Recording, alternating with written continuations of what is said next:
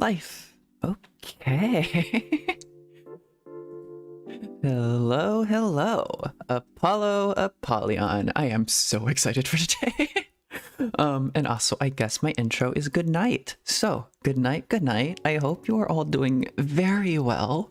I am incredibly hyped for this because I've just been watching that Scaramouche thing that we're going to watch in just a second, and like looking at artifact lore and such, and voice lines. There's some voice lines in particular, well, like two voice lines in particular I just want to look at, and it's all to do with like Scaramouche and stuff. I've never like been obsessed about Scaramouche before, but excuse me, what is the music doing? I've never been like super into like Scaramouche or Scaramouche lore, but the latest Archon Quest got me looking into a lot of stuff, and now I'm just thinking like, huh, I kind of get it now. I kind of get why people like the angsty emo kid. The angsty emo puppet, yes. You were summoned at the mention of short boy Scara. Yeah, I see. How you doing, Hanamaru? Before we get into all of that though, I woke up a little bit late today. I woke up at like 4 because my mom took my phone to go do laundry, because that's how our laundry works for some reason. So my alarm didn't really wake me up, because all my alarm managed to do was annoy my mother. It didn't really do anything for me. But yeah, so I woke up at like 4 p.m. I did like 1 or 2 things. I microwaved a pizza. But I had a nice dark roast coffee, and now I just have some water with me today. So I only had about I only had about like 5 tablespoons worth of coffee in there, and I think I like under extracted it as well, so I probably have a little bit less caffeine than usual, but that is fine because I am extremely excited for all of this. Hello Jack, how you doing? Okay, what do I usually ramble about? So yeah, I guess my breakfast was pizza or something, and that's all I really had to eat today, but that's fine. I can eat later or something. That's way too much caffeine.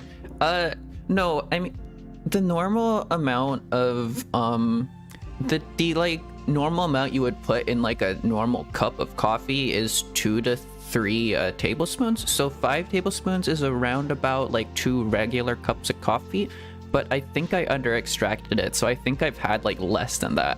And in terms of like milligrams and stuff, I think 400 milligrams is like the upper limit of caffeine you should intake, and within like a cup, am I calculating this right? Within a cup is like 50 milligrams? I don't know. Okay, no, I don't know measurements. Is that, no, not milligrams, is it? I'm not sure, but somewhere like that. 2 days more into your... Is this an espresso machine? No, it is a French press, because I got a French press, not recently. I got a French press a while ago. I used to use a AeroPress, but then my aunt gave me a French press that she just wasn't using anymore, and I've been loving it. I've been using it like every single day. 2 more days until your little brother's birthday. Nice. Well, happy early birthday to your brother. What was I? There was like 5 random things I want to talk about. There is so much lore that is going to happen in this stream. I am so excited. So, I guess without further ado, let's go to the scene I just set up very recently. I was kind of frantically messing around with this. Let's hope it doesn't do anything too weird. I think everything should be set up perfectly for this. So, we move over to this. Perfect. Also, I'm not technically sure if I'm allowed to do this on YouTube, but I'm doing it anyways. If this gets taken down, I can just like take out the starting bit. So. And this is a re-upload by whoever this person is. I'm also going to look at like a comment later. Okay. So I think what we're going to do is we're going to watch, we're just going to watch it in full, and then I'll like go over it a second time and just like start and stop it. It took 3 betrayals for me to finally understand. The world is just an elaborate tapestry of lies. Also, I really should have mentioned. This was from part 3 of the Archon Quest I did yesterday. I forgot to mention this. I have gone through part 1, 2, and 3 of the Sumeru Archon Quest. This is a cutscene from part 3 of it. This is something I absolutely wanted to be discussing right now because I don't know, it's just making me really interested in Scaramouche all of a sudden. I like the angsty boy. Okay, with that disclaimer out of the way, continue. My fury will never be quelled. The first to betray me was a god, my creator, my mother. I love the way they say that. Valuing strength above all, she saw no worth in me and I was discarded. The second was a human, my family, my friend. Consumed by fear, he saw me as an abomination. The third was one exactly like me, a hope for the future, a fledgling barely out of the nest. Powerless before his mortality, he broke his promise to me. Humans, they can't be trusted, and the gods fill me with pure loathing. So I said good riddance. I denounced the world and laughed in its face. My chest will never again be defiled by worldly filth. I will scrub away every last trace of human emotion. Then it will be empty, a blank slate, and ready to receive a supreme gnosis, brimming with pure divinity.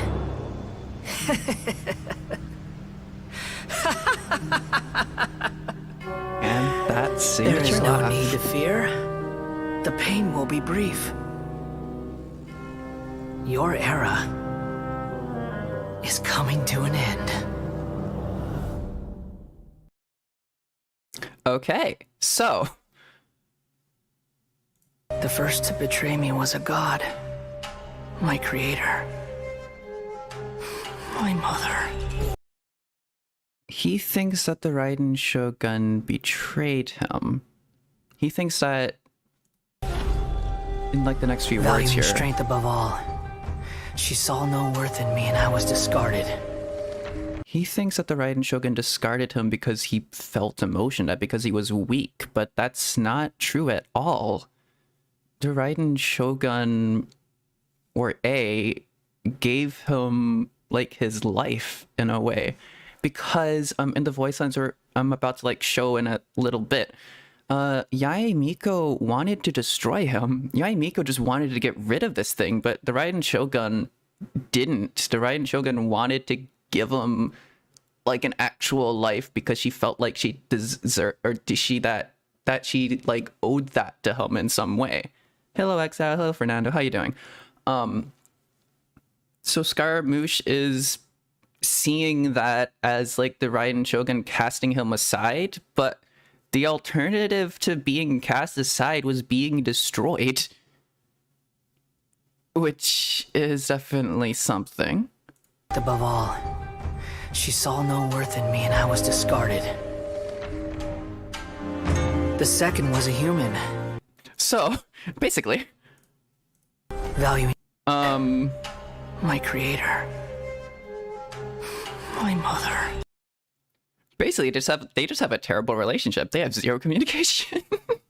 They just have not talked to each other at all. They don't understand their own motives. Scaramouche feels betrayed, and Raiden Shogun wanted him to have like his own life, but that's not the best for either of them.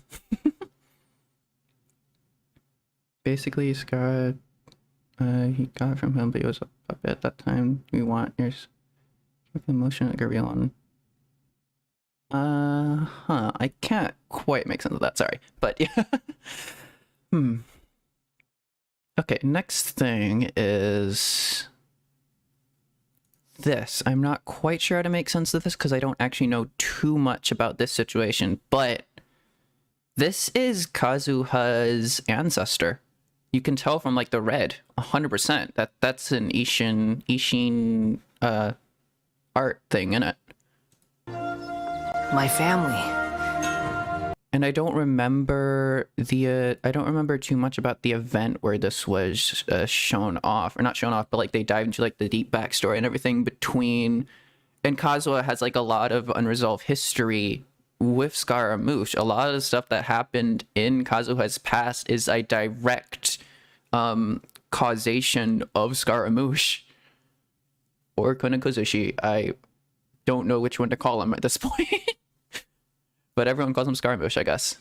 My friend. Consumed by fear, he saw me as an abomination. And I don't know how to take that. I don't know what he means by that. I don't know if that's true or not. I don't know, like, the truth of that exact situation. Disgrace? That's what you meant, disgrace? I don't know the exact situation of what Kazuha's ancestor actually saw him of there, because the problem with that is that it was an event. And I can't look at events. Events aren't permanent. I can't just look up the event lore. I mean, I guess I could, but like I'd have to look it up elsewhere. The same thing with like what's it? Cutscenes and everything. Okay.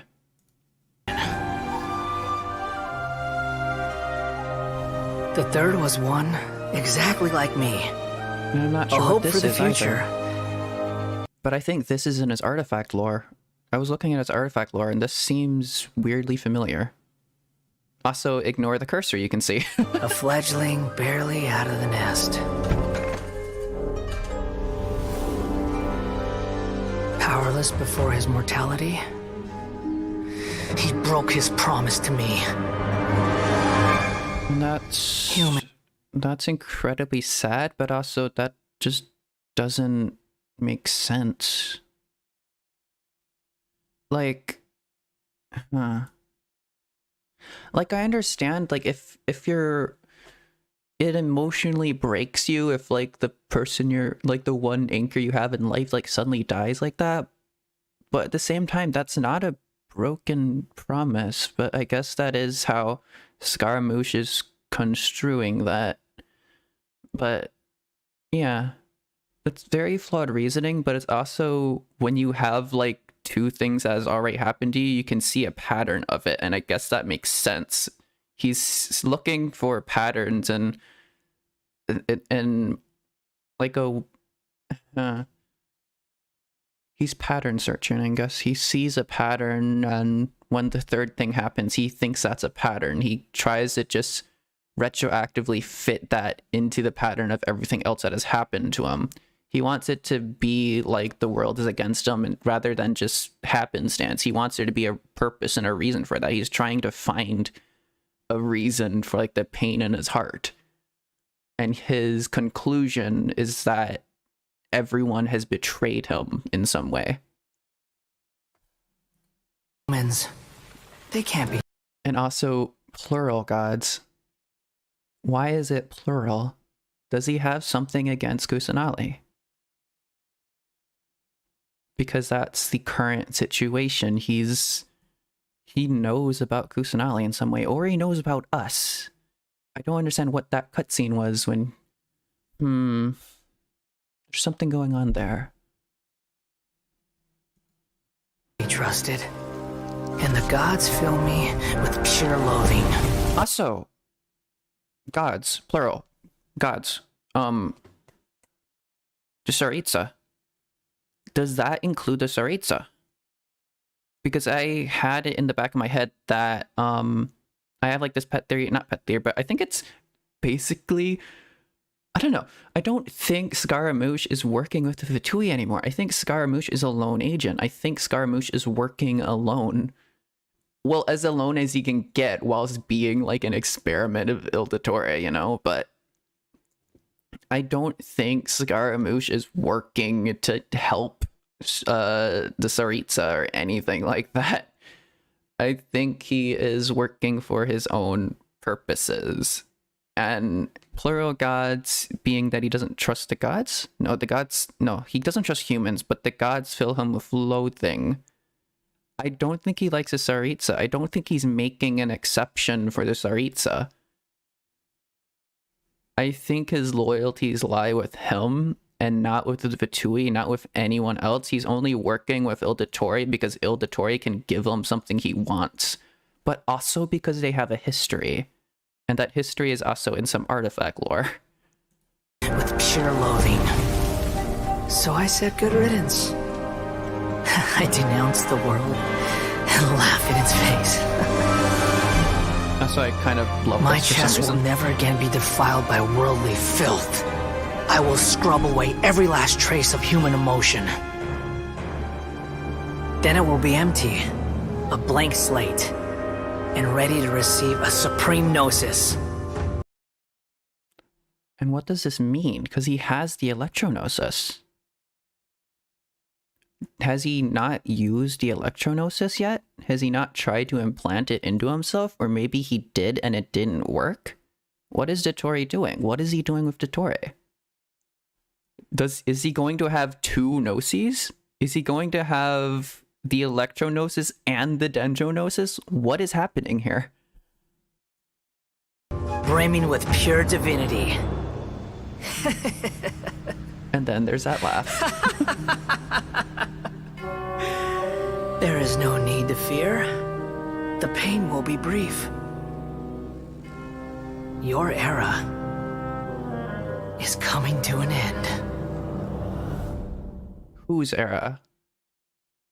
He was talking specifically to us, wasn't he? Okay, but I think that's enough of that. Okay, so now I can hide that, and everything should be fine to go back to here to play the music again. Okay, although I should probably just... No, I'm going to go straight into Genshin, actually. Okay. Let's see, where is it? Genshin, no overlay. Perfect. But also, I suppose I should also get to my question of the day, which is, what is your strongest emotion?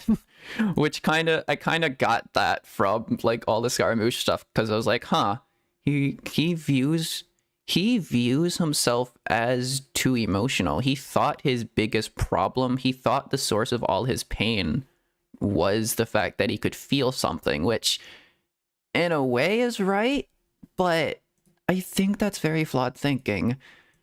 And I think that's very flawed thinking because I'm going to be honest, that's kind of the way I used to think. But he's also kind of the direct antithesis of me, because I am one who, instead of swearing off emotions, kind of goes fully into it. But my strongest emotion, I think I would have to go for guilt in some way, which is an interesting answer. And let's see, there's a lot I can say about that. There's a lot I don't want to say about that, mostly because there's one very, very specific thing about me that I'm going to admit. there's one very, very specific thing about me I want to like purposefully not hide, but not directly say. I kind of want to see how long it takes for someone to figure it out, which is a fun thing. But yeah, I would say guilt is my strongest emotion. That's like a motif I've been coming up with a lot, but I don't know if it's honestly true. I don't know what my strongest emotion would be. That's just the strongest emotion I think I have, but I don't know what my strongest emotion other than that would be. Okay, so okay, first off, voice lines. I mentioned a Yaemiko voice line about Kunikusushi. I thought it was a disaster waiting to happen at the time, but she insisted that she wasn't going to lift a finger against the object of her own creation. Had I known how things would unfold, I would have simply disposed of it without her knowing. What about now? Well, we're no longer waiting for the disaster to happen, are we? Yaemiko wanted to get rid of him. Yaemiko wanted to interfere in some way with Scaramouche. But the Raiden Shogun said no. A said no. A wanted him to have, like, complete and total freedom. Because... Wait, what is Oku's Meshu? Okay. It Konikujushi. came about as a byproduct of creating the Shogun. Perhaps it's because I feel like I owe him something, but I do not wish to assert control over him.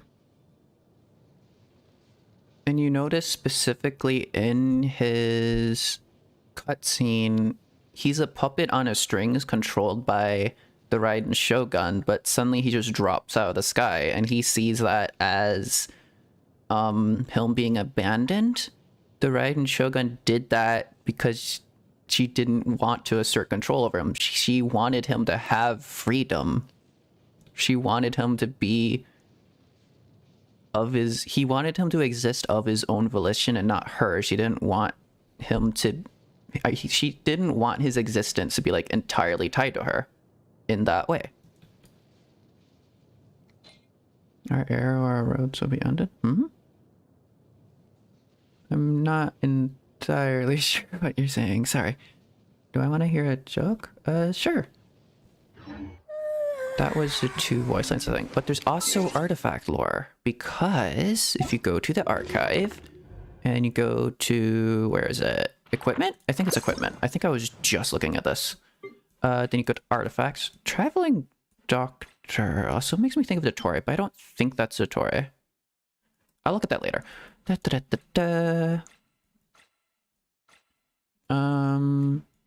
Which one is it? Where is it? Husk of Opulent Dreams. The artifact lore in Husk of Opulent Dreams is Scaramouche's artifact set. It's probably, if he becomes a playable character, it's probably not actually going to work on him, but because it's specifically geotags, but the lore held within it is his lore. So sorry, I'm going to drink water before I start reading this.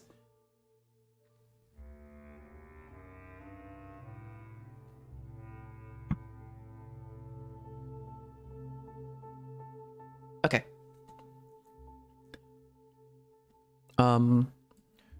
What he saw in his dream was a phantom dancing to the music under the moonlight. Also, I'm not fully sure what all this means. Many people have like dissected this and like done brilliant videos on this. I think Chill of Aster is one of those people. I think Chill of Aster has probably dived into it because they like Scaramouche a lot. But just like the young man in the distant past who was akin to a blank sheet of paper, and like a pure yet fragile persona, emerging once the resentment and suffering had dissipated. Doin did not know that he had any faculties for dreaming, thinking that this must have been the researcher's little trick. Perhaps it was the infinitesimal resistance of that bygone heart. The researcher has to be... Although, the apostrophe is there, so researchers is... It's plural researchers. It's like plural possession of their... I was thinking I was Ildatori, but that's multiple people. Okay. Or perhaps it was an infinitesimal... Yeah, of that bygone heart. You once acquired the heart that you always dreamed of, but it was a mere prop for lies and deception. Where have we heard that before? We hear this a lot. Now you will finally obtain what belongs to you, and this false construct of a body can at least aspire to power over this world. Yet this is all but a fleeting dream of glory, and it will all one day drift away amidst the sighs of a suffering earth. Was it a him from the past who said this, or a him from the future? The vagrant cared not, for when he awakened, it was not he, but that ethereal future that dissipated. Also, a lot of people read this like when it came out during Inazuma. It was like, I don't remember what update it was, but it was with, I think it was I'm not sure what island it was. I could look at it, but it was like one of the, I think the second island that came out. I'm not sure. What do you call skeleton's favorite food? No idea.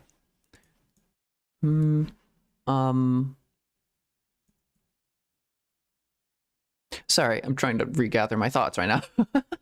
But I reread through this like right now, and this makes a lot of sense with all the context we know of right now.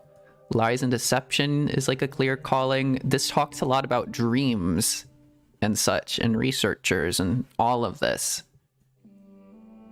There's a lot of calling cards to Sumeru and what's happening right now, which I find interesting.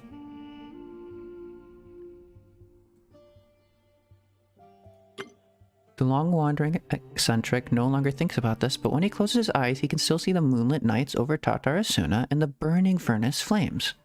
The kind young deputy said, "This golden ornament is a proof of identity granted by the almighty Shogun. But as you travel the world, please bear this in mind. Never your identity of others." The upright inspector said, this gold ornament may be a proof of identity granted by the almighty Shogun, but you are neither man nor mechanism.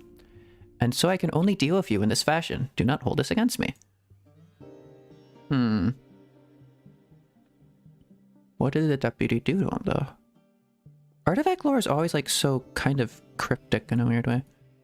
The wanderer who had left yesterday in the dust no longer thinks about it, but when he covers his ears, he can still hear the wild winds that roared that year. A pair of expectant eyes said, "This gold ornament is proof of identity granted by the almighty Shogun. It must surely be able to save the people." The intelligent, lovely shrine maiden said, which I think is Yaimiko, but I don't know. "This gold ornament is proof of identity granted by the almighty Shogun, and she will not abandon you." Is that why? Because that was repeated to him a million times, and then ultimately it seems like he was abandoned, but he wasn't abandoned. He was given freedom. He was given the right to exist on his own. But the Raiden Shogun never told him that. The Raiden Shogun just, like, let go of him. It reminds me a lot of Sayu, actually. What Sayu's sensei did. "As for me, I should do my best to send for help immediately." I don't understand what that line means. I keep thinking of that. I don't know what that really means there.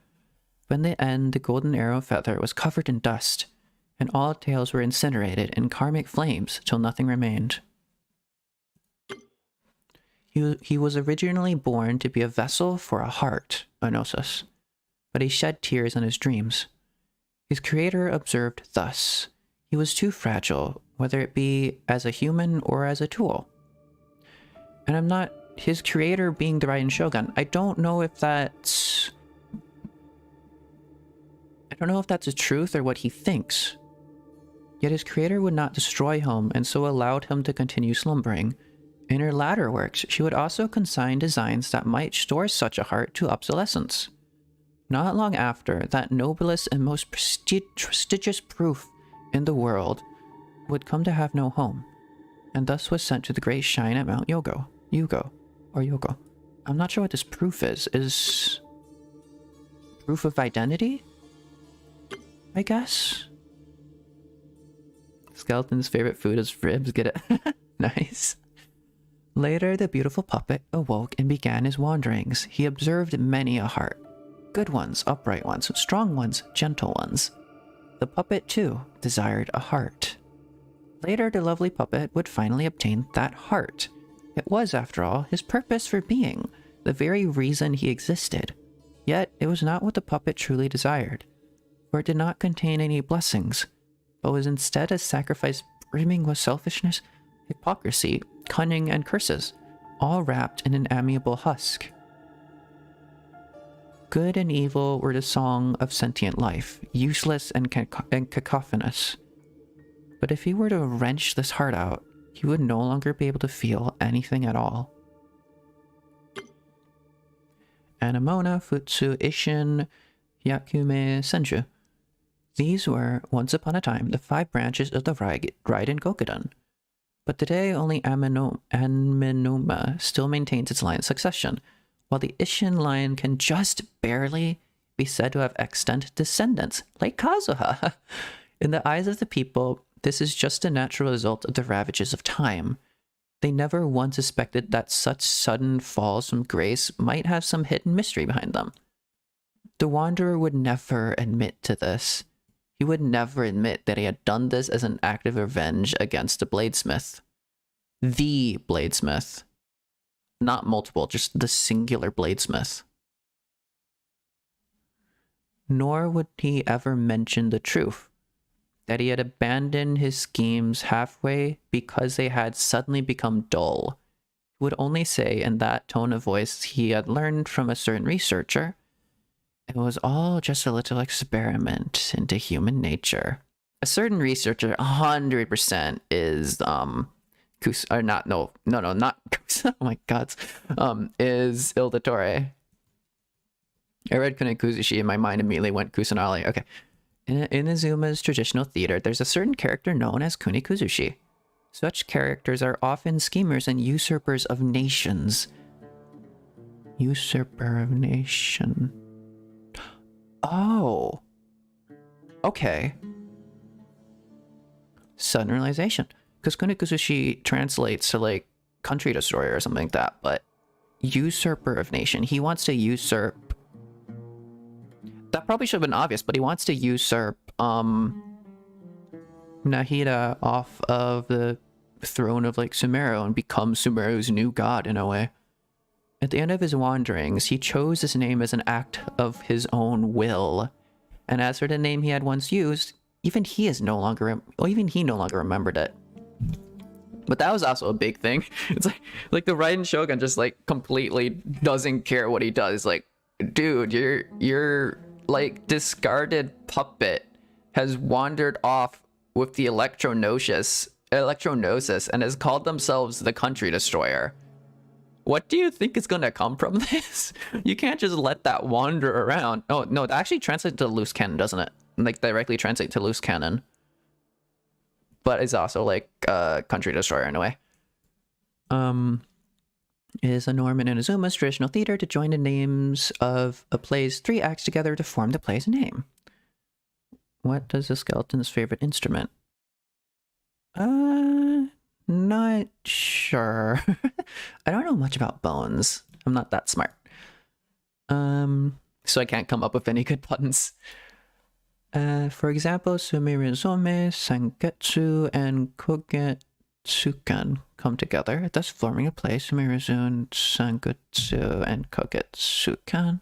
Perhaps a day will come when this body's adventures, its experiences, will become tales to be passed along by mortals, distant memories that flow through the ley lines. But for now, his 3rd act is still ongoing. Where are you going, wanderer? The roving youth was stopped by a child's shout. That was a child of a Tatarasuna's craftsperson, and while he was ill, his eyes were still clear. This is the 3rd betrayal. This is the child, I think, that was there. The youth told the child that he was bound for Inazuma City. But it's raining really hard right now. They said the people who left haven't returned. The youth opened and closed his mouth a few times, but at last could only give the child a small smile. The next time he set foot upon that island, that child was nowhere to be found. Where are you going, Inazuma? This boat is not for you. The wandering young man was halted at the harbor by boatmen, but before the youth could draw his blade, a man in his company stopped him. The man told a mariner that the outlander youth was with him.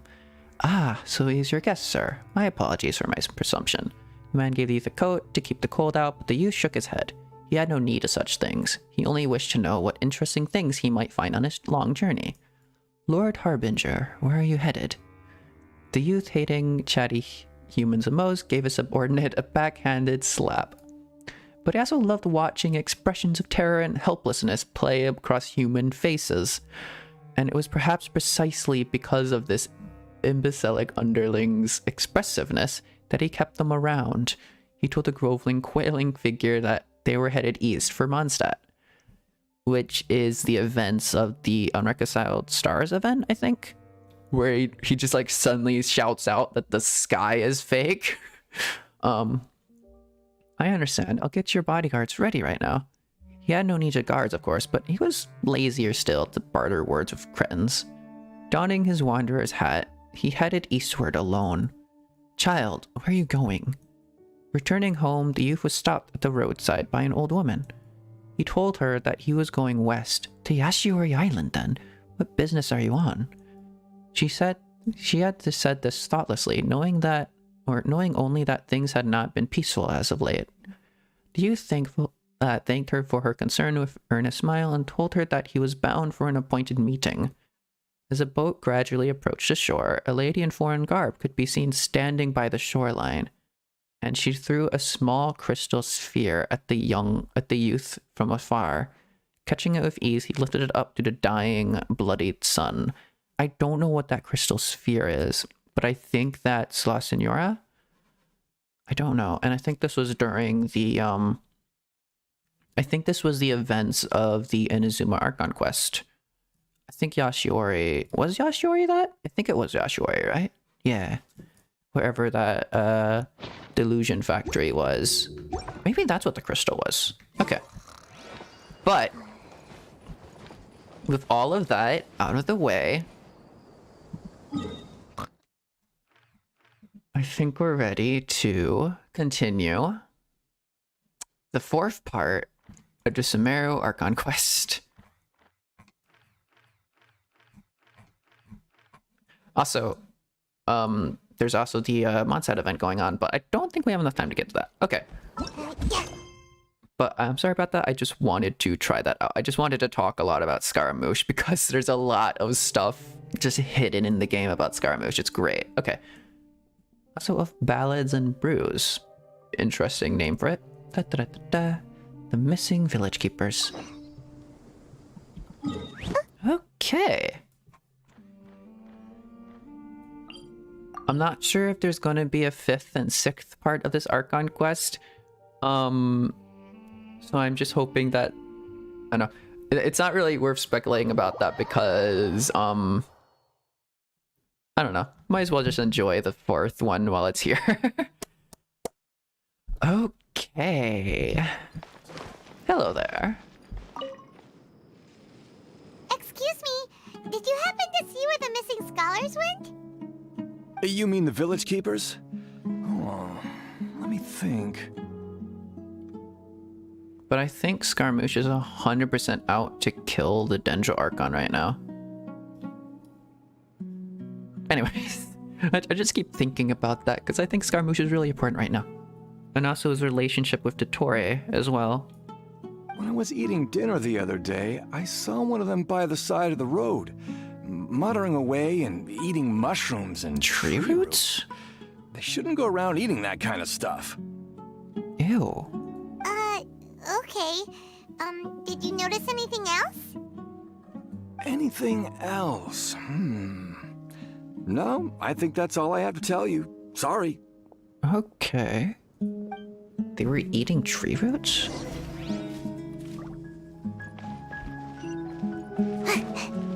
I mean, that ought to be like crunchy, I guess, or just hard? I don't know. Cat! Cats! No, come back. No, I'm sorry. Ooh.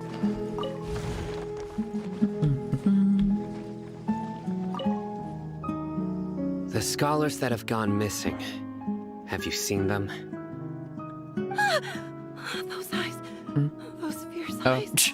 You look like a real fighter. You think? Don't change the subject. Right. You were asking about the the mad scholars. I think it's been a few days since I last saw them. I usually go to bed pretty early, so I'm not too familiar with what goes on at night. But honestly, I feel quite sympathetic towards them. Even though they act a little strange, they've helped me in the past. If it weren't for them, my house would have collapsed long ago. How long ago are you talking, though?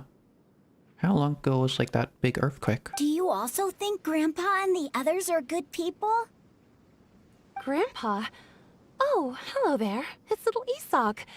You mean that nice man who looks like your grandpa's long-lost twin, right? They could be related, actually.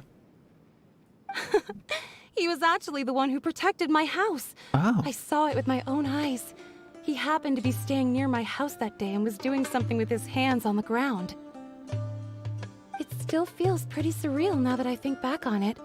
Did someone teach them how to do that? Well, whatever the case, I'll always be thankful to him and whoever taught him to look out for others. I'm pretty sure that if I ever went mad, I wouldn't be able to do anything like that. Gotcha. Thank you. It's not dumb though. It's like the. It's the. What's the right word? The pity? No, the kindness, compassion of like the Genshin Archon. Kind of just smiling down at them, trying to help out a little bit.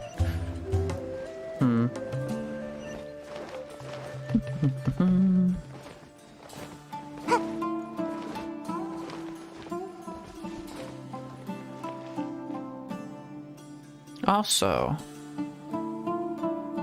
there's also a lot I've been thinking about in terms of the Genshin Archon. Especially, with Scaramouche and the Raiden Shogun. I think there might be a reason... Like, other than, like, the fact that he just wants to become a god, I think there's a symbolic reason why Scaramouche is in Sumeru, of all things. And it's not just because it's, like, the location of wisdom and, like, where Dottore would be based. Scaramouche is a puppet and a creation of the Raiden Shogun, who is the Electro Archon. I think there might be a parallel there between Kusanali and Greater Lord Rukkhadevata in some way. The skeleton's favorite instrument is a trombone. Nice. But either she's like a... Ooh! Yeah. She's a puppet or a creation of Greater Lord Rukkhadevata. She was never meant to actually be like an Archon or anything like that, but similar to what happened in Paradise Jai in the last Archon Quest. As Rukkhadevata dies, she reaches out to like Kusanali in some way and transfers her consciousness into that, like Kusanali transferred her consciousness into the Traveler, and maybe that's what happened. But like with the Traveler has a consciousness there already, but with Kusanali maybe it was like a consciousless form, so it was easy to just like transfer their mind into there and then just have that like take over. But yeah, something like that. That also means that Kusanali is Rukkhadevata, just in a different body, not the original body. I think. Maybe.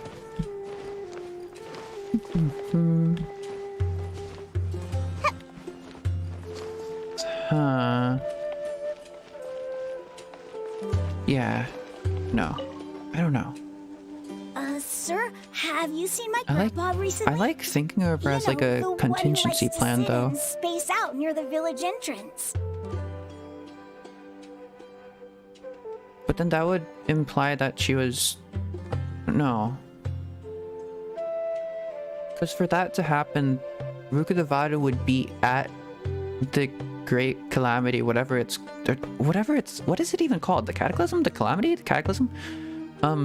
Whatever happened at Conria, she would be there, but she would also have the unfinished, like, random puppet body with her?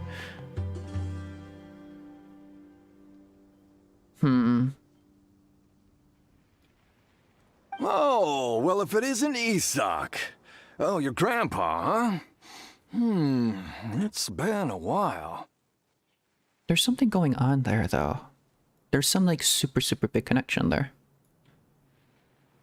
The last time I saw him, he was spacing out by the road as usual. I went and asked him if he'd like any of the food I had prepared, despite my wife's protests. Like many people, she's really quite terrified of them. The transfer of memories, because memories make a person, and Rukkhadevata transferred all her memories into Kusanali. And speaking of my wife, she's still always complaining about how I don't make enough Mora. That might explain why she's always mad at me. Use your ears so you can go faster? What do you mean by that? Oh, thank you. Thank you for taking care of him.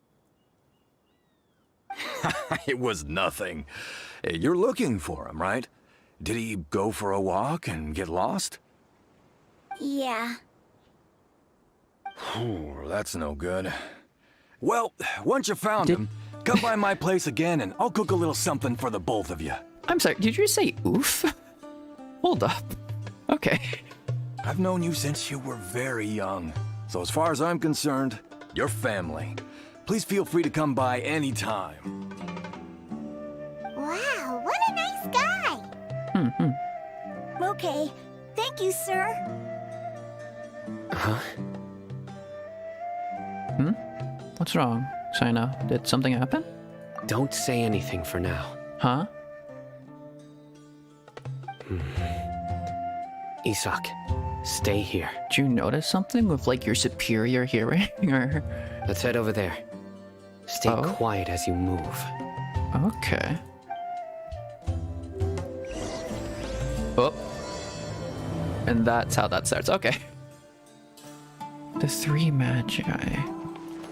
Gee. Follow Sayu. I'm not sure how quiet Sayu specifically is, but this should be fine. Listen, see if you can make out what they're saying. Have you heard? The mighty Scarlet King, the sovereign of our faith, will soon return to this world. Sorry, I was drinking water.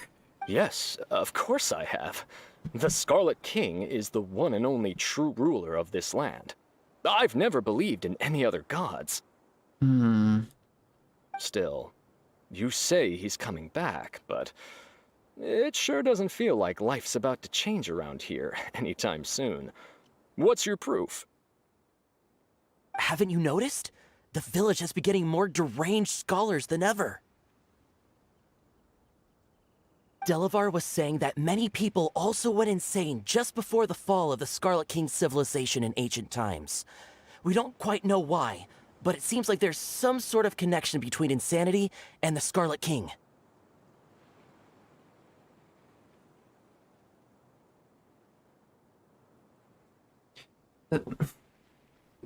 The lore of that is that the Scarlet King read like Urabashi in a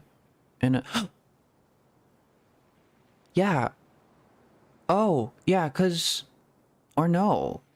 Wait, because Urabashi was like, isn't Urabashi like the guardian of, or he was like the god that the people of Watatsumi worship, but he read something he shouldn't have deep down in Enkanomiya.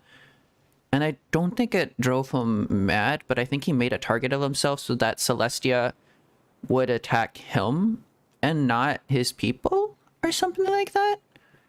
I don't know, but there's some connection between like forbidden knowledge and stuff that Celestia doesn't want you to know about, and but don't we know about the forbidden knowledge? What possible forbidden knowledge could there be that Celeste doesn't want out there that we haven't like read in Enkanomiya? Everything about the primeval dragon heirs, whatever, is the what are they called? Vishaps? The Vishap kings. Those people. I think that's, can I use the kid team? I don't have a kid team, I don't think. I don't have Klee, sadly. But I think that's like some of the forbidden knowledge that Celestia has like destroyed civilizations for. Although I'm not sure. But the Scarlet King was definitely on to something like that kind of forbidden knowledge. I think that's probably driven him insane by means of like Celestia just purposefully doing that to them.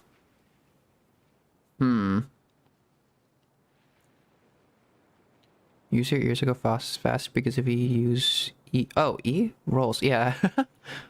The Sayu Isn't way. it a sign of the Scarlet King's power that all the mad scholars have disappeared? If you ask me, they must have been chosen as the final sacrifice for the Scarlet King's resurrection. Oh, no. Huh. Now that you say it, that does make some sense.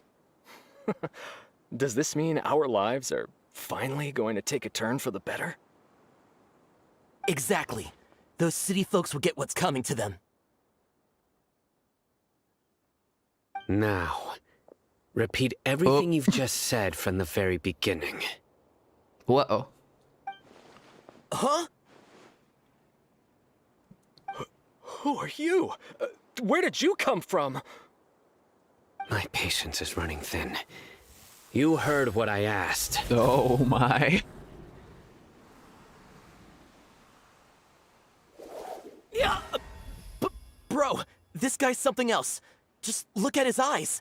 One wrong move, and he's gonna flay us alive. Let's not get on his bad side, okay? I am no match for this guy. Oh, okay, good sir. What is it you would like to know? Tell me about the Scarlet King's resurrection. I like his voice. Look at his eye peeking through. Well, I only know a few things from hearsay. I went for a drink the other day and heard others talking about a rumor that the madmen will disappear, and that the Scarlet King will return to this land. I'm not making this up, I swear!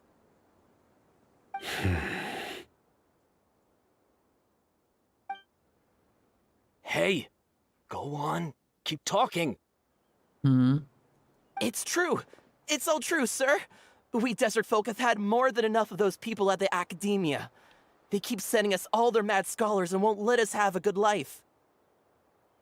Would you want to live like this if you were in our place?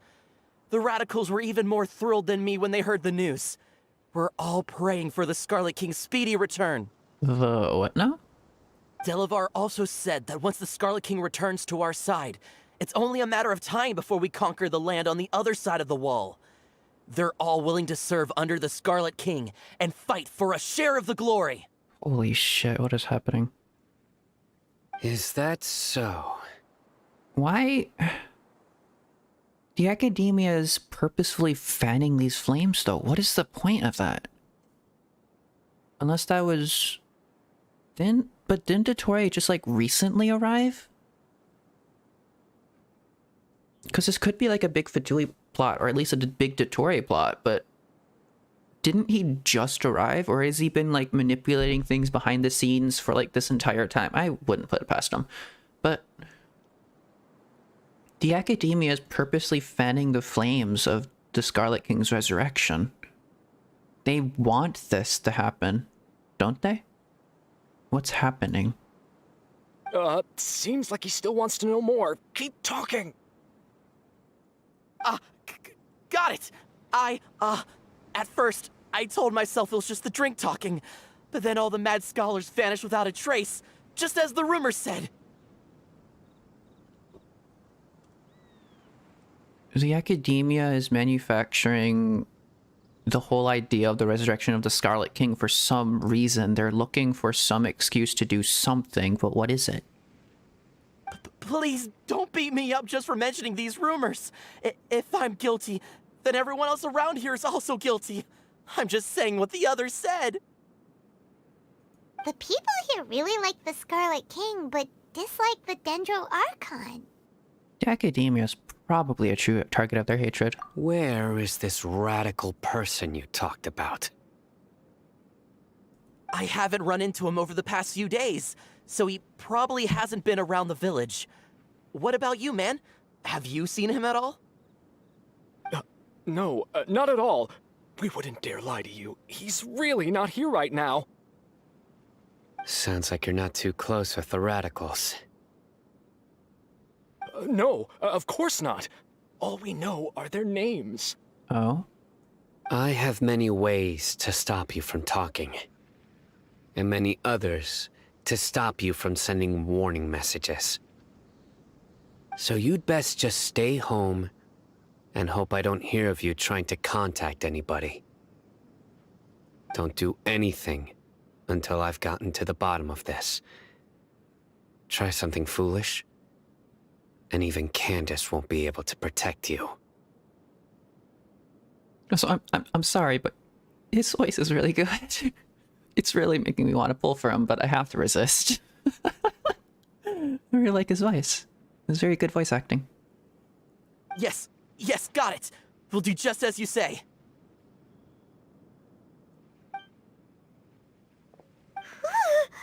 That scared Paimon half to death.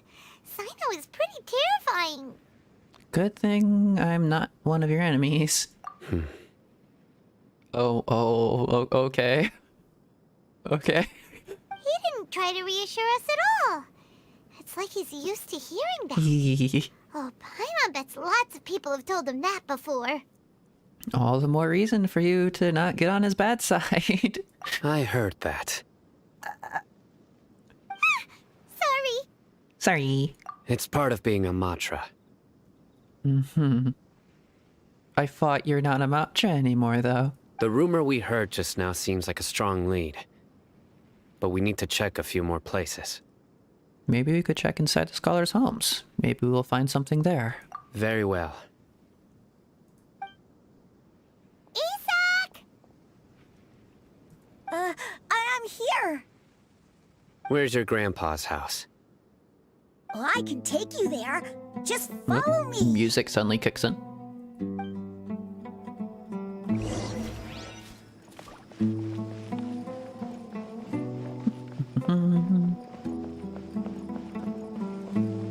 Why are you so slow? I'm shorter than you. How are you so slow? Sometimes he stares at the sky in a daze, and other times he just pokes at the ground with his fingers. Stares at the sky? Every now and then, he yells out at the top of his lungs, so a lot of people are really scared of him. But he's a good person, really. I know he is. I swear, he's just like my real grandpa. So could the forbidden knowledge have something to do with the false sky? Sorry, that just really struck me that they stare at the sky. Like, a lot of people stare at the sky. I specifically stare at the sky a lot. I know that's a habit I have, but in Genshin universe, in Genshin lore, the sky is fake. So staring at the sky has a little bit more significance there. That might be a part of, like, the forbidden knowledge that Celestia wants to keep hidden. How come... Wait, what? How are you walking like that? You're, like, leaving an entire line while Sayu just leaves steps. Are you just dragging your legs through the sand? This is where Grandpa usually stays. Huh? There sure isn't much here. What's that smell? Senna, did you catch a faint whiff of incense? No. Incense? Please don't say it's the same one as before. Oh no, it's definitely that one. But are you okay? Are you getting dizzy or need to lie down? There's a scent that you can sense, but I can't. A certain traveler here once passed out from that smell. Thankfully, Tighnari saved the day. And then he gave us a long lecture to explain all about how it worked. So, you know Tighnari? Hey. Huh? You know him too? Are you two friends? Yes. Wow, without hesitation. Okay. So they really are, like, friendly. Now that I concentrate, I can also make out the scent of incense. Sino seems like the kind of person to hesitate at every, like, question, but if he said yes that quickly, they must have, like, a decent relationship. Wait, surely Tighnari didn't lecture you too? No. No need. I can't handle this scent very well. Did you first encounter this scent at Tighnari's house? No, it was in the forest where a scholar was meditating. In the forest. From a scholar. The scholar specifically who is...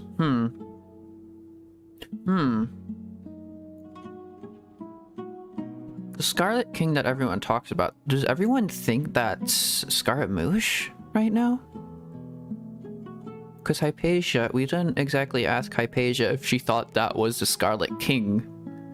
That just is, she just mentioned it as some god. Let's keep looking for more clues.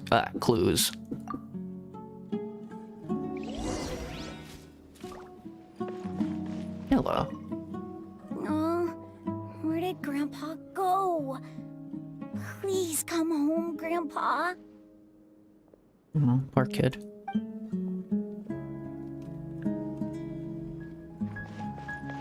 This is nice music. I like the music. But now there's like two different musics happening at the same time. What is happening? Okay. Am I supposed to... Oh, observe goods? These are all daily necessities. Okay. Observe tent. Looks like someone has been living in here this entire time. Uh-huh. What am I looking for? Oh, what? Did Sino find something?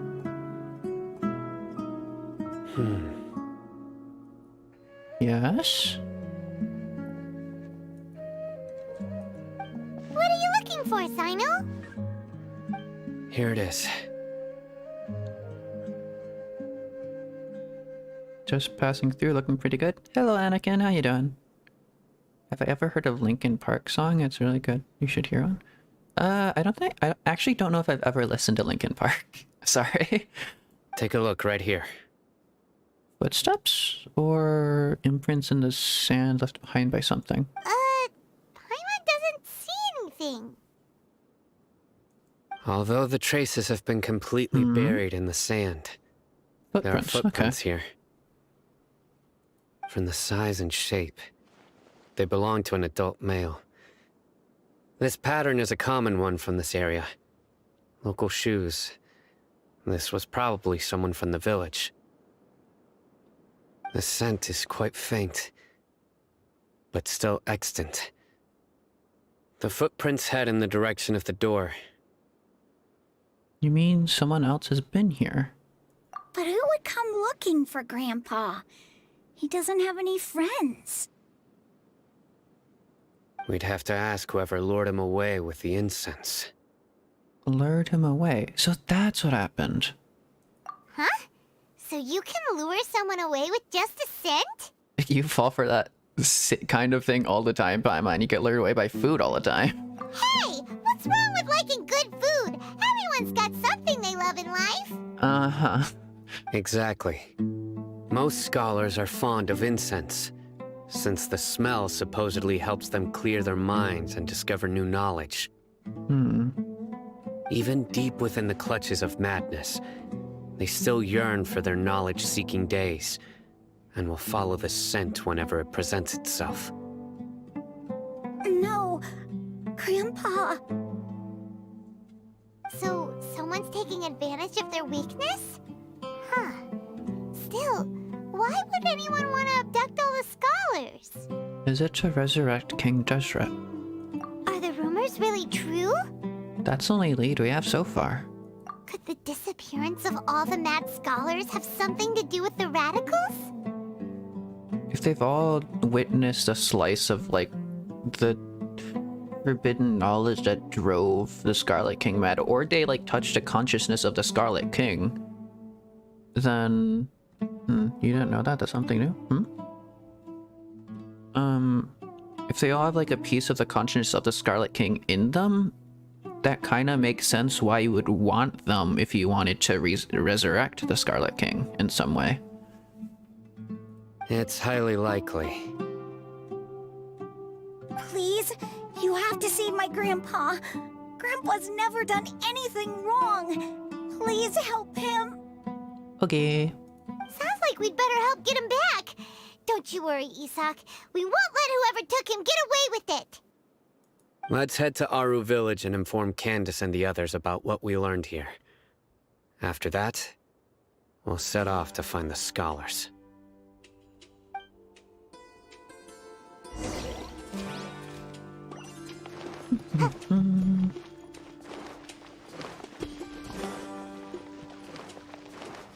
I love the landscape of everything. It's very nice. And I like the sand falling down and stuff. Boop. Oh. That's an elevator thing as well. Cool. Roll. Da, da, da, da. Oh. Right. The darker fabric definitely looks a lot better. That'd be my choice, too. We're back, Candace! We've got a lot to tell you. Ah, welcome back. Sounds like everyone's friends already. Oh, Dia's here too! You bet. So, everything goes smoothly? Reasonably. Hatham didn't go with you? We haven't seen him at all. Huh. I saw him around the village entrance earlier and figured he was investigating with you. I guess he must have gone off on his own. Huh. Has he now? Did you find out anything useful?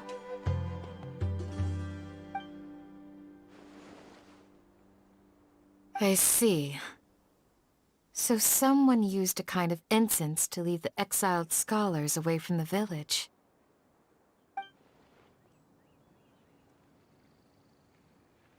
The resurrection of the Scarlet King? First I've heard of it. What are they doing? Far as I know, the kind of incense you just mentioned is only popular beyond the wall. Really? So Hypatia was doing that the entire wait, what? Scholars are fond of it, but as you can see, there aren't many scholars okay. still studying around these parts. No seller would be able to make a profit here. Not to mention, making incense is a labor-intensive process. You won't see anybody in the desert with the patience to make or sell something that requires that kind of effort. It seems someone from beyond the wall must have been supporting this. Yeah. It's, the academia is purposely trying to stir this up, whatever this is. Makes sense. So what should we do then? Do we go back to the academia and search for leads there? I still don't understand why the academia would want to make this a thing. Why would you...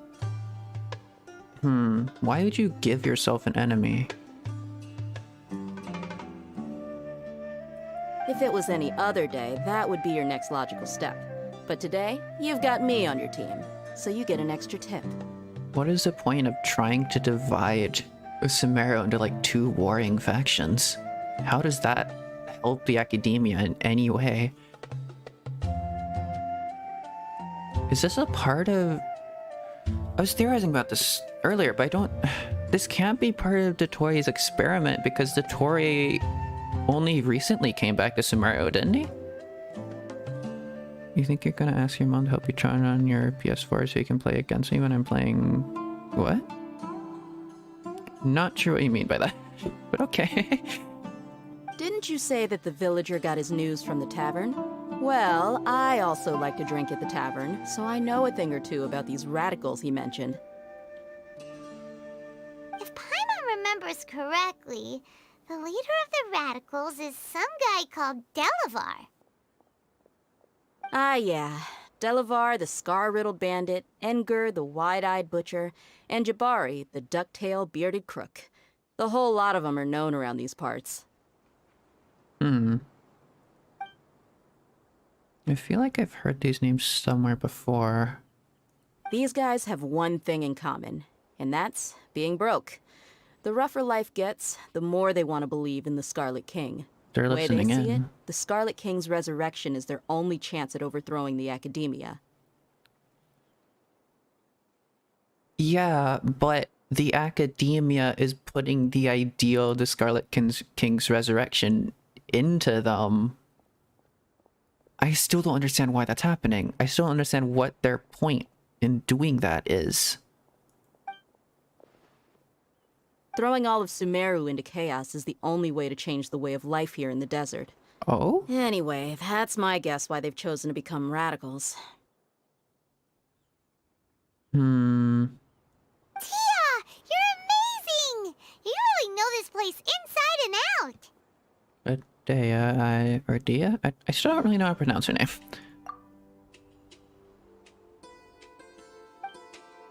Huh? Dia's winking at me. Maybe I should stay quiet for now? No merc can afford to slack off on gathering intelligence.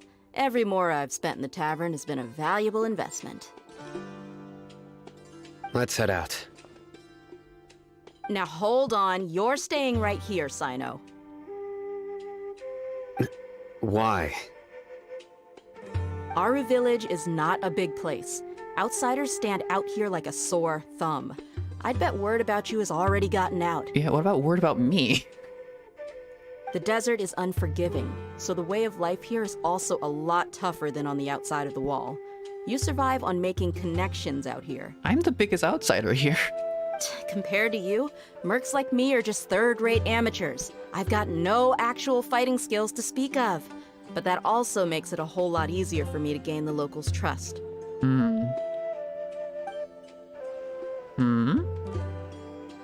I need to go around and ask some questions, but it'll be difficult if you're with me. Fine. Good, then we've got a plan.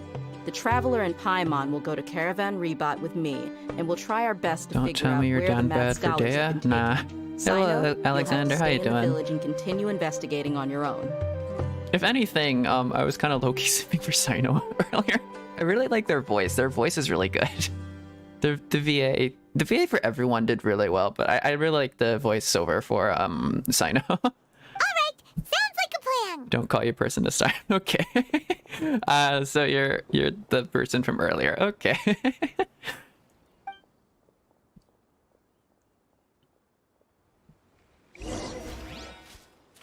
Go to Caravan Rebot. Oh. Wait, why are they... They don't have... Huh. They don't have, like, text over their head. Cool. Sino, please don't take offense. I'm sure Dia just wants to help everyone solve their problem as quickly as possible. That's why she can be so straightforward at times. I don't mind. Ah, I see. Well, from the way you were staring out into the distance, I thought you might have been mulling over Dia's words. No, I'm used to being treated that way. It's natural to fear strength. I take no objection to it. Humble.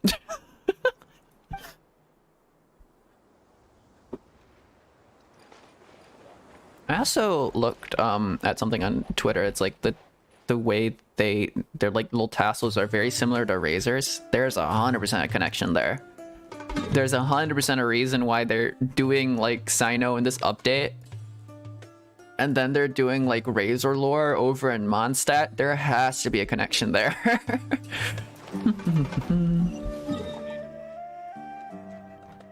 Okay. Boop.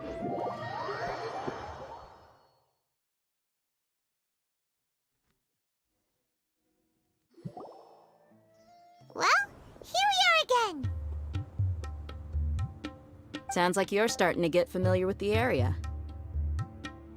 Paimon's amazed every time we see the wall of Samiel. How can a wall this tall even exist? It's almost unreal. I know what you mean. I had the same question every time I walked this way when I was a kid. Looks like something... It looks like something like the Lord of Geo made, you know? Also, why is this high wall here? And can a wall really block sandstorms? It was only after I grew up that I realized the wall of Samiel isn't just there to keep out the sandstorms. It serves a more important purpose, keeping out people like us. The Academia is specifically trying to antagonize you, and I don't understand why. I don't understand what their bigger purpose behind that is. Sumeru is run by wise and mighty sages. To them, us desert dwellers are nothing but tools that can be used and discarded at their whim. We're cheap labor, like livestock, but easier to control. Nothing more. If you're easy to control, though, why are they trying to turn you into the enemy? They're trying to manufacture the idea of the resurrection of the Scarlet King. They're giving you like a fake hope and a fake cause to rally behind. But why? Even if a child from the desert got the chance to obtain an Akasha terminal, almost all their requests for knowledge would be denied. The Academia believes we're underserving. Why? Geniuses like Sataria are 1 in a million. The other children never get a single chance to try and rewrite their fate. even though the academia knows very well that we're humans, just as they are. That's terrible. I would tear down this wall with my own hands if I could. I understand how she feels, but I hope she doesn't do anything too drastic here. Hey, Dia. You're not thinking about doing anything scary, are you? No, not at all. This place just gets me thinking, that's all. Besides, we're here to procure information, aren't we? Yep, we gotta catch those. Hmm? Shh. Caravan Rebot is crawling with people, so be careful what you say. We don't want anyone to find out what we're here for. Our mission started the moment we arrived here. Let's go check out the tavern. Maybe we'll find someone I know.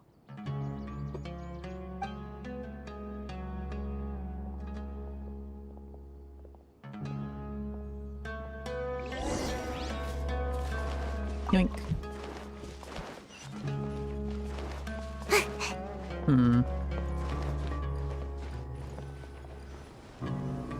Just our luck.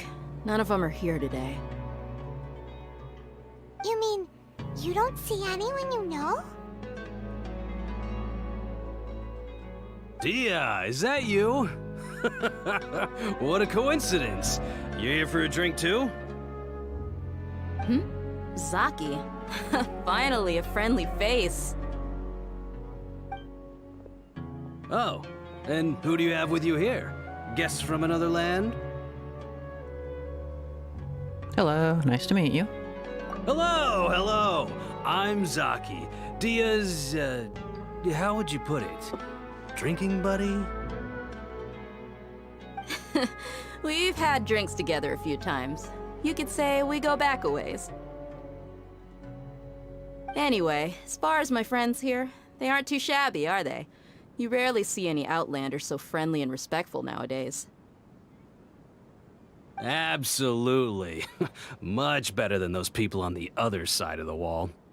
So, Dia, are you looking for someone? Yeah. Have you seen Enger, Delavar, or Jabari recently? Of course I have. Matter of fact, we were all here drinking together just a few days ago. I've got a spice trading deal from another nation. I thought maybe Delavar and his friends might be interested. Know where I could find him? Ah, how thoughtful of you. Then I assume you also know that Delavar's been having a hard time making ends meet these days, so you came here to help him out? Hey, keep it down. Let's just say I prefer to keep this deal a secret. Y'all at Caravan Rebot are like family. If there's more to be made, why not do it together? Besides, Delavar and his friends have muscle. They'd be a good fit for escorting the goods. Yes, how considerate of you. Delavar's my friend too, so of course I can take you to him. Come with me.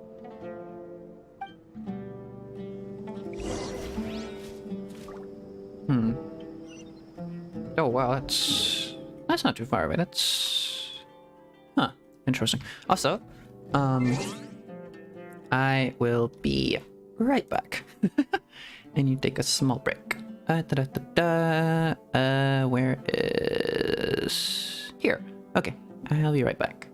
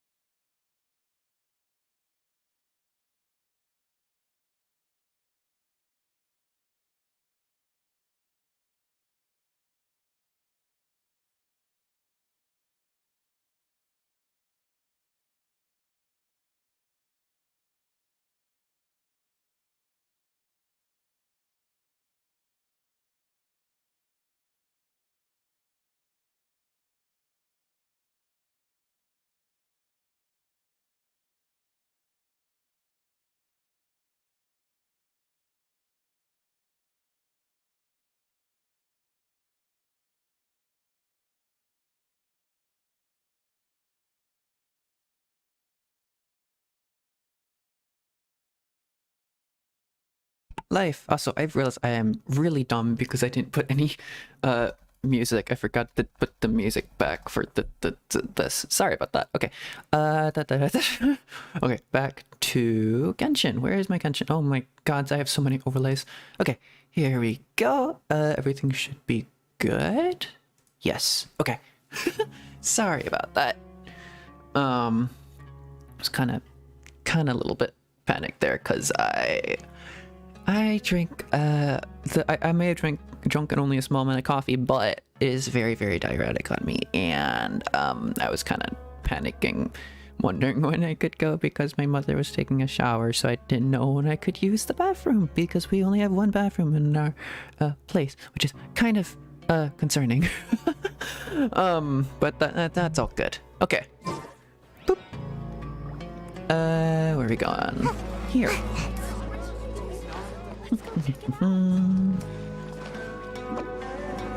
Roll. Over here? Oh? An interesting spot.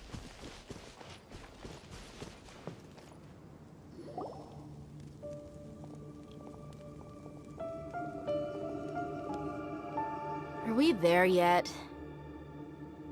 Yep, this is the place. This place is practically deserted. What are they doing in a place like this?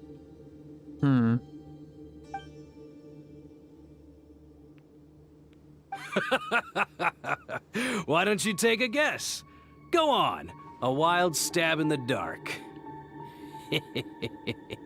You're like lambs to the slaughter. The hell do you mean?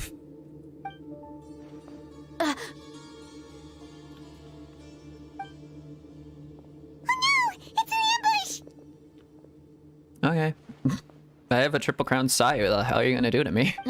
What's this all about, Zaki? Come on, Dia. You really think we didn't hear about what you said back in Aru village? The boys have kept a close eye on you from the moment you set foot there.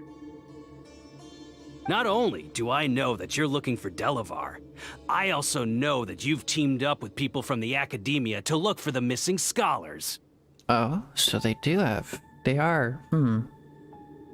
Okay. So, you've been watching us from the very beginning? Uh-oh. Paimon knew leaving Sino behind was a mistake! And you left the strongest one in the village, didn't you? Who do you think you are? You really thought we'd fall for your little business deal nonsense? So you and Delavar have been partners all along.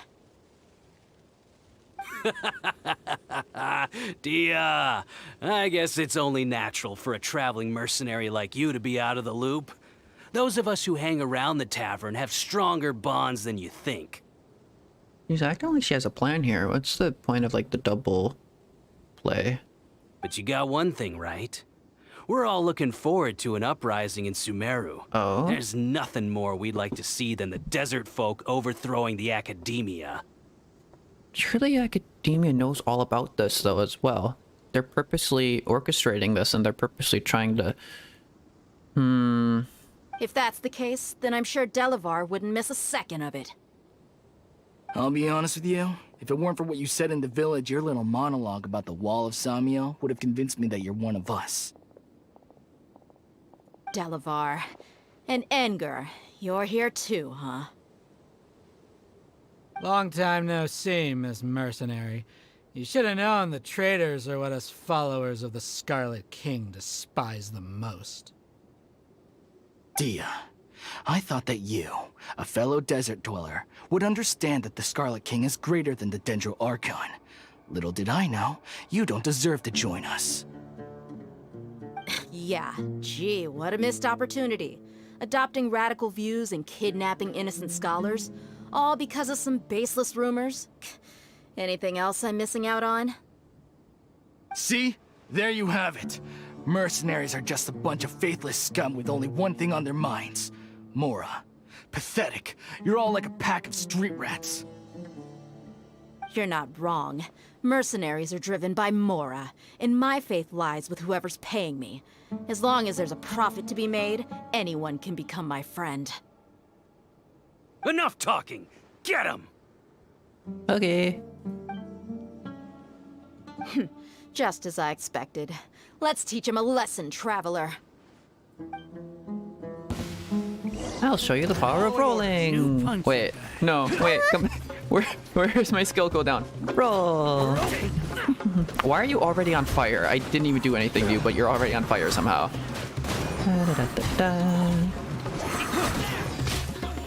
Oh, I was supposed to have like a final kick. Okay.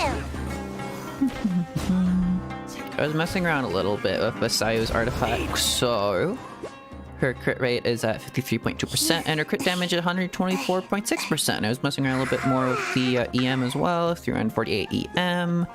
Only about 2,321 attack. Is that right, or is that a buff from something? I'm not entirely sure.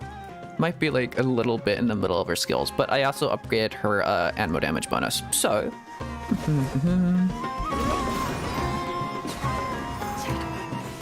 which might not be the best thing, but I'm not really entirely too sure how to build her. I'm just trying to give her good artifacts. Impossible! How could you? It's this very special ability called rolling. Have you heard of it? So, what do you think about your meticulous network now, Zaki? How did you say it? It's only natural for a traveling mercenary like me to be out of the loop. Hello, Sayu. How you doing? I'm guessing your informant told you that I'm just an incompetent merc with no real fighting skills, correct? I mean, that is what I said after all. And of course, you would believe everything he reported. The only thing you know about me is that I'm a mercenary, but you've never seen me in action. Even though you heard we went to handle monsters together, you believed that Candace was the only one doing all the real fighting. That so-called Flame Mane is just a fraud. She admitted it herself. She just uses her connections to gain the trust of others. That's what you thought, right? Ugh. You lied in the village because you figured that we'd have people watching you. And you were stupid enough to fall for it. I figured as much the first time we drank together. You all thought you were so smart. Pathetic.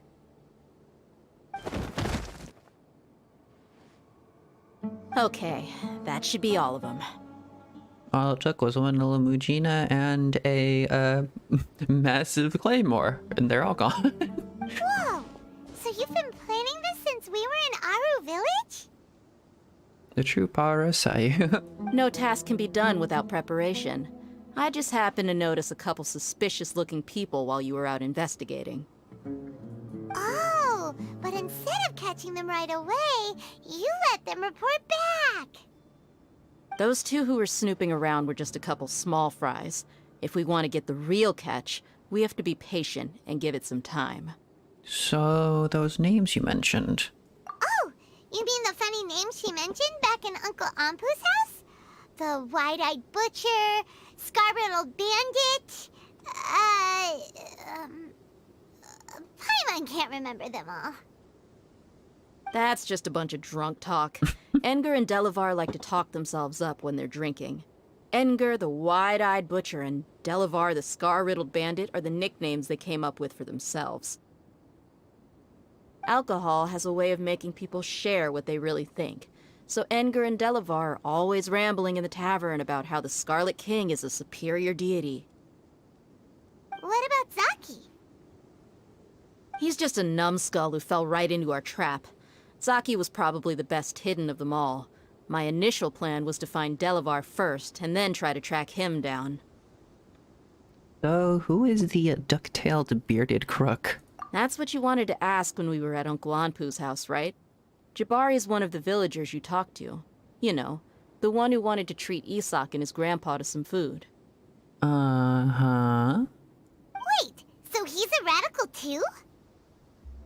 No, he isn't.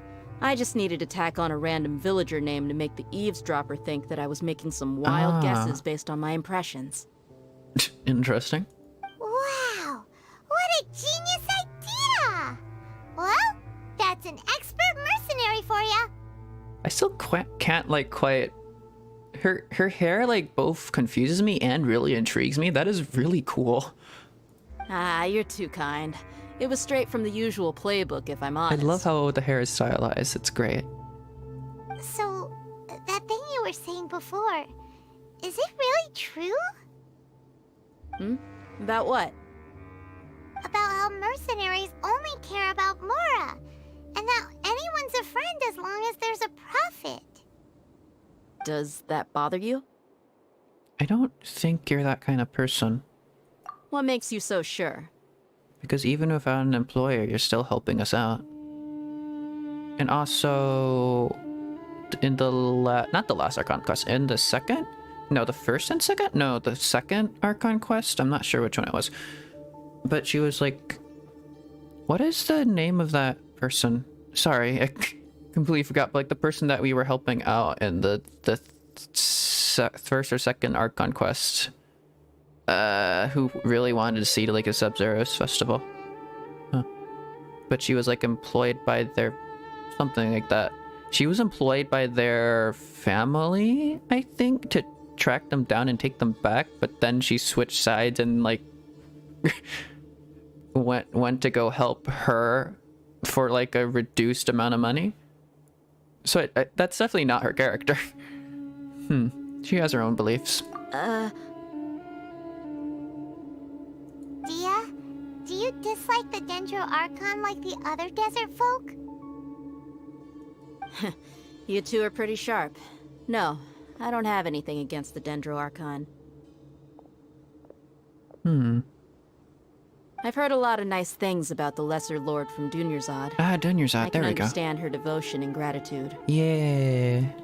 Dunyarzad is also one of the examples of the Lesser Lord Kusanali going into people's dreams and helping them from like the shadows and in silence and stuff like that.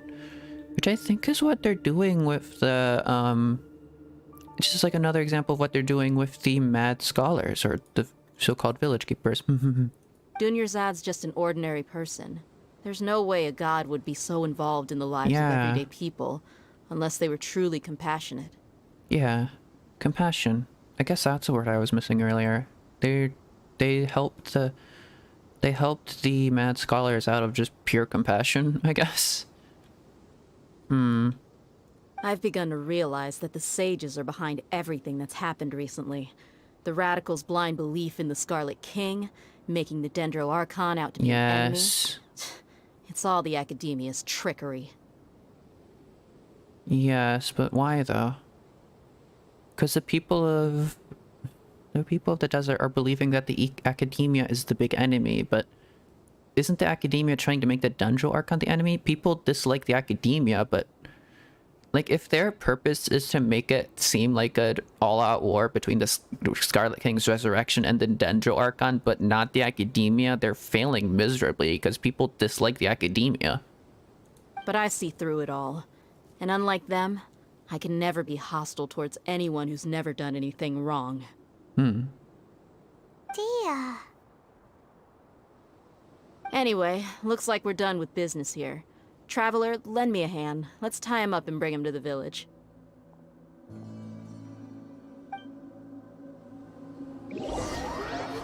Wow. Okay. This should be all of them. I'll let you take it from here. All right. I'll be in touch. Until then, please stand by. Candace, do you need any help? Candace will be okay on her own. I trust her, so you can too. She's been guarding Aru village for quite some time now. If anyone is qualified to question the offenders, it's her. Sorry, I was wiping my eyeballs? Question mark? Yes, that's what I'm going with. I swear I need to add glasses to my character model. I can't keep saying that. While I'm questioning them, why don't you pass some time by exploring the area? I'll meet you back here tomorrow morning, Traveler. Sounds good. As for these idiots, let's just hope they live to see another day.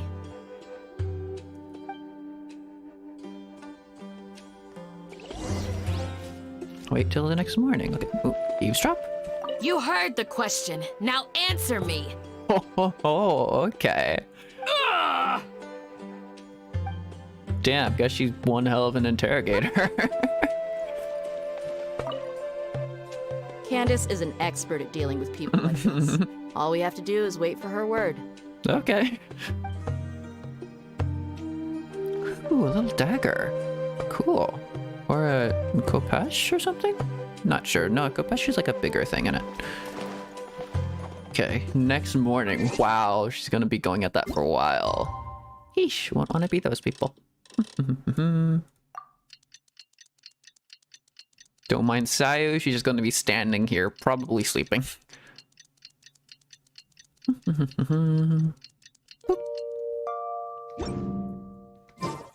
Okay. Hey, Dia! Right on time. Did we learn anything from the criminals? We'll know any moment now. Paimon's been wondering. You seem to know Candace pretty well. Have you been friends for a long time? We've known each other for some time now. She's a pretty interesting person. Even though she's an extremely strong warrior, she never misuses her powers against others. Hmm. Oh, Paimon knows what you mean. Like a lot of martial artists say, never take the fight outside the ring. Yep, I guess you can put it that way. It takes strong convictions to be as dedicated as she is, and shoulder that kind of responsibility. Us mercs, on the other hand, we pretty much live from one day to the next. Well, Paimon thinks you're great too. Really? Thanks for that. I know. Oh, Sano's here, and he's pretty early too. Dude's just chilling. Yes. I was here yesterday to help out a little. To help out? By doing what? Sharing some interrogation techniques. Oh. Oh, you mean you taught Candace some more persuasive methods? Yes, persuasive. Let's go for that. Right. Come on in, everyone. Come on, let's go inside. Here's hoping there's no missing limbs? Question mark?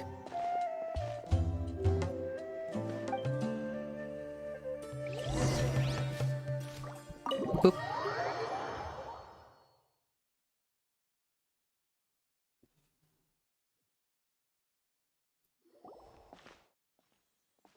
Candace, where? Whoa, you look furious. Do I? Huh. What gave it away? Oh, there's no mask that can hide true bloodlust. Cover up your eyes, and it'll still show itself at the corners of your mouth. Perhaps I need to work on my composure. Still, it's perfectly understandable why I'm angry. I'm sure everyone present would agree. Yes, ma'am. Please, don't beat us anymore. We're gonna die. Oh my god. Well, looks like Sino taught her well. She mastered it really quickly too. Now she's just as terrifying as he is. You fear death yourselves, yet you do not hesitate to place the lives of others at risk. The absurdity is mind-boggling. The ones you call mad scholars are known to us as the Village Keepers.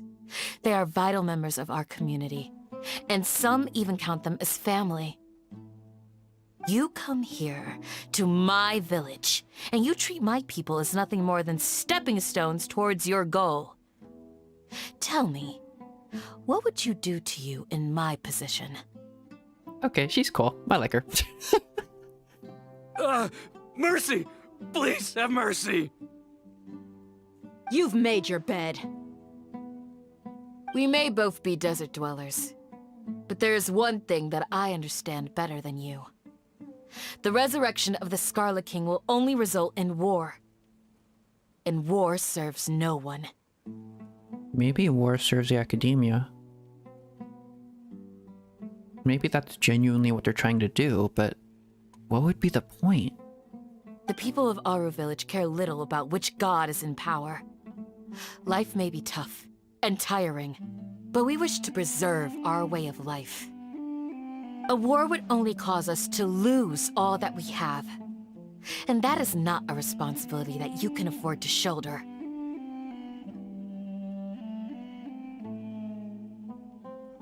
The academia manufactures dissent by making like the resurrection of the Scarlet King a big thing, and they either try to pass off Scaramouche as the Scarlet King, or they usher in Scaramouche as like the solution to the problem of the conflict between the Dendro Archon and the Scarlet King. You have a conflict between two people, you introduce someone else to go over them, and you unite everyone under a new god, which is completely under the control of the academia. Because Kusanali as an Archon is entirely separate from the academia. Academia is trying to shut her down. But if they bring in Scaramouche, or maybe that's not academia, maybe that's Ildatore, but I don't know if Ildatore is 100% in on this, because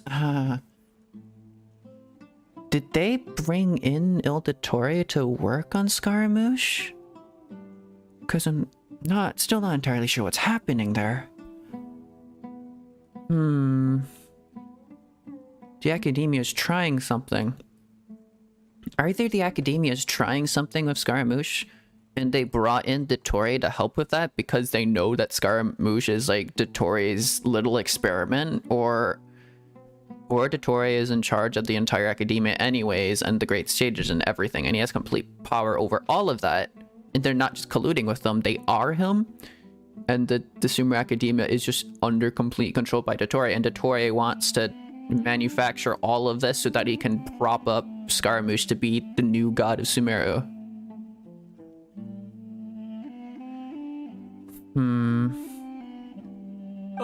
We understand. We're sorry. I'll tell you everything I know. Please, just let us go. I'm listening. You might not believe this, but it wasn't us who came up with this idea. Someone was spreading rumors in the tavern. That's how we ended up hearing about the Scarlet King's resurrection. Yeah, the academia. Some mystery man told us that mad scholars will make the perfect sacrifice to usher in the Scarlet King's resurrection. They give their lives, and we can get anything we wish for. They're called village keepers. Slip up again, and you'll regret it. Yes, sorry. It was all that mystery man's doing. He told us to spread word about the Scarlet King's resurrection and talked us into helping him. In return, he said he'll help facilitate the resurrection process. Where are the village keepers now? No, I want to know who the mystery man is.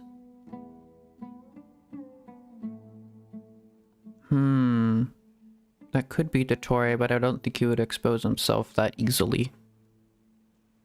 I'm not sure. That's one. Huh? What? Strike. You get a total of 3. Then, you die by my hand. Okay. Wait, I'm telling the truth. We don't know anything. It was all him. 2.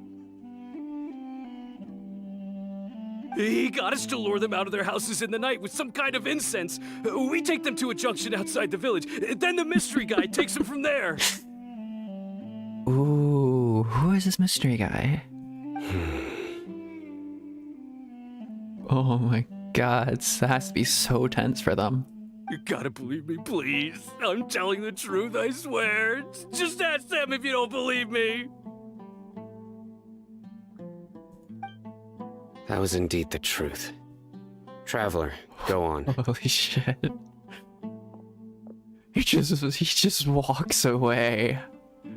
Do you have any idea who that mysterious person might be? You have to believe me. If I knew that, I would have told you his name right away. I'm not risking another beating to keep his secrets. No way. He, That guy, he wears a cloak, and he's always careful to cover his face. He calls himself the Scarlet King's envoy.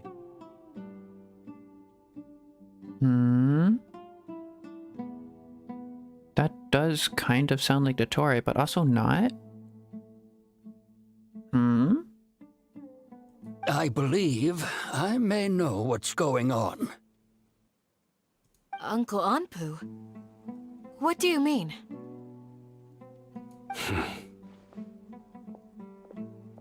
What? Oh, where's Sino? Oh my gods. Sino, chill.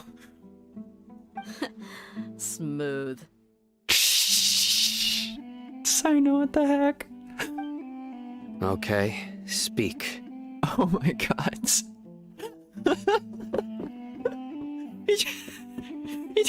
You just see Sino walk off until he thud. Yeah, that makes sense.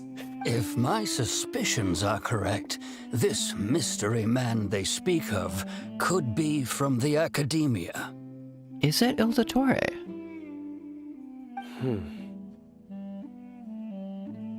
Some time ago, people from the Academia attempted to take the village keepers away. I refused, insisting that they are part of our community. So Dottore takes the village keepers because they've been imbued with, like, maybe not the consciousness of the Scarlet King, but the madness, and that madness is like that forbidden knowledge and stuff, and or some sort of Archon residue. And Dottore was experimenting with Archon residue, so he would know exactly what that looks like. And if that's Archon residue that's messing with the minds of the village keepers, there is 100% a reason why he would want them. So he takes the memories from them. He mixes that with the dreams that the Academia is stealing from the people of Sumeru during that Sub-Zero's Samsara. They mix that together, they pump that into Scaramouche, turn Scaramouche into a god. And I guess combine the Dendronosis and the Electronosis? Or maybe they only have the Electronosis because for some reason they can't get the Dendronosis?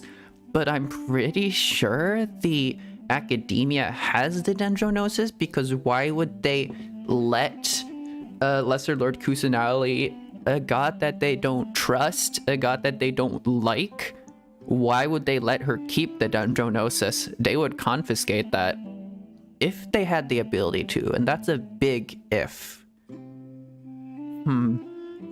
Although La Senora stole the...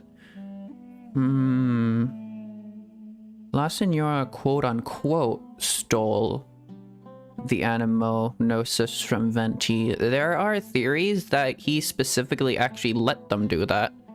Venti Barbados is a really big question mark in Genshin lore. Venti knows a lot more than he's letting on, and he has a lot of secrets to him. And he has some very, very suspicious connections to Istaroth and the Thousand Winds. Hello, person who just warped into existence. Oh my gods. It strikes me now that this secretive character shares the same goal they had. Which means it's highly likely that the Academia was purposely spreading a false rumor to trick the radicals into delivering the village keepers right into their hands. They were the ones who brought them here to begin with. Now they're trying to take them back? We aren't gonna let that happen. Or because they've been given the powers of the Dendro Archon, if just by proxy, because if the Dendro Archon like possesses you for a split second and you get a little bit of that residue power in you, that's still like, is that still considered Archon residue? And they want, ooh, because they can't directly harvest that from Lesser Lord Kusanali for some reason? There's something going on there. Like, she's sealed away from the outside world. Does that also mean that people can't get in? She's in a way protected?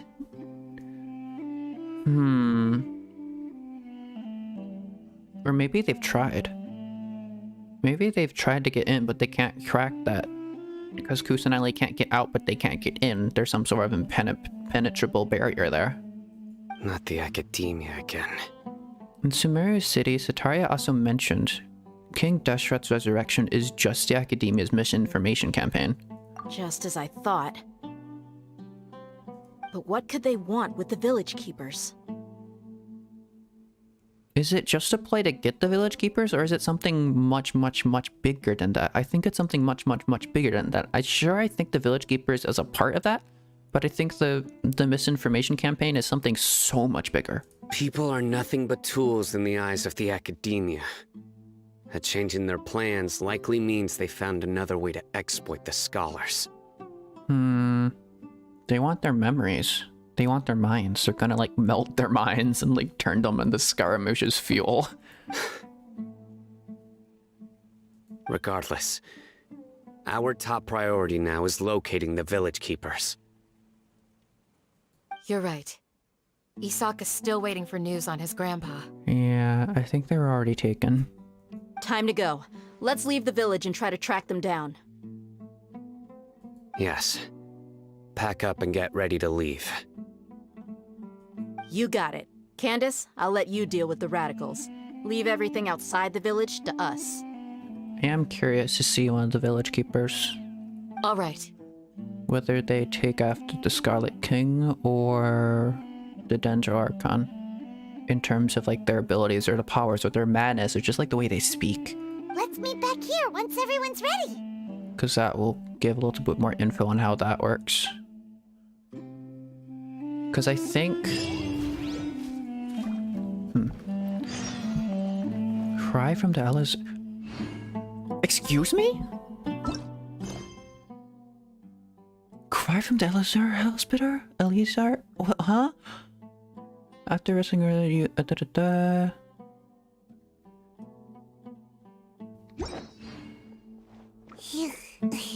Oh, that is 100% something to do with the Torre. What is happening? Curiosity killing you. Hello, Pleb, how you doing? Sayu. What scheme is the Academia brewing now? My thoughts exactly.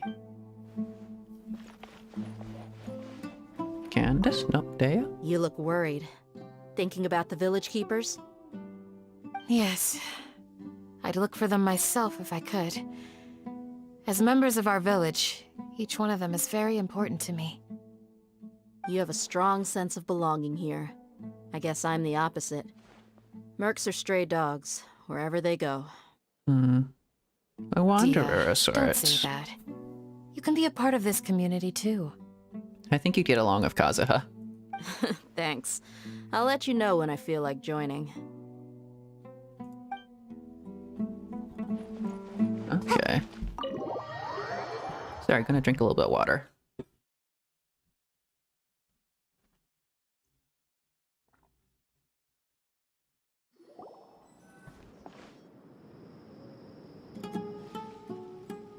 Ayo. Let's get some food in us and then we'll... Woo! Where did you come from? Well, as you can see, I am merely sitting here and reviewing what we have deduced thus far. Your mouth is not moving. That's terrifying. You were gone for ages, and now you're suddenly sitting here musing to yourself? Where have you been anyway? Yeah, that's pretty much in character. Oh? Not answering the question. Hey, what's with the silence? You never think things through before asking questions. I'm giving you some time to make up for that. Okay. Paimon's so mad! Paimon's gonna give you an ugly nickname! I like how she nods. Go ahead, I won't stop you. Never mind. Paimon's got nothing. Dang, really? There's just nothing super obvious to pick with this guy. It makes it so hard. I don't know, just call him sus. Well, you've heard nothing to suggest I left this whole time. So clearly, I stayed in the village to investigate. Anyway, you plan to leave Aru village and keep searching for the truth of this matter, yes? The truth of this world. Yep. We're not gonna find out anything more by staying here. Wait. So we thought that we might as well well take the search elsewhere. What is the truth for this world? Does this relate to it in any way? Something of the Ermin soul. Sorry, I'm just thinking about like what the Abyss sibling wants us to do all of a sudden. Wait. Wait.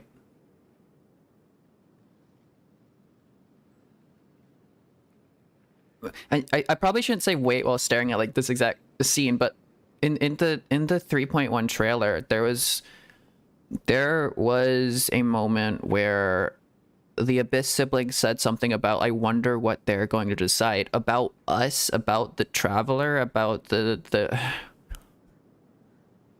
they did something in the desert. They 500 years ago they did something in the desert of Sumeru that we're about to discover. I don't know if it's going to be in the Archon Quest. It might be part of like the side stuff that's to do with the Scarlet King's like tomb and everything. But they did something there. There is something here to discover about the Abyss sibling. Something that the Abyss sibling has done that they want us to deal with, or want us to... They're curious about how we're going to handle it. And there's something big hiding in the desert somewhere. Enough with the silent treatment! Maybe he's giving us time to think. No. I'm just surprised that you decided to team up with him. Huh? Alhaitham, you haven't helped us out at all ever since we arrived at Aru village. Bold of you to question our choices. That's true. Yeah, you're all talk! While you were investigating, I had my own work to do, which I've now finished. Really? Paimon doesn't believe you. To be honest, we aren't really a team, so I have no obligation to inform you of my whereabouts. Not to mention that going separate ways allowed me to find some important information that you all had missed. Yeah? Huh? Right here in the village? Correct. What did you learn? I'm going to take you to someone. But before that, you need to understand where she's coming from. What does that mean? How do you think the residents of Aru village feel about what we're doing? Huh? In other words, do you truly believe every single word the villagers tell us? What do you mean? You mean some of them lied to us? In what way? Hiding the truth does not necessarily equate to lying. Again, these people have their reasons. Okay. Remember what Gandis said?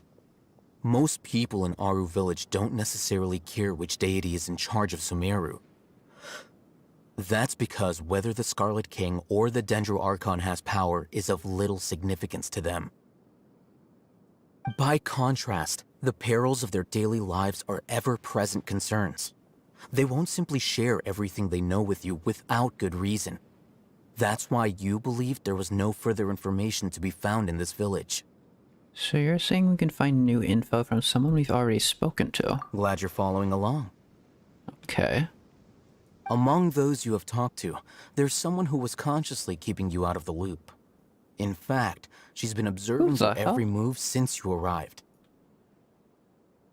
The reason being, to someone who only wants to live their life in peace, any external factors introduce unpredictability into the equation. Those eyes. Those fierce eyes. You look like a real fighter. Don't change the subject. Yeah, I did find that slightly weird. It's quite obvious that she's intimidated by Sino's authority and strength. Right. You were asking about the mad scholars. She corrected herself mid-sentence because she's aware that there are Scarlet King fanatics in the village. If she sounds too friendly towards the village keepers, she could easily make herself the Radicals' next target. Oh my god. I think it's been a few days since I last saw them. I usually go to bed pretty early, so I'm not too familiar with what goes on at night. Remember? She made a point of denying her involvement in anything that occurs at night. Which means she knows things happen at night? But honestly, I feel quite sympathetic towards them. Even though they act a little strange, they've helped me in the past. If it weren't for them, my house would have collapsed long ago. After speaking to the village chief, it became clear that the village keepers had protected Aru village at night. In other words, the young miss was very much awake during that time. Plausible deniability. Then why would she lie? By getting involved with an outsider, she risks drawing unwanted attention to herself. As for why she might be so wary about all this, maybe you should ask her. I'll pass on this one. You said that she is afraid of me. If so, it's best if I stay out of this. Okay. We're on it!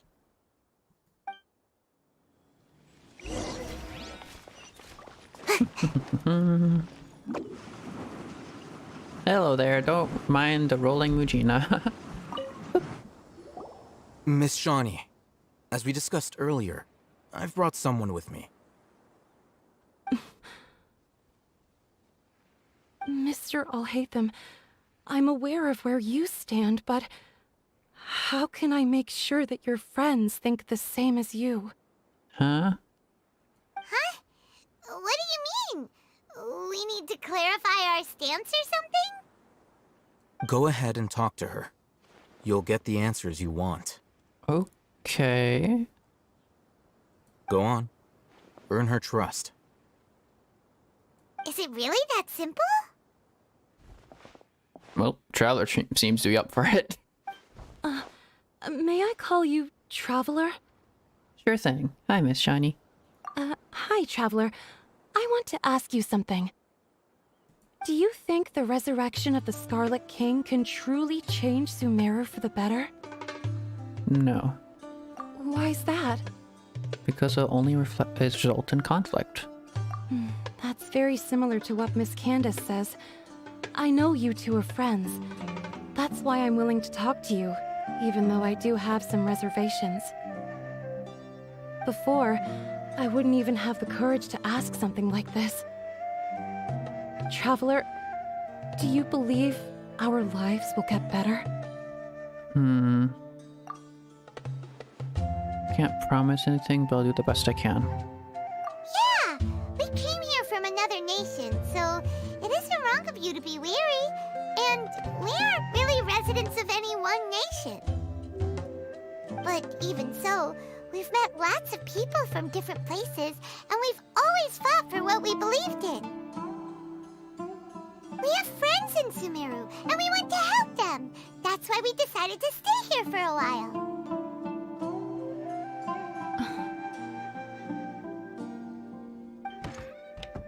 I want to trust you. My apologies for posing my questions like that. To be honest, I didn't expect you to come back for more information. Alhaitham told us you have your reasons. It's okay. We understand. The fact is that only one side of my family is desert folk. I don't really fit in anywhere in Sumeru. Hey, yo, I feel that. I know that feeling. Some believe in the Dendro Archon, while others believe in the Scarlet King. I don't belong to either side, and neither side would want me. Speaking of which, the radicals mentioned that they despise traitors. Do they just think that anyone who's different from them is a traitor? Yeah. Some people can be so narrow-minded when it comes to bloodline and beliefs. It makes no difference what I say or how I behave. I'll always be suspected of having ulterior motives. Slowly, I just stopped talking to people. I pretended not to hear or see anything. All I want is to live my life in peace. And then it happened. The village keepers who had helped me disappeared with no explanation, and I didn't dare breathe a word about it to anyone. Until now. You can tell them. I'm sure she'll keep your secret. All right. I'll tell you what I told Al-Haytham. I actually have a sharper sense of hearing than most. Sometimes, I hear strange crying sounds in the night. There are ghosts? Why is that your Paimon? Perhaps. I'm not sure. It's faint, but it's definitely the sound of crying. It comes from far away in the distance, and always carries very raw emotion. I mean, we have literally seen ghosts before in, like, Hu Tao's story quest, but, like, Paimon, really? It used to be louder and more frequent, but ever since you arrived in the village, it doesn't seem to happen as often, and when it does, it's much quieter. I have to focus really hard to make it out. I confirmed this with the guards on night duty. They also have someone with a good ear, and he's heard similar sounds at night. Okay. But, because we're in the middle of a desert, he would rather believe that they are the cries of beasts than ghosts. Could you make out where the sounds are coming from? There's really nothing around these parts, except for an old hospital not far from the village.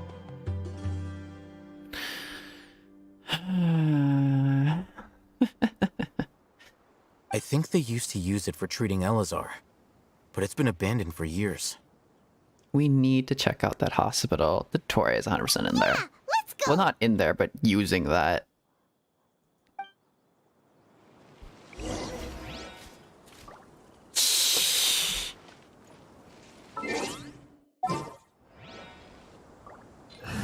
Kale, I'm sorry, but I don't want to bring up any old memories for you, so you're gonna have to go.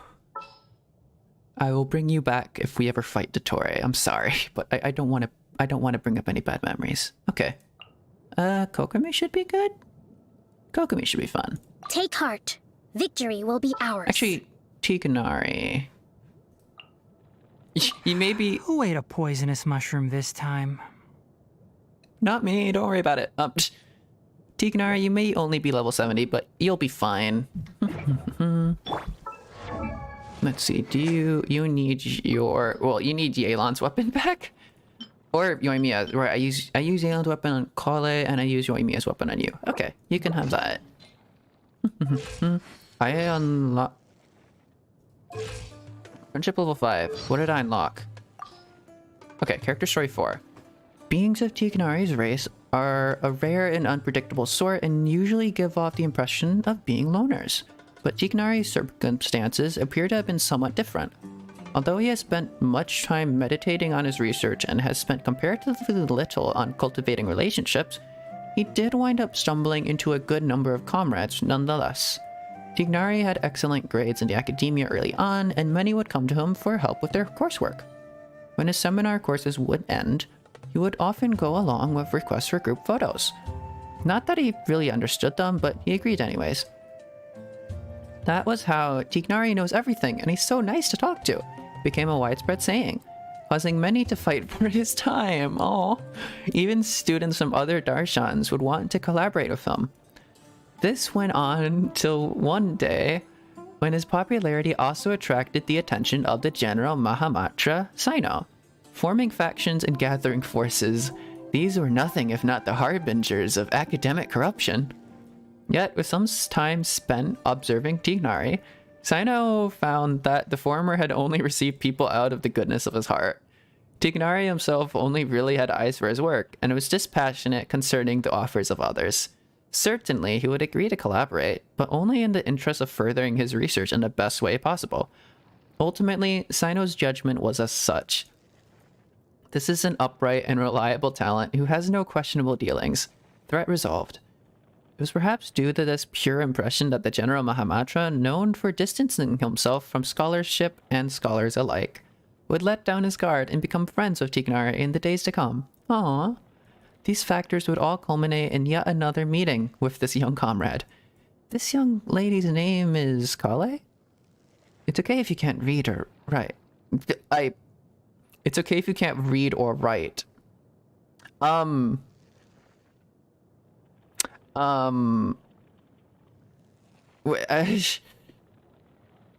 Okay, so who's saying this? Is this Tiganari, or is this Sino? I'm going to assume this is Sino. Sino can't read or write either, apparently. We all start having no knowledge. In this, you are different from anyone else. Shall we start with writing your name, then? Yeah. And the voiceover? What voiceover did I unlock? I'll let you in on a secret. I actually really like the atmosphere in the Grand Bazaar. Business is booming, everyone's so lively, and the theater is full of song and dance. Unfortunately, my ears don't tolerate loud sounds very well. You'll cover my ears for me. Nah, it'd be way too hard to walk like that. Thanks for the thought, though. Cute. Complete the unanswerable problems? Karkata. What? Layla. Ooh. Layla shows up in the future. Is there gonna be future Archon Quest? Maybe there's gonna be part 5 and 6? Ooh. Okay. And Layla shows up in that one, I guess. Okay. Interesting. What have your talents? Your talents aren't leveled up. I can do those easily. How much can I level those up? Quite a bit. I'm just gonna level these up.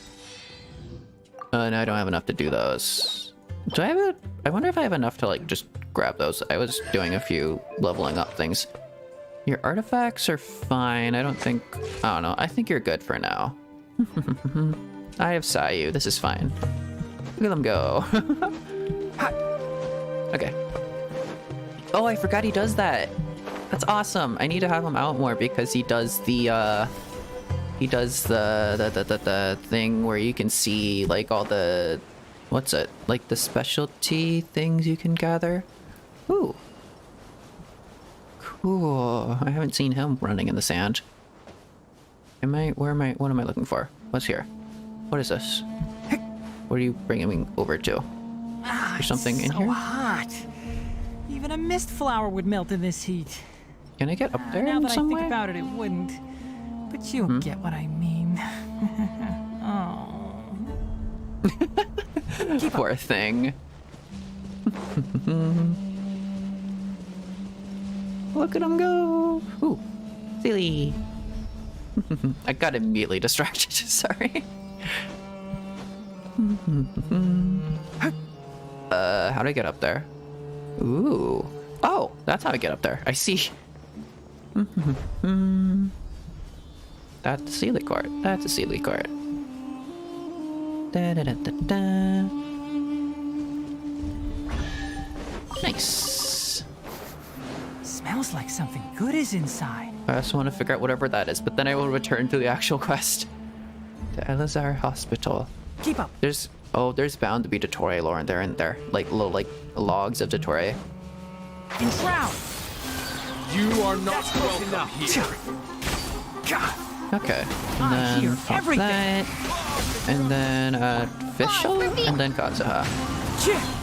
Having a double animo with Dendro and Electro probably isn't the best idea, but it works. This is just a team of fun people. It's not supposed to be meta. Oh, you are swirling Electro. Okay. Da, da, da, da, da. I'll be back.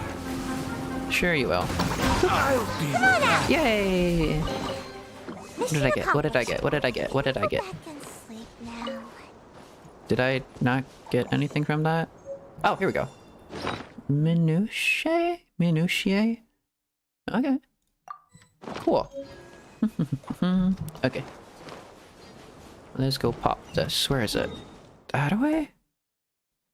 Dar al-Shifa. Hmm?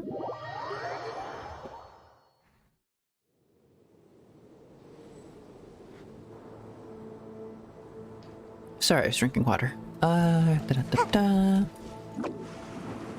Ooh, Sealy. Go, Sealy, go. Is that a weasel? Wait, what is that? Wait, what are you? Squirrel? Some sort of squirrel. Eh? Well, it's dead now. Whoops.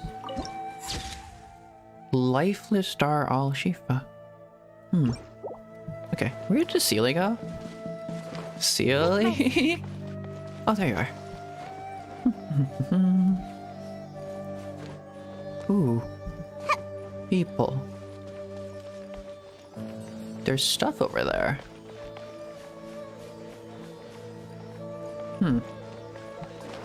Ba-ba-ba-ba. Good to me. Maybe we're just chilling. Okay, I'll just. Ow. Looks kind of cozy in here. Oh, they kicked sand in my face, didn't they? Is this the place? It's in Interesting. terrible shape. And there's sand everywhere. Of course, there's sand everywhere. An ideal place to hide people. Keep up! Let's nip that in the bud! Into the wind. Yoink. Okay. There's shiny things in here. Potato! A lot of cabbages and potato. Okay. There's also a Dendroculus in there somewhere. Monsters! What? Watch out! Oh, I thought there was something else. Okay. One with wind and cloud. Probably shouldn't pop that without a use. Okay, I'm not doing this optimally at all. That's fine. I hear everything! Fish, and then just roll. I did not. Okay. I didn't actually infuse of anything there. Ow. That's fine. Can't see. Ow, ow. I'll uproot you. Excuse me. Electro, and then swirl that. There we go. Adorn my night. Midnight, fantastic. And then roll. They were easier to deal with than Paimon had expected. Yes, I have this special ability called Sayu roll. What were you even expecting? Super strong bandits?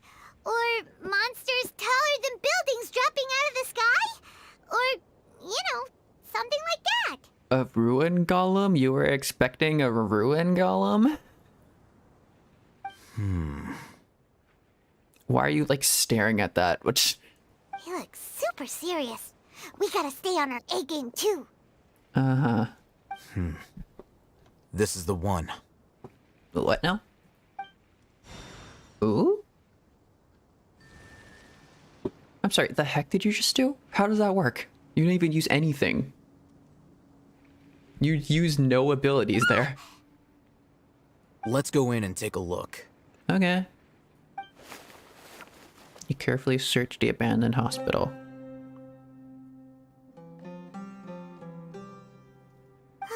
Hey, we haven't found squat. Are you sure we aren't wasting our time here? Patience.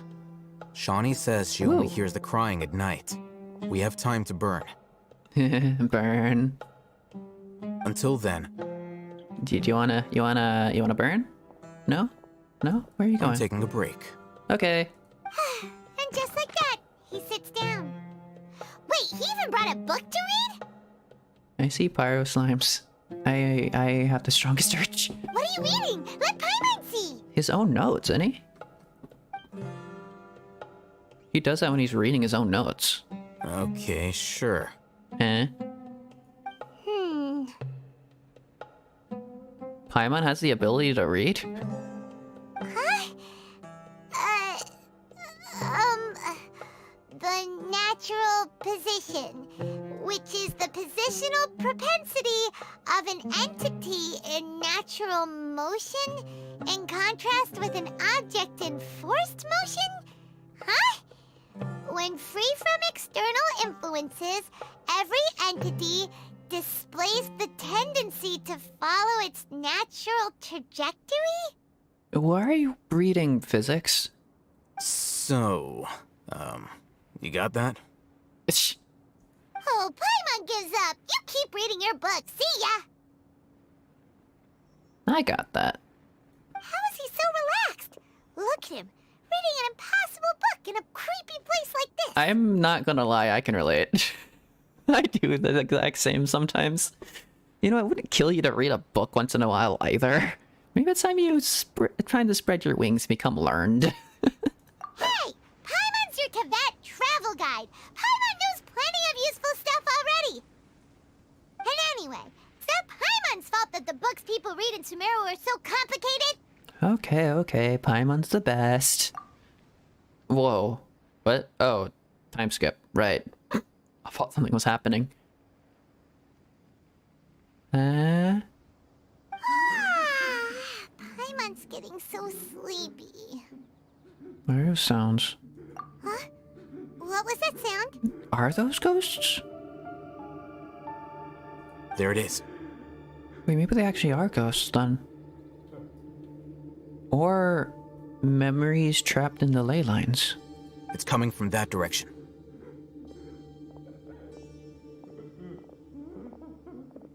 I'm also curious. I really want there to be like a second Hu Tao story quest so we can like understand the connection between like ghosts and ley lines. There has to be connection there, right?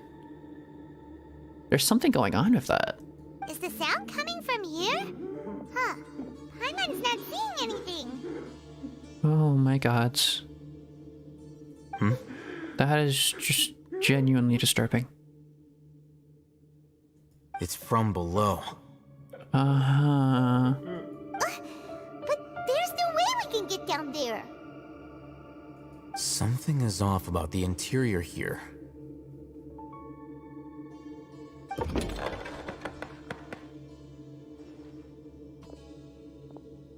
This just became a horror game, and I am 100% for it.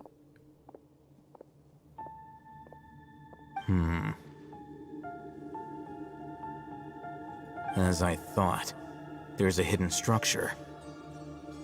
Wow. It's like they tucked another hospital into this one. Oh, it looks like there are other mechanisms around here. Let's keep exploring. What? What? What just happened? What? Huh? Ooh! I need to stop doing that. But that's what I wanted to do ever since I saw that in the cutscene. Okay. Investigate the elemental monuments.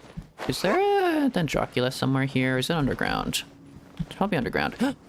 Hello! Yay! Okay.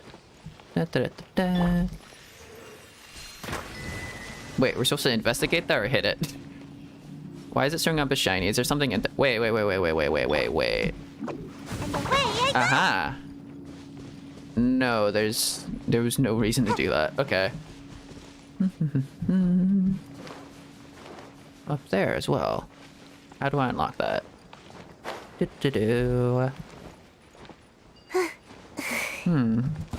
Oh, it's because there's... What? I feel kind of woozy. You'll be fine.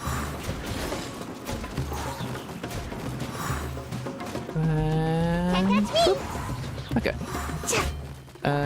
Although I probably should have swirled you with something. So then you do swirling damage and you actually heal yourself. Boop. What's up here? There's literally nothing up here. Okay. Another hidden thing over there. Ooh, unagi. I got more unagi from Sumeru than I did in Azuma. By royal decree. Ow. Okay, chill. One with nature. As one with wind and cloud. Pop that, then pop that. I hear everything. Okay, now she has that. Now she can swirl somewhat. Very, very slightly heal, very slowly. I'm out of here. Come on out. Awesome. Okay, get to the lower level of the hospital.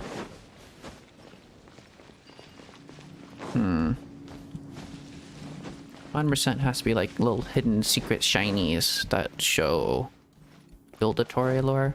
What's that? Unlock? Ancient key. Okay, I need to look for something then. Probably wouldn't be around here though, would it? I don't see anything shiny around here. Maybe I missed some. Like, this drew my eye. I don't think there's anything here though. No. Okay, so something deeper I have to come back up to get? Or maybe there's something next to... No, I don't suppose that would be anything. Wait a second. What? Am I supposed to... No.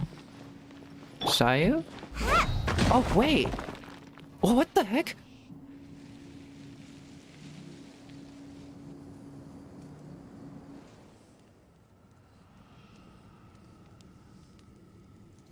Okay. Why is there 6 scratched out into the wall? Make my escape. Investigate? Just weed. Is there no, like, texture? Scarab? What? Scarab? What? Huh? Who? Scarab? Scarab. Scarab. Where's a scarab? Where's a scarab? That's a scarab! Scarab! Hello. Don't you look interesting? What do you do? I swear you did something. No? I'll just grab you then. Okay. Carrot. Carrot. Is there a reason to be down here? What is this? Oh, cooking campfire thing. Whoa. Okay. This is just something different entirely. I don't think this is in any way related to what I was doing here. I hope there's like a way back out of here. Okay. They look like assassination. Away I go!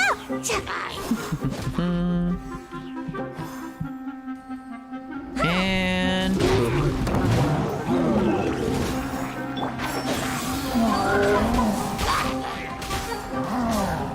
Oh, it's revealed! Into the wind. Fallen leaves. Adorn my night. I love room. Pop that. Midnight Pop fantastic. that. Yay. Yum. Mission accomplished. Indeed. Sorry, no, I still need you, Sayu. You can't sleep just yet. Yeah. Make my escape.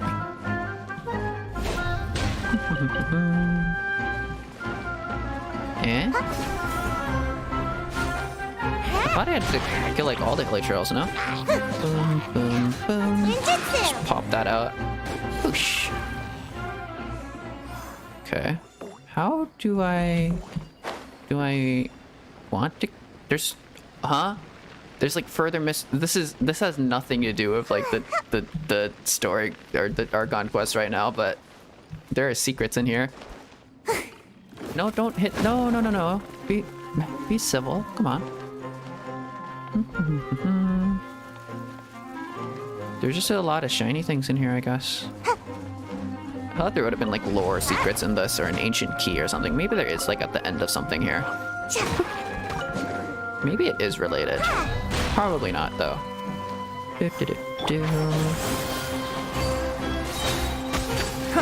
There's like zero dialogue about this though. It's just like a random cutscene about falling down.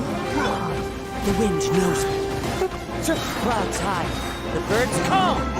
Roll. You there, Schmack.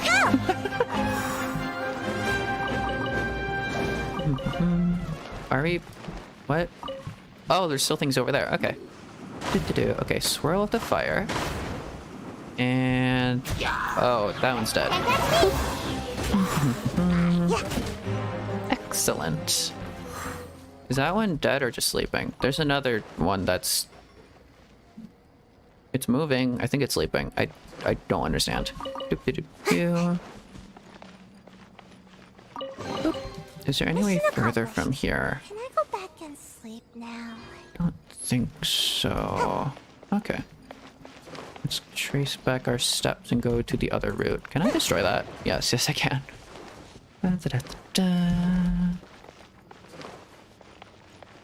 I don't know if there's anything really special hidden down here, but if there is, I'm going to find it.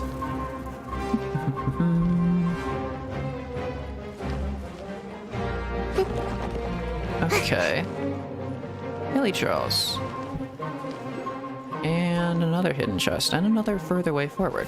And another further. Oh my god, this is like a massive branching path. Boop. Boop. Boop. And let's nip that in the butt. Pop that. Then up, then down. One with wind and cloud. Burst and burst, and then burst, I guess. Who else? You there, Argon. Looks kind of cozy in here. Nap time. Let's go for this lower one. Wait, is that breakable? It is. Okay. There's another thing. Wait, what? God punished me. I should have died, but now I'm hiding in this hole, living like a lizard. That evil doctor has forgotten me, and so has God. That evil doctor being Dottore. Wait in that pit that was dug, and the end will come, just as he will eventually return with his 7 glorious apostles. When that time comes, there will be no more suffering. Hakim and Avin will return to their beloved Aru village, and little Arbaz will have all the sweets he wants, and I, Dune's sumpter beast home, will Mom and Dad be there waiting for me when the end comes.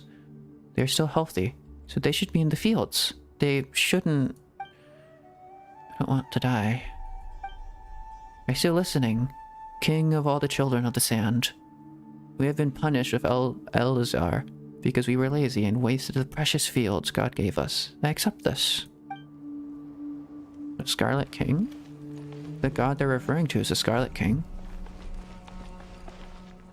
There is lore in here. As expected. Okay. There's further... Ooh, we can Joculus. Okay. There's stuff hidden here. How do I unlock that? Huh? Oh, there we go.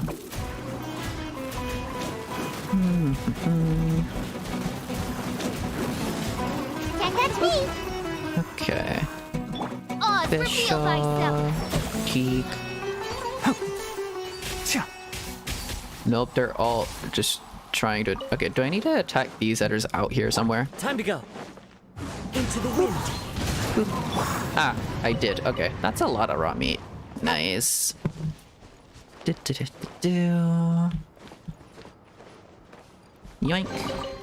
Ooh, what's in here? That's a lot of raw meat. There's no further secrets up ahead, right? There's a way out, theoretically. Don't think I need that, though. I wonder if it's possible to fall into here.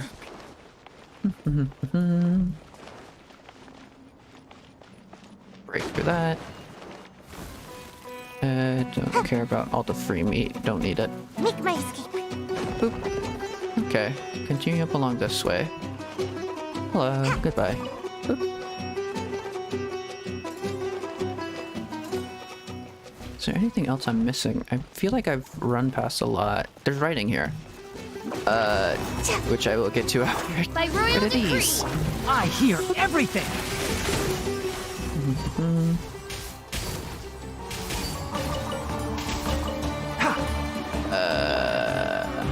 One with nature. Falling leaves. Adorn my night. One with the forest. It really sucks that Denjo doesn't interact with Animo in any reasonable way. Okay. Read. God forgives all. Huh?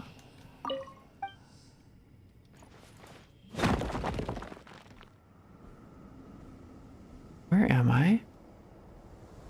What?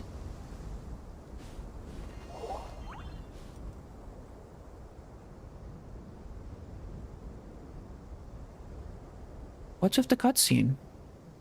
What? Why was Paimon at... What? What's happening? Severely eroded hoe. I saw...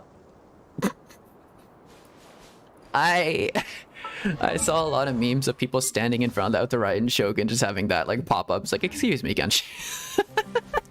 Okay. A farming tool appearing in a wasteland like this is quite the surprise. Other than serious erosion, the handle of the hoe is covered in mud. It seems unusual. Escape from the hospital? There was one survivor who got away.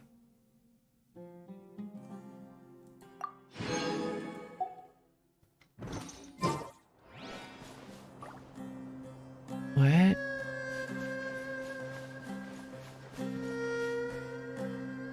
What does that mean?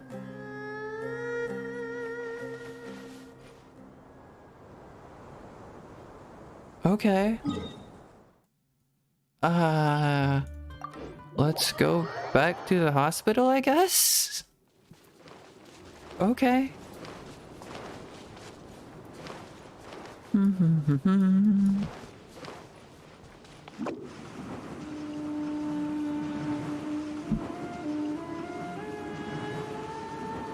Rolling, rolling, rolling. Okay, I don't think... Is there anything like shiny I missed here? I'm looking for a key. But that key might be buried deep below, so I might as well go in. There's also stuff over here. Like lamb to the slaughter. Wow, you both had the exact same voice lines. Can't touch me! Wow, you got... How are you? Oh, there you go. Da, da, da, da. Nope, none secret there. Whoosh, get over here. Faded red satin. Satin. Okay. Let's head inside. So I think we mostly covered everything that there probably could have been.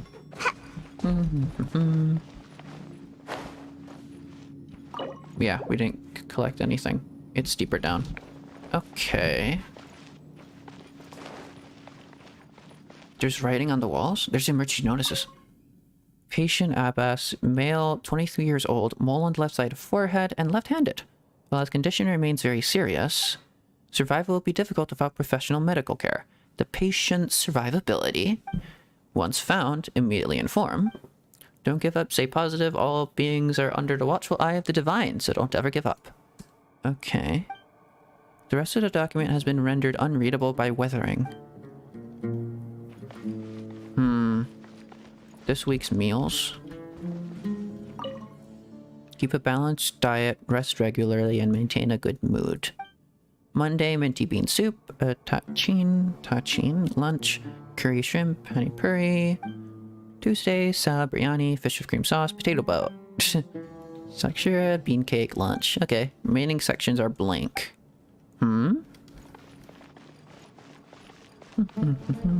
That's all the deets in that location, I guess. This week's shift. In case of emergency, contact the physician on duty immediately. Monday, Ibrahim. Tuesday. Oh? Does that just mean it's like scratched out? Wednesday, Amudi. The remaining sections are blank.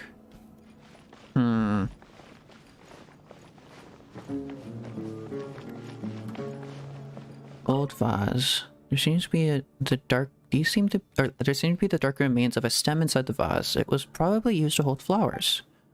The words for Avin or Avin are at the bottom of the bottle. It seems to have been a gift to someone named Avin.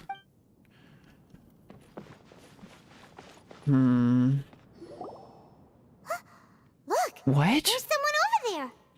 We need to be careful. Good idea. Let's approach him slowly without alarming him. Uh-huh.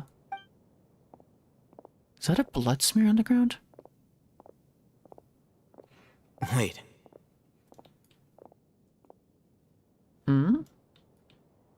You're...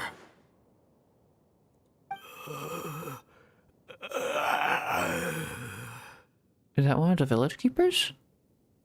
He can't speak, and his eyes are unfocused. But he looks too young to be anyone's grandfather. Also, why is he the only one here? How did he get in here?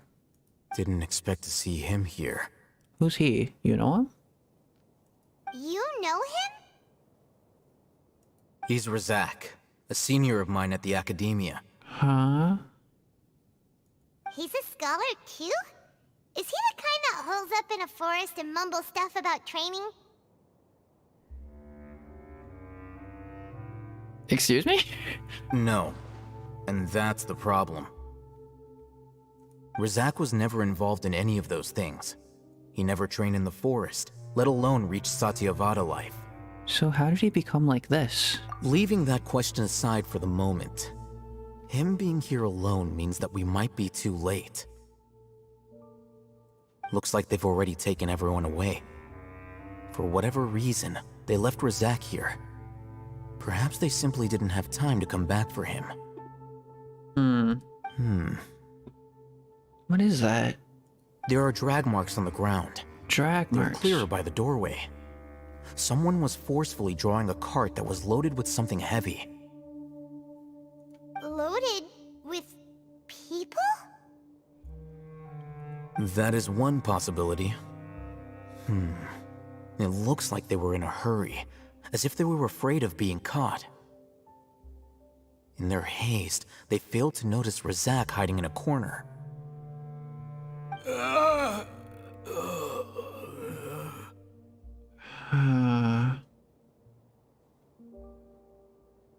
You took a look at the divine knowledge capsule, didn't you? Or whatever it's called. The symptoms are identical. Looks like we found living proof. Huh? Why do you say that? Allow me to jog your memory. Recall your time at Port Ormos. Don't you think his symptoms look familiar? Yeah.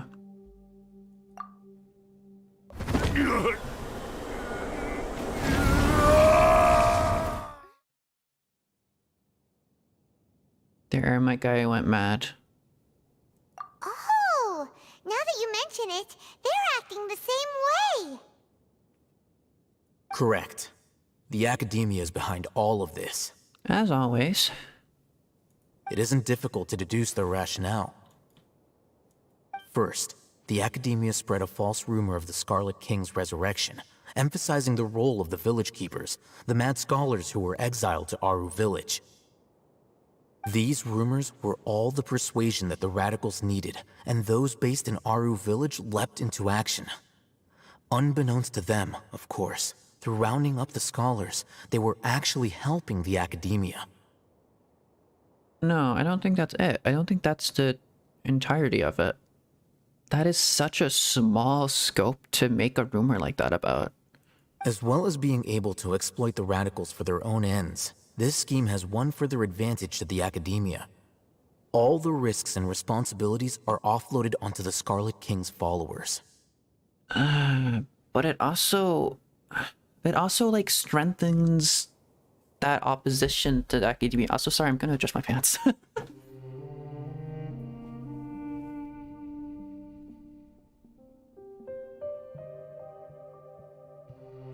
I shift around a lot while I sit, so that happens.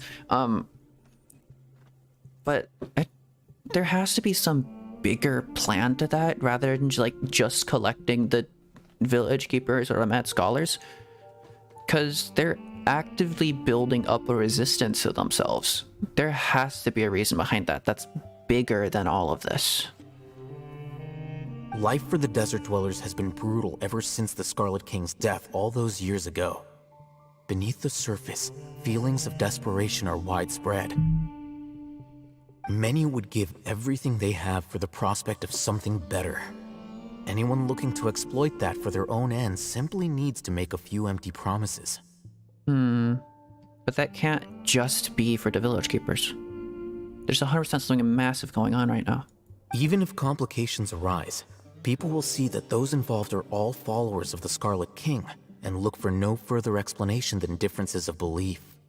A deep-seated mistrust of the desert and everyone in it by the rest of Sumeru will make sure of that. The notion of an academia plot wouldn't even cross their minds. It may seem like a simple strategy, but it is able to work wonders under Sumeru's current circumstances. Yeah? Oh, that makes a lot of sense. It's in line with the village chief's theory, too. That's 100% what's happening, but there's also something bigger going on. There has to be. But there's still one very important question. Wasn't it the academia that brought the scholars to Aru village in the first place? Why does it want them back now? Because Ildatoria is there now. Throughout this process, one thing has changed. The scholars' identity. First, they were scholars. Then, they became lunatics. After that, they were exiles. And finally, they become missing persons. I see. An exile is still patently a living, breathing human being. But when someone becomes a missing person, that is brought into question. If you can't find someone, you have no way of knowing what exactly happened to them. That makes missing people an ideal resource. Huh? I don't follow. Resource? For what exactly? Memories? One possibility is that the information in their brains could be extracted into knowledge capsules. Uh-huh. Extracted? You mean canned knowledge comes from people's brains? So they extract that... Canned knowledge is memories.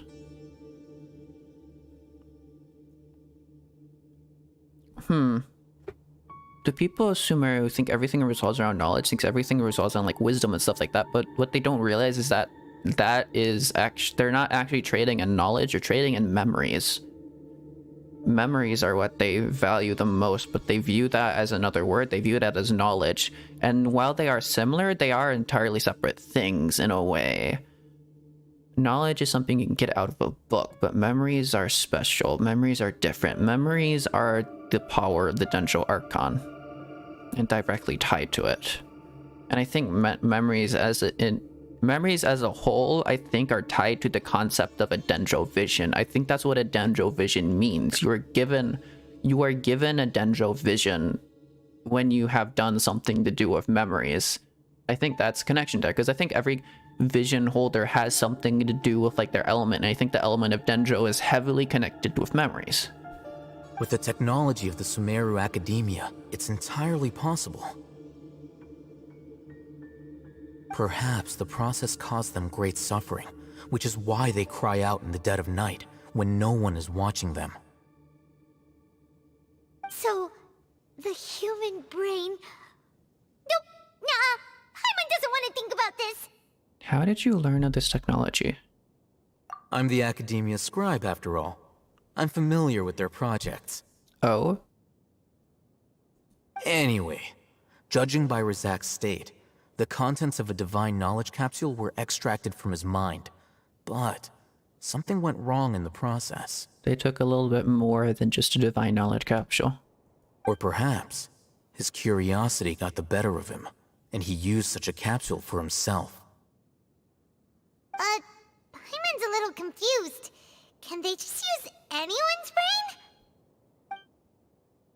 No, that can't be right. Most of the mad scholars had made contact with the divine consciousness in the forest. That's what the Academia is after. It's also safe to assume that this knowledge has something to do with the Fatui, the Doctor, and also the Balladeer. They're using divine knowledge capsules to turn the Balladeer into a god. But when you're saying they, it's not the Fatui, it's the Doctor, Ildatore, and Scaramouche. The Traveler has the wrong idea, I think. Or maybe I do, but I think my theory holds more. I think my theory makes more sense because of Scaramouche as a character. Scaramouche is not working with the Fatui. Scaramouche is working with Ildatore, who is part of the Fatui, yes, but that's not technically working with the Fatui. Scaramouche is working out of his own like ideals and etc. And I keep like repeating this.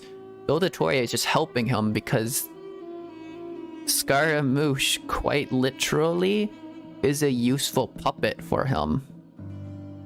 A useful puppet for his plans. Scaramouche is Ildatore's experiment. And that's how Ildatore sees Scaramouche right now. The look on your face tells me you've realized the answer. The Academia needs people who have been exposed to the divine consciousness. Yeah. That makes sense. That's right. To some scholars, gaining knowledge about the gods is their entire life's pursuit. Extracting canned knowledge is just one of the extreme measures they turn to.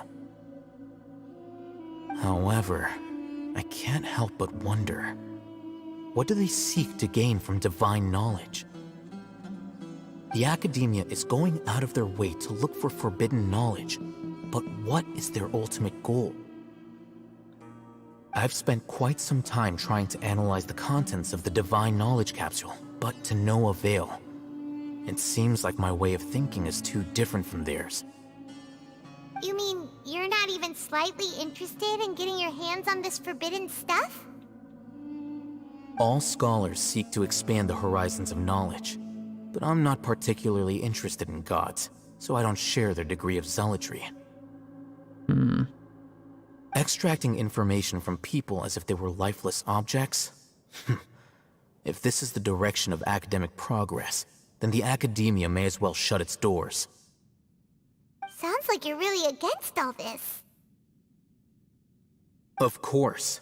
The academia's actions run contrary to their rules. And they've always done that, haven't they? Whether it be academics or knowledge, everything has its boundaries. If those lines are crossed, the rules and order that govern everything in the world will be destroyed.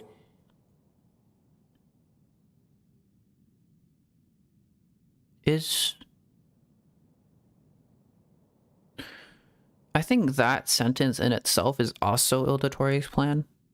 I think that's something Ildatori wants to do. This matter needs to be corrected, just like fixing a typo in a book. Wait, didn't you step in to help because you felt sympathy for those poor people? Not to be callous, but no. My criteria are a little more restrictive than that. There is no shortage of suffering in Sumeru, and the same can be said for the rest of Teyvat as well. What do you plan to do about that? Save every last person? Probably not. Paimon's not sure. Your motives are more specific and personal. You can say that. Simply put, I don't blindly place my faith into strength or heroism. I do what I want. Okay. The Divine Knowledge Capsule is something I want to investigate in full. That doesn't mean I'm willing to take action for the sake of a few strangers. Though he rejects the notion of greater moral responsibility, he justifies his actions because they are true to his personal motivations. Someone like him might actually make for a better ally. Paimon's been wanting to say this for a while. There are a lot of bad guys in the academia, but you're not one of them. You're their weirdo. You're probably right. Though I must say, I quite enjoy this feeling of being the odd one out. Uniqueness is also an asset, is it not? Yeah, a little bit. Wow, that's a great way to think about it. Paimon's really impressed. If only Miss Shani had a similar mindset, her life would definitely be a lot easier. I'm just a more likable person than her in general. There's nothing more to it than that.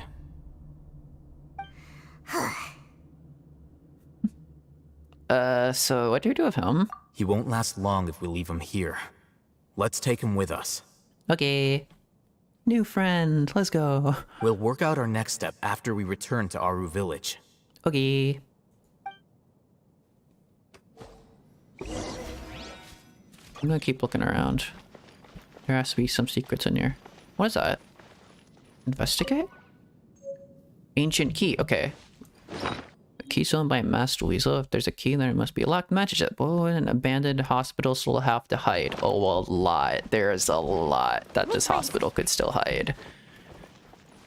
What's in these vases? Is this Archon residue? What is this? What would be stored in here? What are these diagrams? The Torii was definitely here, right? This had to have been where the Torii, at least in part, operated from. What is... There's nothing particularly shiny here I can make out, so I think we just get out of here? Unless... Blackened sugar bowl. If there weren't crooked carvings of Arbaz, Abbas, and sugar jar on them, it would be difficult to imagine that this dirty clay jar was ever used to store sugar. Okay. Dusty tableware? There is a name inscribed on this bowl, Avon. Okay, nothing else? These are all just... Right. Okay. Let's figure out what's in this thing then. Where are you? Unlock. Huh. Paimon wonders what sort of treasures we'll find in here. shelves are full of thin books. You browse through them and find that they seem to be hospital documents, such as medical records or financial statements. You shut the door in disappointment.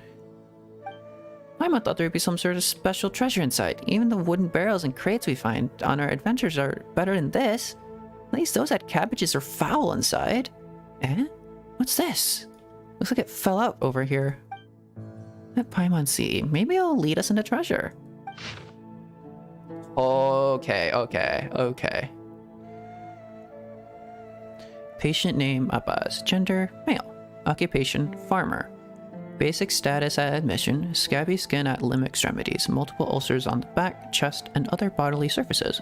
Weakness of the limbs and poor mobility observed. Mental faculties are coherent, though there are clear signs of fatigue, poor sleep quality, and poor appetite. Doctor in charge, Amudi. Week 1 of hospitalization, new scabs at limb extremities and enlarged ulcers. Left arm seems unusable and is in pain. Mental faculties are coherent, though there are clear signs of fatigue, poor sleep quality, and poor appetite. So not much different. Doctor in charge, Amudi. Week 3 of hospitalization. Scabs are scale-like and have spread across the surface of the body. There is necrosis and multiple ulcers. A patient has fallen into a coma. Week 9, the necrosis of ulcers has been effectively kept under control, and no new scabs have appeared on the surface of the body. The patient is in a comatose state. Doctor in charge, blank. I think that's Dottore. Is that Dottore? Why? Hello, Sino. What do you mean, why? Week 15? So that's like, so 2 months, 3 months, 4 months? Yeah, 4 months. The wound from the replacement treatment has not healed, even after a long time. No new scabs have appeared on the surface of the body. There is weakness of the limbs, and the patient cannot grasp items on their own. The patient is also experiencing fever and vomiting. Mental faculties are coherent, yada yada. Okay. Week 21. So after a while... what is Dottore doing? Week 21 of hospitalization, we have started to manage to keep the scabs on the body surface under control, and the new limbs function has been restored. The patient is experiencing chronic... Wait, what do you mean new limb? What? They gave them another limb? Okay. The patient is experiencing chronic coughing and is prone to fainting. Mental faculties are coherent. Sleep quality and appetite are decent. Okay. Those are so scary. Why did you do that? Do what? Wait, what? What do you mean? What does the other document say?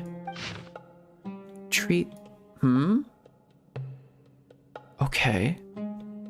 Treatment subject, Abbas, gender, male, occupation, farmer. Doctor in charge, Dottore, I guess.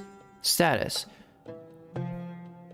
You killed your friends, your pigeons. What? What did I do? I don't know. I don't remember. After 20 weeks of treatment, specimen 4's new skin and new skin and new left arm have recovered well. No changes in appetite or sleep. Mental state fluctuates beyond the normal range. There have been multiple attempts to leave the care area.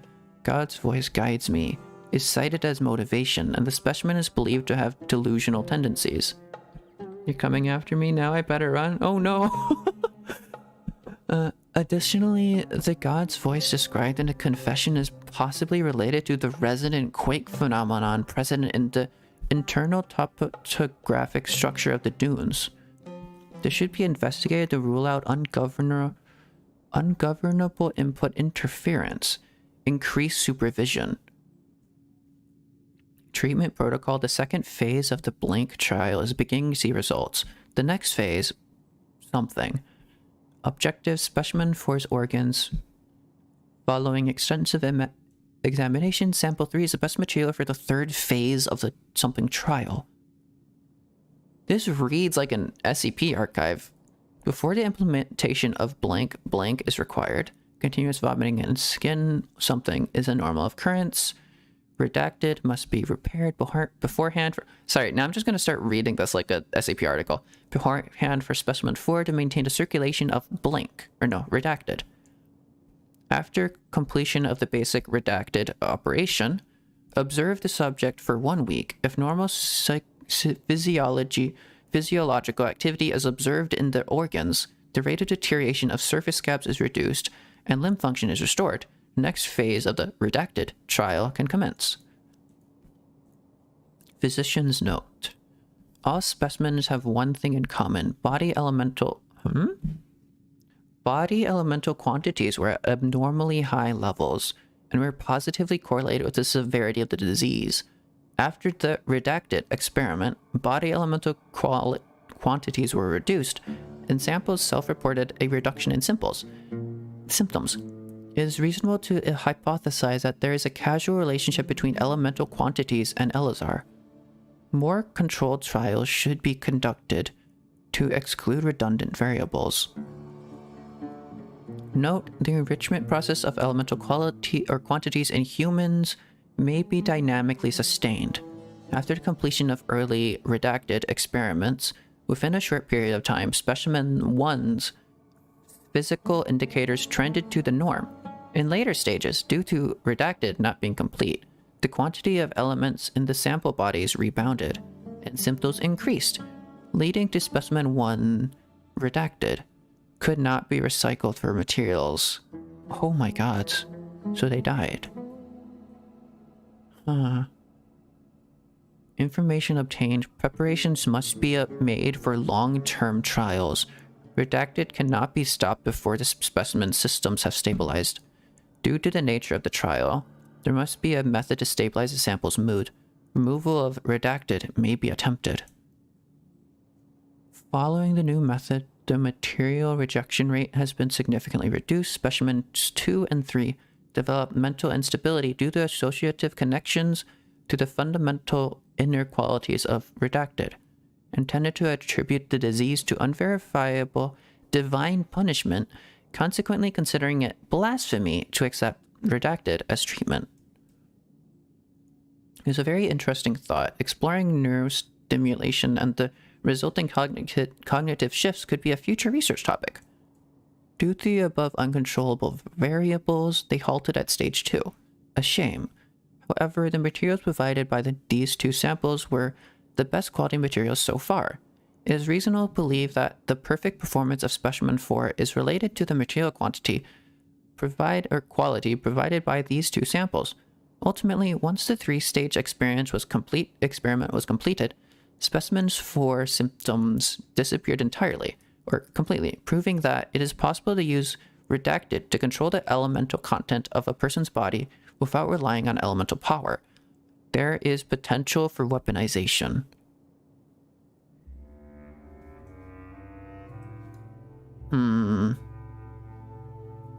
Discussions of research on redacted have to be increased in the future. Humans have unlimited potential. It may be foolish for me as a researcher to write this, but with enough input, I might be able to reach the level of a god, or so people might call it. This was Ildatore before he became Ildatore. This human experimentation was how he got kicked out of the academia in the first place. This was how it started. He did all this, he got kicked out of the academia. Tefutui took him in and made him Ildatore. Paimon didn't understand a thing. I didn't get it either. Ignorance might be bliss here, to be honest. You understood it? Paimon only got the bit that goes, God's voice guides me. Does that mean there would be, like, voices guiding us here? It could be underground water flow or creature activity. Yeah, who knows? There might be some underground ruins. Let's listen for any sounds and take a closer look when you hear something. I think that's the future thing I just did before my time. People don't want to mention his name, nor do want to remember his words or deeds. Yeah, that was Ildatore.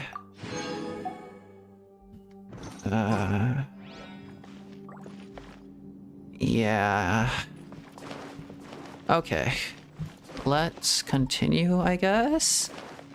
Before Ildatore just creeps us out even more. Okay.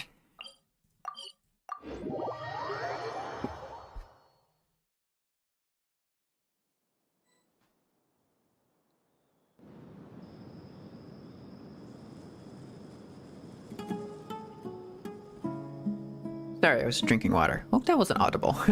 It's really mute whenever I do that, but oh well. Okay.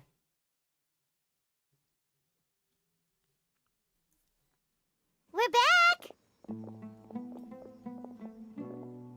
But the Torii was experimenting with elemental energies in a human who can't manipulate elemental energies without a vision. If you do it on someone without a vision, it goes terribly.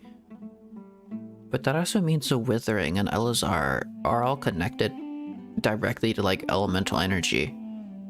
You must be tired.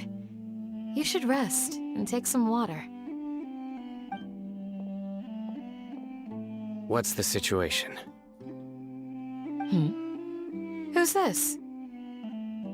Unfortunately, somebody who's too young to take on the role of Isak's grandfather. Nevertheless, he's one of the people we're trying to find. Tell me what you saw in the abandoned hospital and share your current theory. So, at one point in time, the abandoned Elazar hospital served as the academia's site for extracting divine cant knowledge. Wait, that's what they were extracting? Yep, pretty much. Their plan must have been implemented at some point before we arrived at Aru village, since divine cant knowledge has been in circulation for a while now. They kicked out Ildatori, though. No, that was a long time ago. No, I'm thinking of something else. What Ildatori was doing was a little bit separate from this. This is something else new. Yet, they fled once we were headed to the village. Almost as It's if two they separate knew things we were on happening. the trail.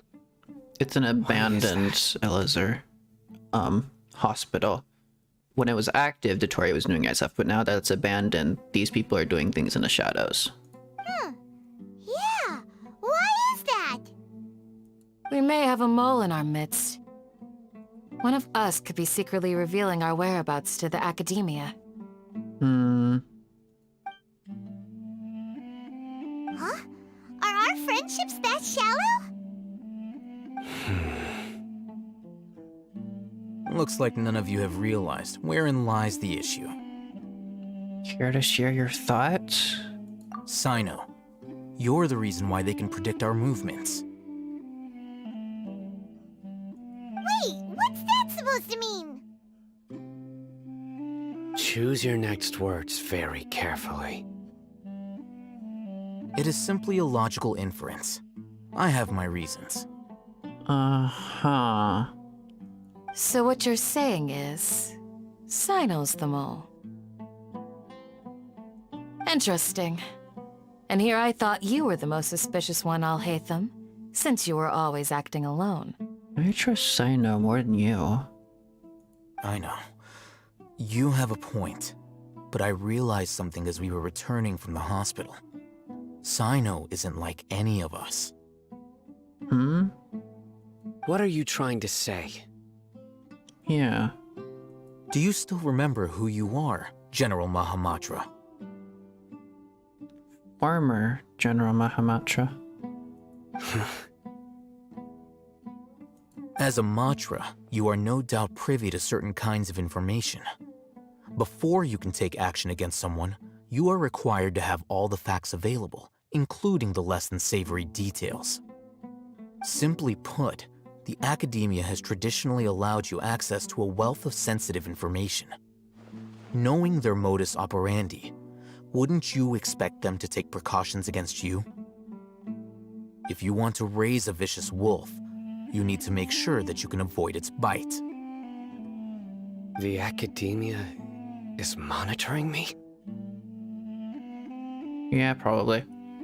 It's not that simple. The academia has eyes all over Sumeru, but they have a special protocol for dealing with you. Every so often comes a Nyagarbaha Day. On this day, the academia enters new information into the Akasha through knowledge capsules.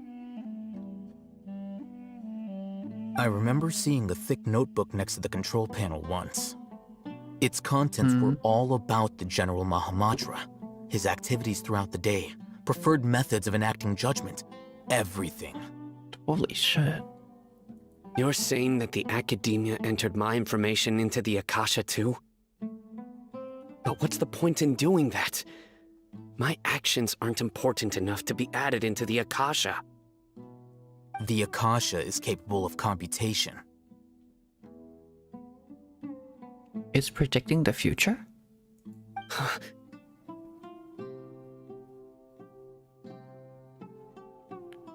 It senses a pattern, now it's able to detect everything that you do in the future. The Akasha's algorithms are entirely capable of predicting your movements using the data entered. When you would depart, the route you would follow, your destination. It knew all of this. It predicted my every move. The Academia has been watching you longer than you think. Shit. So that's how it is. Sino adheres to his principles so strongly that he's actually a thorn in their side. Tenacity of will and steadfast faith are worthless to the Academia. They need scholars who are easily pliable and mindlessly go after anything they can profit from. Sino, don't take it to heart. This just proves how much of a trustworthy ally you are.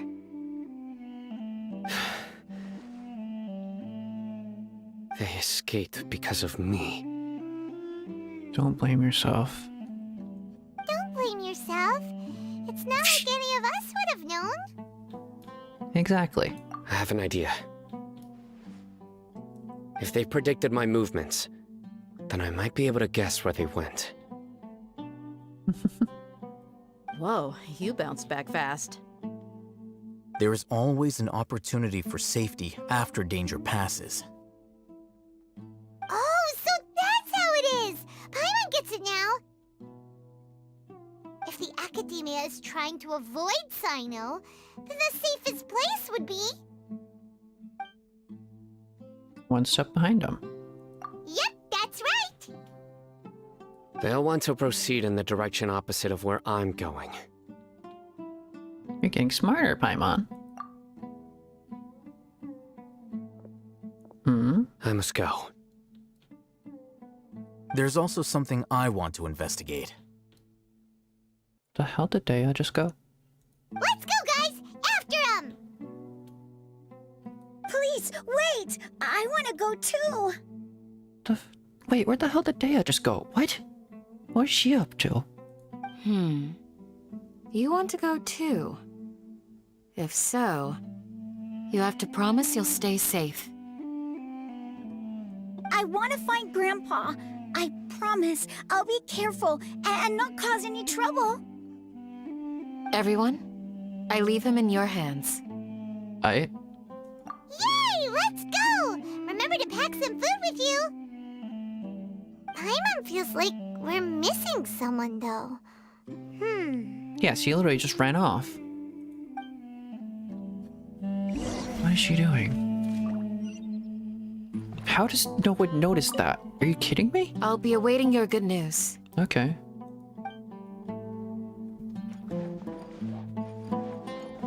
Go on, Pooh. Please, stay safe, everyone. Okay. Don't worry about that, I have a healer. She's my main DPS.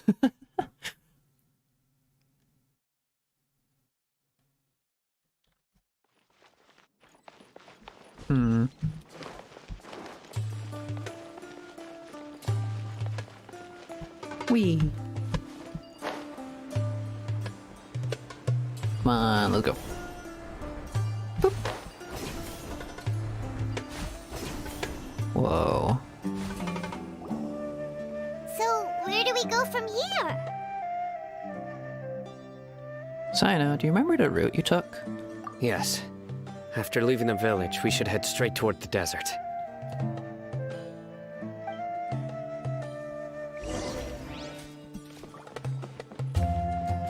I know the desert like the back of my hand. Is that because you play here a lot? Yep.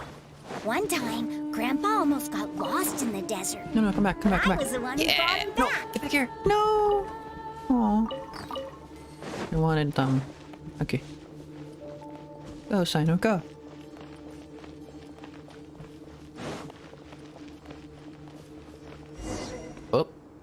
There's something here. Oh? What's this?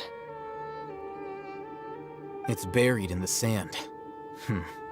Looks like we'll need to roll up our sleeves and do some work. Sayu can help. And Paimon thought running around everywhere was already enough work. Now isn't the time for complaining, Paimon. Okay. So, we have to dig it out? Paimon. Whatever's down there, looks like it's buried really deep. Paimon, do you literally do anything? All you do is float and complain. Some effort, you manage to retrieve the buried objects. These are likely fragments of an academia-developed device, something akin to a headset. What the hell? Looks like there were more than one village keeper. They must have been escorted this way, because there are device fragments scattered around here. Let's split up and search the area. Chances are that we'll find other things nearby. Everyone goes different directions and starts digging in the sand. Okay. A short while, you dig up another device nearby. Is this what we're searching for? It looks kind of scary. What is that? This is definitely a device used to extract divine knowledge. How did it end up buried in the sand? That can't have been part of the plan. They must have been attacked along the way. Okay. Wait, what? Grandpa, I hope you're okay. Wait. Don't worry. What? Your grandpa's gonna be fine. Razak didn't display any signs of starvation or dehydration, which means that they left fairly recently. So the academia was ambushed by someone else? We should be able to catch up. One more thing. Given that the device had been entirely covered by sand, I believe the attack must have happened prior to the sandstorm. I agree. Let's keep going. They can't have gone far.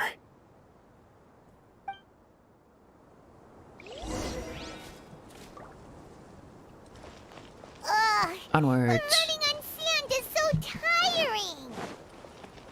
But you're flying, aren't you, Paimon? Exactly. Is flying over sand tiring too? Ugh. Of course it is. Yeah, right.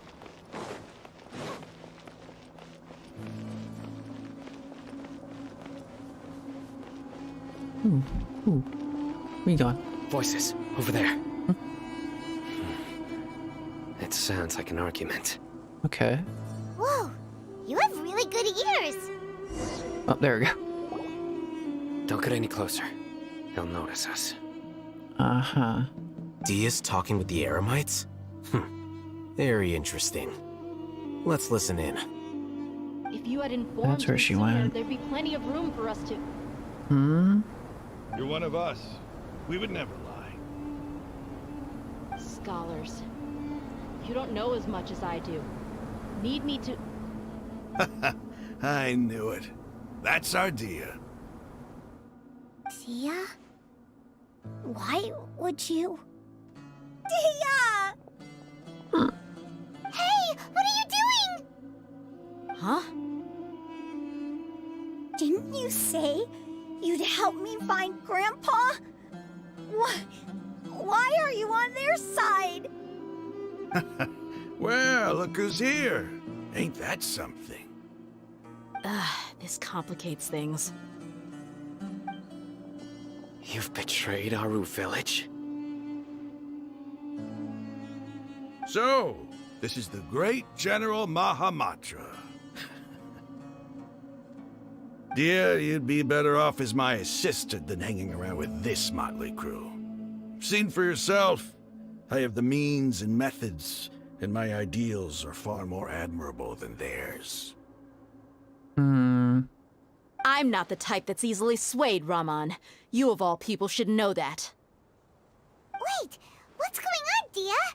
Whose side are you on here? Shut it, Paimon. It doesn't matter. Whichever side you pick, nothing could deter us from the grand mission of resurrecting the Scarlet King. Once our Lord of Old returns to this land, we will have a new beginning. Face the facts, Raman. It's not gonna happen. You should understand that more than anyone. Have all your years as a merc taught you nothing about placing hopes in a ruler?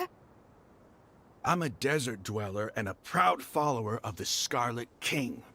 Whether I live by the edge of the sword or in peaceful comfort, my soul will always carry this conviction. It's not too late yet. The village mad scholars aren't gonna bring the Scarlet King back to life. You don't understand, my dear lady.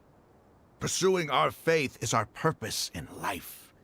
Even if the chance of success is 1 in a million, we must be willing to give everything we have. Even if it'll expose you to the academia? Even if they end up disbanding the Eremites? Your Eremites, which you've worked so hard for all these years? Yes. We've waited a long time for this day to come. The sun and the moon no longer shine here. All you see now is cracks in this desiccated land. The sun and the moon referring to Kusanali and Rukkhadevata? A hand to play against the academia.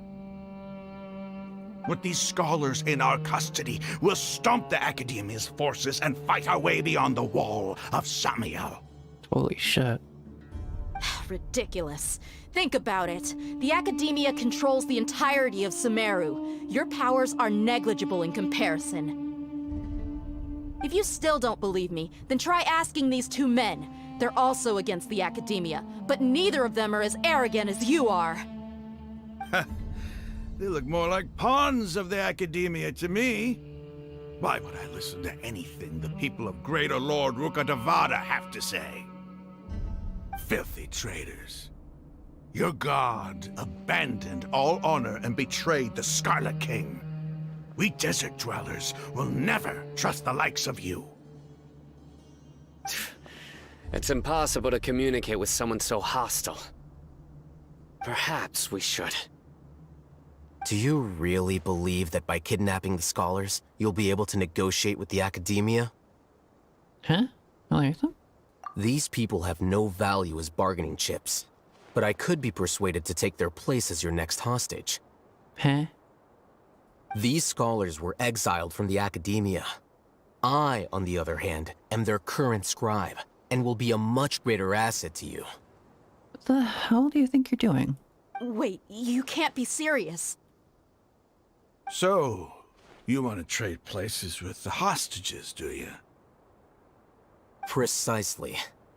Any wise person would gladly accept my offer. What are you thinking? What if they decide to kill you instead?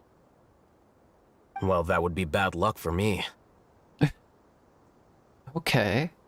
However, I'd get the chance to observe the scholars, perhaps even find out the truth. That's your end goal, I see. Think you can talk me over with that confident look of yours? I'm not trying to persuade you. I'm using this as a means of joining forces against the academia. You are the scribe. What do you have against the academia? Not all desert dwellers believe in the Scarlet King, and the same applies to the academia. Why must all knowledge seekers approve of the academia's way of doing things?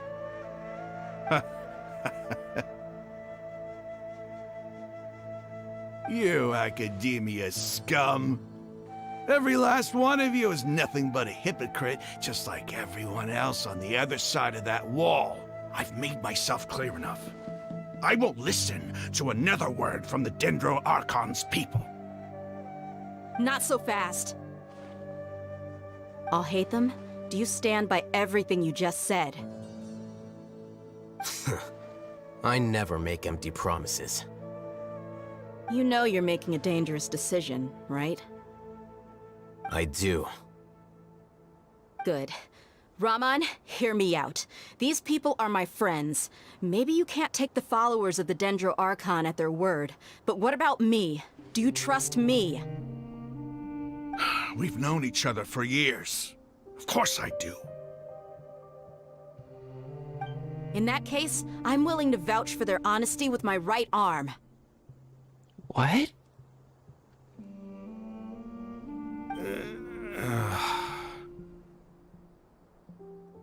Come on, Raman, don't be a coward. If you're serious about taking on the Academia, you need to steel yourself. You can't be afraid. Huh. An arm from the Flame Mane. You've piqued my interest. Wait. Is that an augment? Is that her actual arm, or is that a... What? What if you refuse to oblige? What should I do then? No one's a fool here, Dia. We're mercs. And mercs don't tend to live long unless they have their wits about them. You remind me of a StarCraft character. You're not wrong, but this is different. I promised my friends that we'd bring back the village keepers together. Let's do it right here then. Give me your right arm as proof of your resolve. Don't listen to him! He's not even trying to negotiate! He just wants to make things more difficult! There's just the tornado in the background. That's fine. Are you crazy? We came here to save lives. One arm for that many people is still a pretty good deal, if you ask me. Raman, I'm holding up my end of the deal here. You'd better not let me down. Holy shit. Sure. Go ahead and cut off her right arm. What? No! Dia! What are you gonna do? Think of something! You have returned. You have returned indeed. Hello. Dia's about to lose her right arm? You don't have to go this far. That's not for you to decide. The hell is happening? Do it! Dia. Or Dia. How do I... What is happening?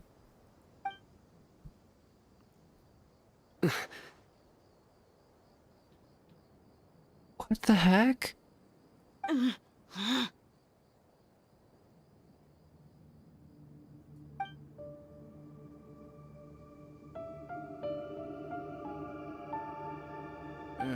Stop!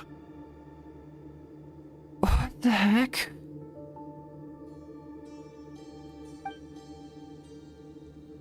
What's wrong? Can't do it?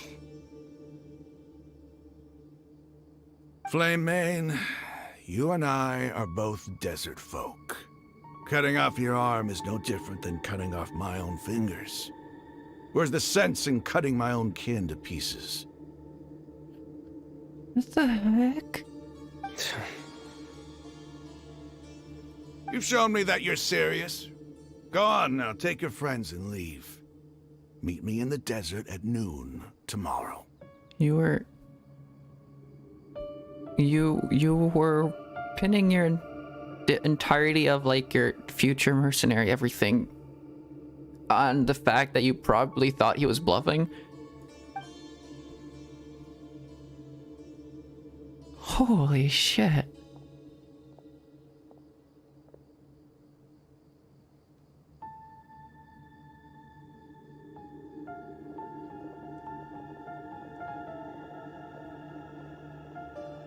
Phew. I was really counting on him not going through with it. You had got Candace yesterday, you need Saina. Oof. I'm not I wish you all your luck with your Sino summons, but I'm not summoning for Sino myself, so I can give you all my Sino luck because I do not need Sino. So I wish you the best of luck with your Sino summons, Bofa. I myself would be going for Nilu. Dia! But I am really, really tempted to pull for Sino because he's really cool, but yeah. That was crazy! Have you all lost your minds? What if he'd actually cut your arm off? Then I just have to hold my claymore with my left arm. Holy shit. Please don't do that ever again. I'll be worried about you. Okay, I'm sorry. But sometimes when you're out on a limb, you gotta double down to seal the deal, you know? Don't ever make a promise like that again. I can deal with the likes of them. If it came down to it, you would not lose to them either. I don't doubt it, Sino. But this is about more than me and them. There's a lot more where they came from. Even if we got rid of one bunch of radicals, there are others out there. Wiping them out would do more harm than good. So this was like a diplomatic ploy, in a way. Or a diplomatic play, is that how it's said? I don't know. I'm sorry, Dia. I should have stayed put and listened. I should have trusted you. It's okay. I promised you I'd help find your grandpa, so I'll do whatever it takes. Whatever it takes? You just might be scholar material. Huh? Are you serious? The Eremites once said that I was a lunatic. Perhaps a little madness is essential to be successful in research. Why does it feel like he's using his praise for me as an excuse to brag about himself? Yeah, probably. That's just how he is. Okay, let's get moving. We should head back to the village and rest up. Today was just a trial run. Noon tomorrow is gonna be the hard part. Okay. You all return to our village and rest in your day. What are the chances of success? What are the stakes? There's no way of knowing. Wow. What? Oh, okay. Secret of the Scorching Desert. The following morning? Following morning. Okay. That's the banner. Da, da, da, da, da. Okay. Is this the following morning? This still says today. I might have to wait another 24 hours. Come on. Dang it. Yum. Okay. That should be good. Now I'll finish off my water, I guess. Oh, I'm already out of water. Whoops. Oh well. I should really go get some more water in a second. May the glory of the Prinzessin bring light to this world. Boom.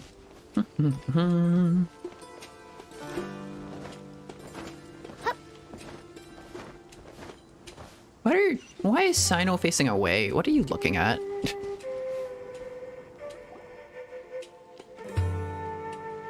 You're all here so early.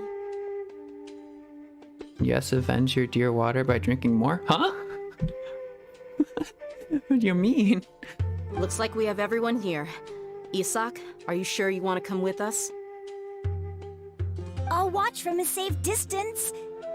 Dia, I want to be there to bring Grandpa home. Okay, let's go then. Dia, wait. Hmm? What's the matter? I heard that you were quite reckless yesterday. No more of that today, understood? Or I'll be very upset with you. Fine.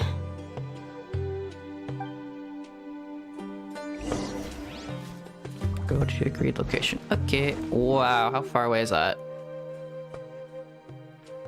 Are you kidding me? What? That's really far away. Okay. Damn. Seriously? Okay. Wait, what is this? Nyum.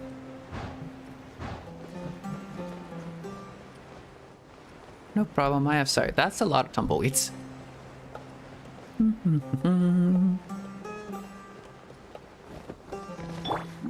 Roll. What? What just dropped? Adventurer's flower. Okay, those drop artifacts? You're kidding.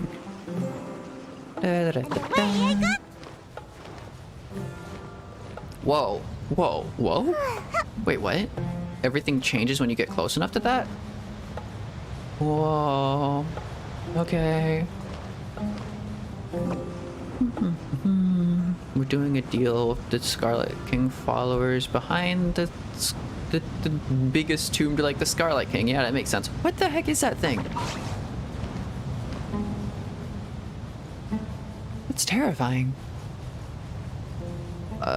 Okay. What is that?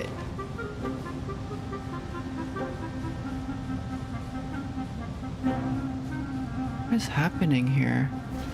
Wait, are those scarabs? Or are those... No, that's just a... Okay. What? I would do a lot of stuff. Wait, what is... Just like winds going down the... Wow. Okay. Noom. Is there something off in that direction? Can I get to that? I can, theoretically. Let's get the teleport waypoint somewhere. Ooh! Big shiny. You love to see it. Yoink. Okay. There's a teleport waypoint over here somewhere? Is there? I'm not seeing one. Probably underground. No, it's over there. Awesome!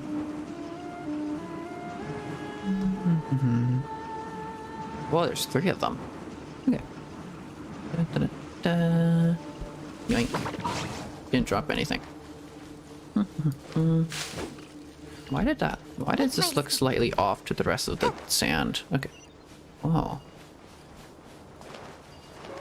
Ooh, Sealy location? Okay. Something here. Where? At the bottom? No, I don't see the Dendroculus. The Dendroculus around here somewhere. Up? Maybe. Oh, up, up, up, up, up.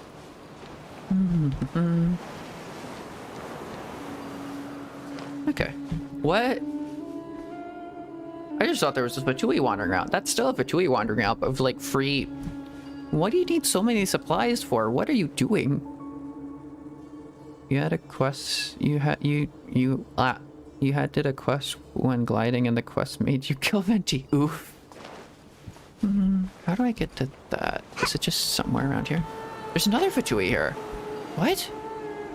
Of all places, where are the Fatui in this specific spot? How do I get to this? I can't tell.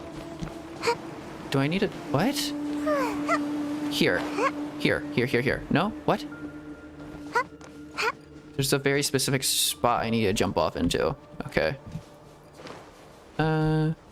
Here. I need to get into this spot.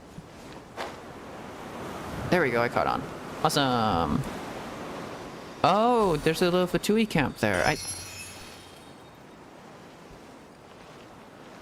What? What's this? Okay. Huh? Wait. What? Where am I going? What? What's happening? What is this? Where am I supposed to go? Towards this, I'm assuming? Oh, that's a wall. That's a way around. What? Oh, okay. There's something up there. I'll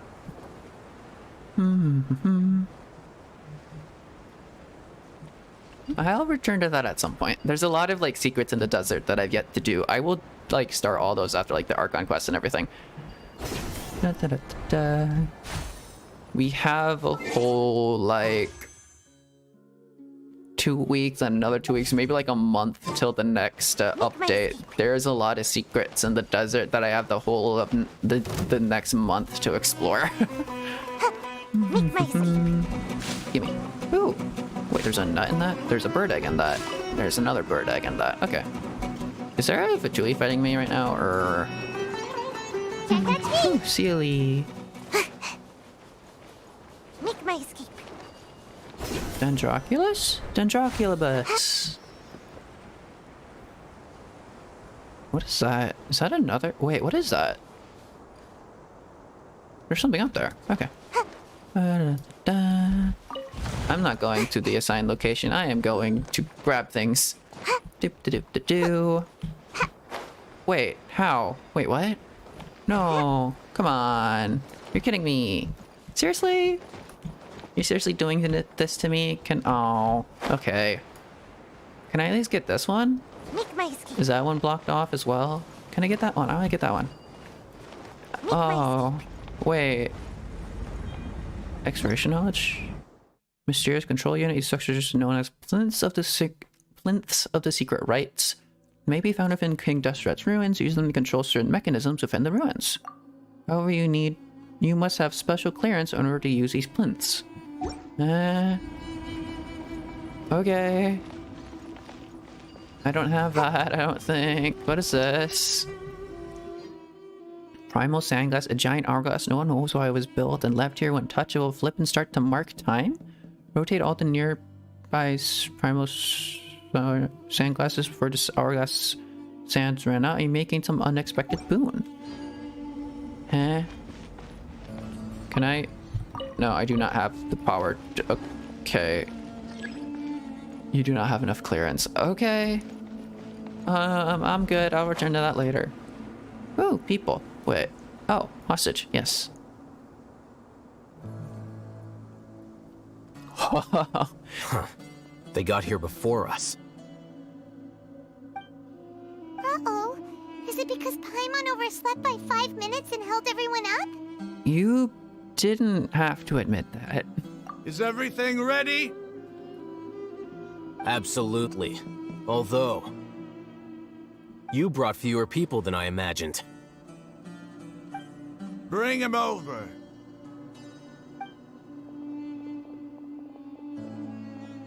Grandpa! Huh? Why is there only one of them? Your voice is so soothing. I love it. Thank you. I really appreciate that.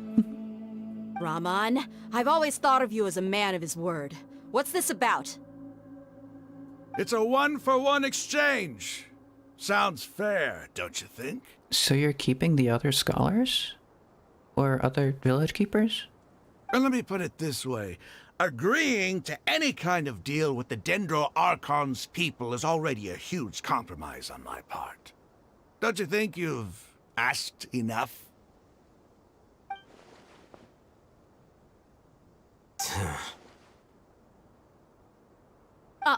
You stay right there! A standoff in the sands. Oh? What's happening? Huh?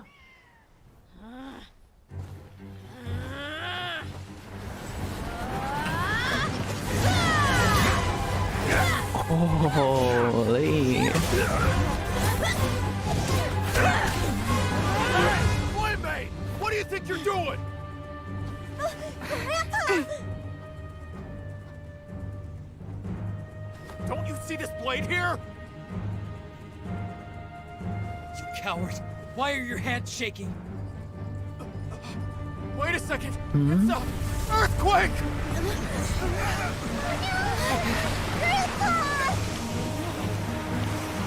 What?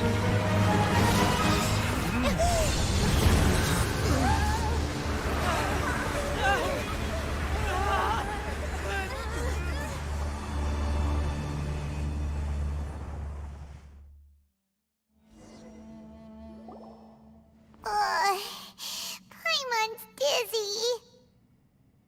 I should totally recreate that scene and do the cool flips, yeah. What was that? Wait, so was that Kusanali, or was that a part of her consciousness? I don't, cause Kusanali is trapped within the sanctuary of whatever the name for it was. She's trapped within the sanctuary. She can't get her consciousness out of there right now. What was that? How did that happen then? They have a part of consciousness within them. That's either a fragment of, like, the god itself, or that's a remnant of them, or that's just their power. How? Memories have power, and maybe she left behind her memories when she...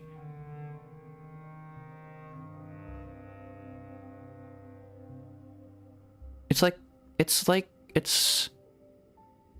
aranara. she used her power to help them out in that one, in whenever their time of need was, and she left behind memories with them, and those memories themselves held power. Those memories themselves held her power. So all these people now just kind of naturally have that power.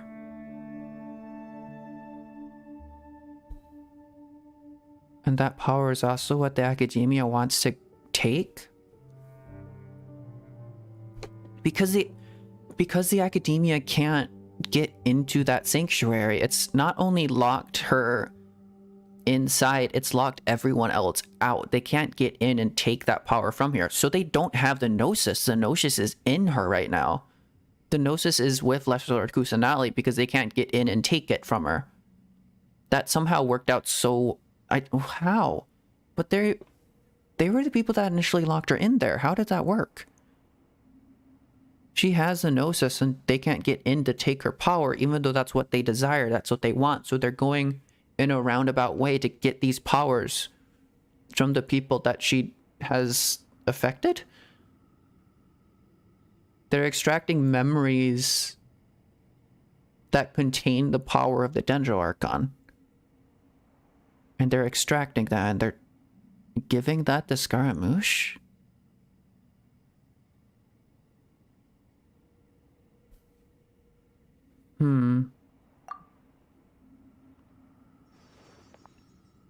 Is everyone okay?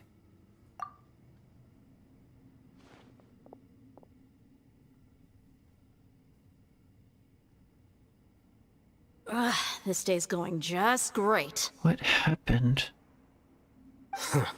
What a nuisance. The sand dune collapsed. That happened a lot? I saw an energy field. The village keeper protected us. It glowed green with Dendro. Just like you said. Yeah. It may well have been the remains of Lesser Lord Kusanali's power inside the scholar's body. I don't think it's just that, though. I think it's memories. It's tied to memories. She gave him memories. It's all tied to memories. You finally believe me. The Dendro Archon. The present one. Grandpa? Grandpa? Oh no, he's getting confused again. Hey, look around you. There used to be a temple here? Whoa. It seems that when the sand dune collapsed, it exposed these underground structures. The symbols on the gate belong to the Scarlet King's civilization. This structure must be ancient. Over time, the sandstorms completely buried it and left it in the state we see now. It could have been an underground palace in the distant past. Oh, a miracle. Praise the Scarlet King! What's he doing here? And his men too? They must have fallen down here with us. Pretty lucky if you ask me. Most of them seem in really bad shape. Except for him. He got off lightly. He was with you. Mind your head. No, this isn't the time for conflict. Our exalted lord has shown us the way to his sacred palace. Uh-huh. He's not actually gonna go in there, is he? As it happens, I want to take a look inside too. As do I. What are you doing? Don't you think it's curious? 1 minute, Lesser Lord Kusanali's power protects us from harm, and the next, remnants of the Scarlet King's civilization appear. 2 major deities are vying to showcase their power to us. It would be a shame not to witness them both. That's one way to put it. That's definitely one way to put that. Indeed. In my view, gods are just a higher form of living being, or creature, you could say. New discoveries are always worth investigating, Whether they have anything to do with gods is neither here nor there. Raman, what are you gonna do about your men? I'll just let them lay here. The Scarlet King will take care of his people. Right now, I'm going inside.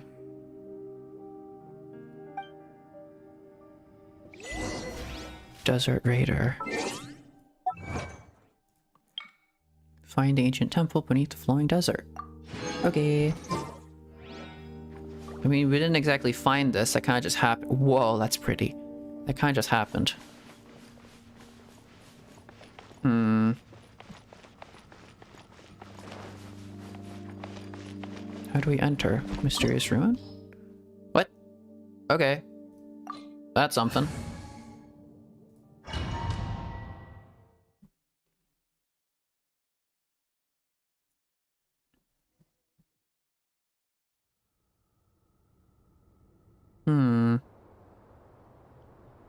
Plant life in the desert. It's full of life here. Yeah. This defies comprehension. It looked completely desolate from the outside. Yet, it flows with energy inside. Pure dendro elemental energy? Yeah, and there's so many plants. It's so pretty.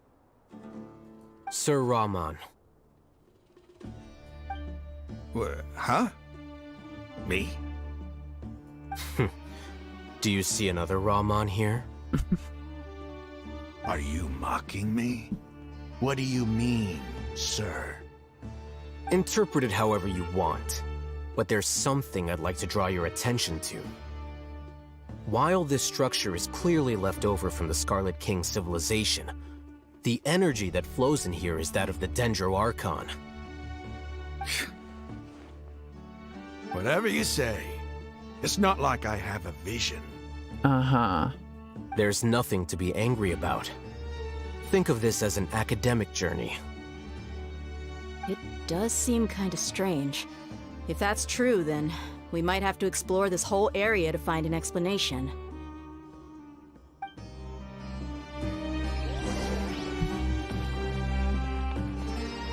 What's back here? Is that the way in? Okay. Make my escape. What? Okay. Wasn't I expecting that. What's this?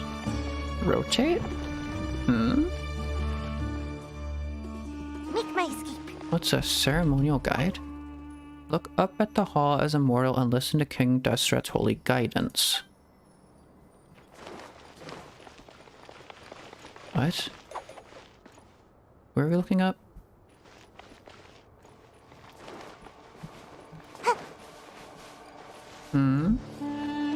There's something up here. No? What is this? What am I supposed to look at? Okay. How does that change? Huh? What? Oh, it just shines if it's in the right position? That's convenient. Whoops.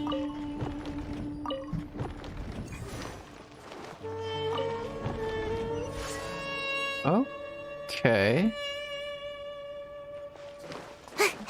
Right. Activate elevator. Whoa.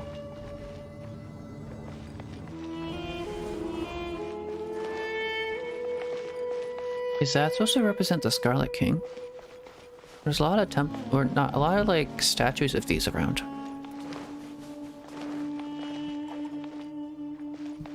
What is this? Oh, activate elevator. Okay. That implies we need to go back up though? Investigate? Ah, yes, carrots. The secrets of the Scarlet King are carrots. And away I go! The wind knows me. Come on out! Huh? Oh, they don't drop anything? Okay.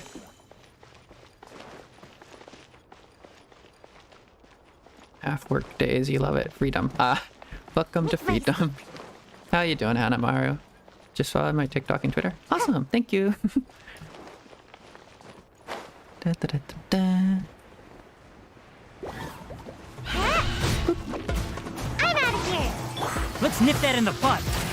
Ow! Bury! Enshroud!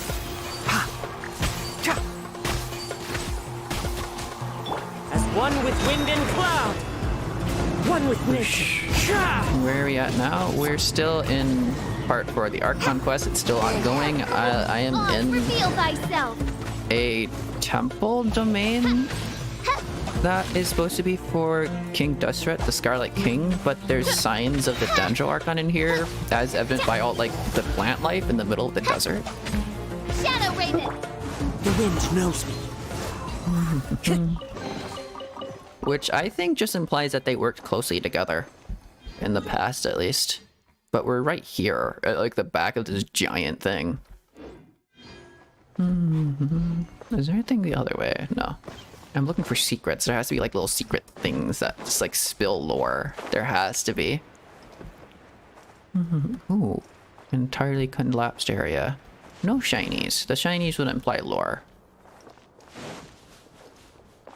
I'm gonna be honest, I care less about Primo Gems. I care more about like random tidbits of lore, if there exists any. Okay, can't get in that area. You should unlock waypoints. The desert looks huge. Yeah, it is pretty huge. It is quite a is it as big as, I don't think it's as big as the jungle, but there is definitely so much to it. Like, I haven't even looked in this area. I don't know what this is. I don't know if we get to there, but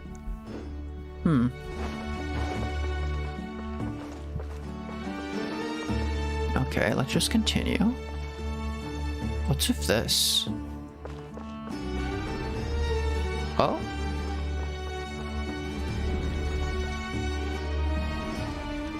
Treasure! No! How could you do this to me? How dare you? Where am I supposed to go? Wait, what's happening? What? Oh. Okay. Thank you. There we go. Okay. Confusion. No? Oh, here? Eh? What's this? Investigate carrots. Brilliant. I guess I didn't lie when I said the secret of the Scarlet King is carrots for some reason. Come get it. Nope. One with nature. Okay. Fisho, then Tignari. I'll uproot you. Clouds high. The birds call. Oh, they're dead. Whoops. Time to go. Okay. What's with this? That's an elevator? Okay, I'm not sure I want to trigger that just yet. Ooh, a chest.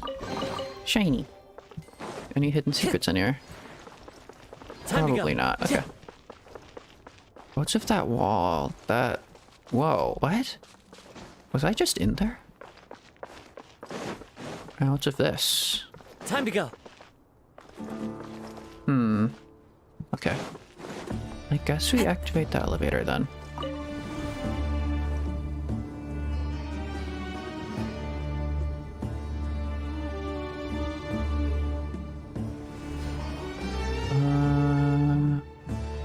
Is there a way further up? No? Okay. Oz, reveal! Into the wind.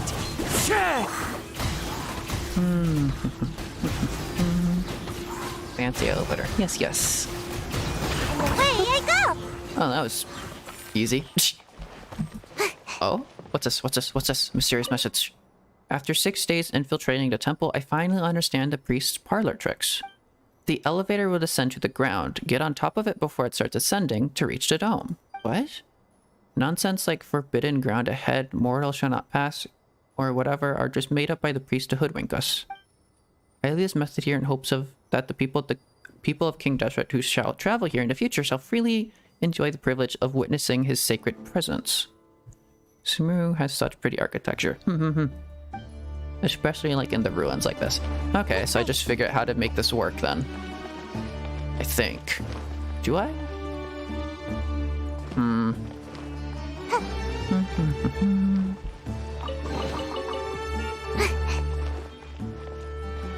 Oh, yes, I do. Okay, like this. That should go down. Aha! And then I jump on that, and then it brings me all the way up to the top. Awesome! Kind of figured. Right. Pop that button. Nice.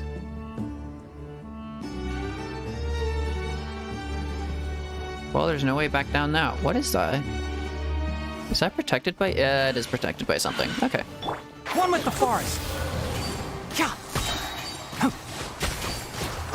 I hear everything. By royal ninjutsu. Wait, where's the electro? Electro swirl? No electro swirl? Okay. Wait. Okay, never mind. Ow, ow, ow. Midnight fantastic. You're not getting ears now? Yeah. What? Wait. What? What is happening? Is that doing it on a timer? Turn off. What? No. Wait. Okay. So I wait for it to get into its proper position.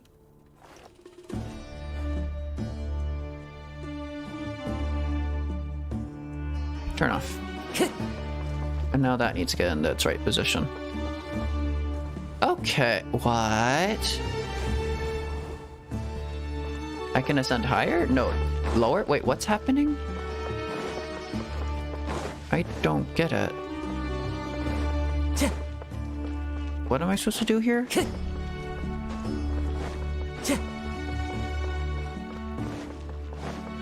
What's with this?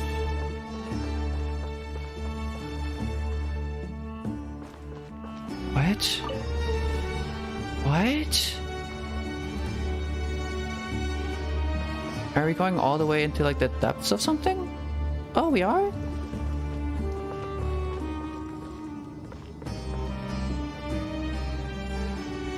Now that's a sight to see. The Scarlet King's splendor surrounds He's growing on you? Yeah. So much vegetation He's here. cool. It's different than what I expected. Sure are a lot of plants for a desert. That's what I call divine providence of the Scarlet King. Uh-huh, or the Dendro Archon. What is happening? Whoa.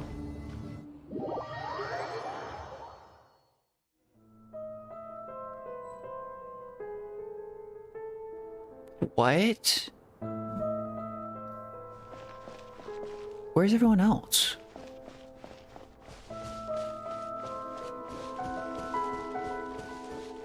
What's with this? What is this? That looks like the Secret Sakura. It's What? getting brighter. Oh, it looks so beautiful. Instead of going towards it, I've decided to go around it. Probably not the best idea.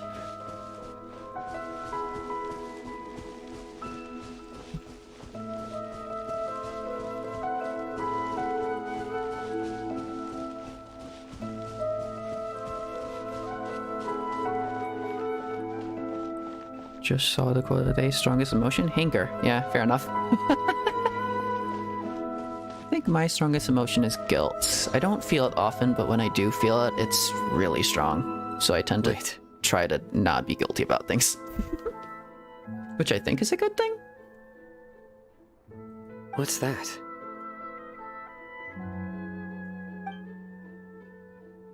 Hmm? A load of flowers. And it looks like there's something among them. It looks like a tomb. Oh, these are Scarlet King runes. They left something behind. Yes. It's an elegy written in an ancient script. What does it say? Here lies our faithful priest Kasala. Mm-hmm. His wisdom is a miracle among the people, deserving of high praise and admiration. You can read ancient Scarlet King script? Of course. Every student needs to master at least 20 languages before they graduate. That's a lot of languages. Hanamaru, please. Chill. He's not serious, right?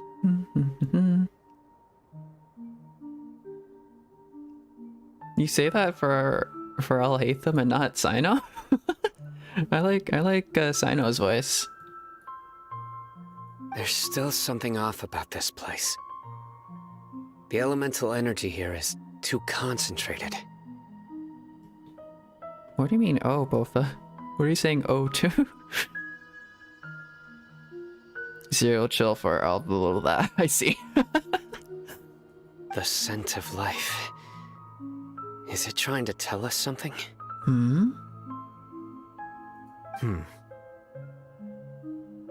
Is this it? Analyzing. What the heck?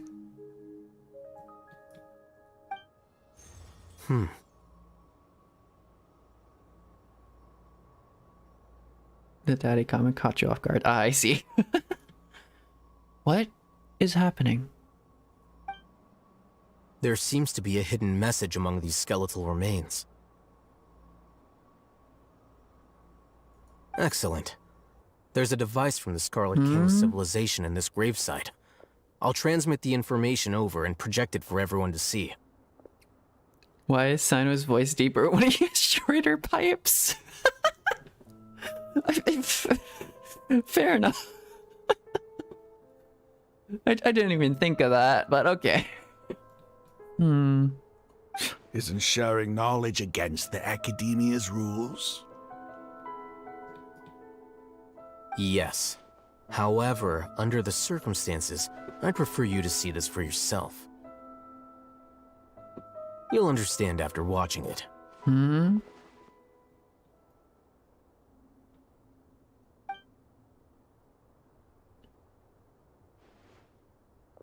Wonder if Sino's screams are high-pitched then? Maybe. Civilization is born of knowledge, but so too can knowledge be its demise. Forbidden knowledge. A disaster caught us unaware. It was knowledge that did not belong to this world. Knowledge of Celestia and its origins. King brought this forbidden knowledge into our world, and it quickly spread like a plague. Holy shit. People's minds were filled with crazed whispers. Dark gray scales spread across their bodies. That's Salazar? The land was stripped of its vigor. Only a desperate, deathly silence remained. Were it not for greater Lord Ruka Devata from the forests, the damage would have been irreversible. She summoned the priests to build temples and infused into them the divine power of life. The disaster was miraculously tempered, and the embers of our civilization were preserved in Aru village. Alas, the miracle could not last. As long as forbidden knowledge continued to exist, it would forever blight this world. In the end, the proud king of the desert, my eternal lord, chose to sacrifice himself. I have spent my whole life since guarding one of these many temples. But now, my duty is coming to an end. As I close my eyes for the final time, wait, is that the sight of that noble deity will appear in my vision once more. In helping the Scarlet King to eradicate forbidden knowledge, she exhausted her strength, and her form became that of a small child. How strange. Now that I think of her, I no longer have any fear of death, for I sense that the spirit of life will abide with me during my eternal sleep. Children of the desert, cling no longer to past grievances, but hold tight to the memory of this act of benevolence. What was that? That...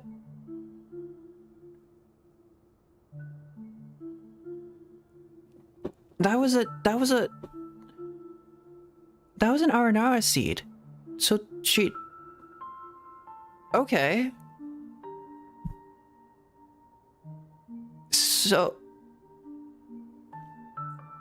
And it's playing aranara music right now, isn't it? This is aranara music. Right?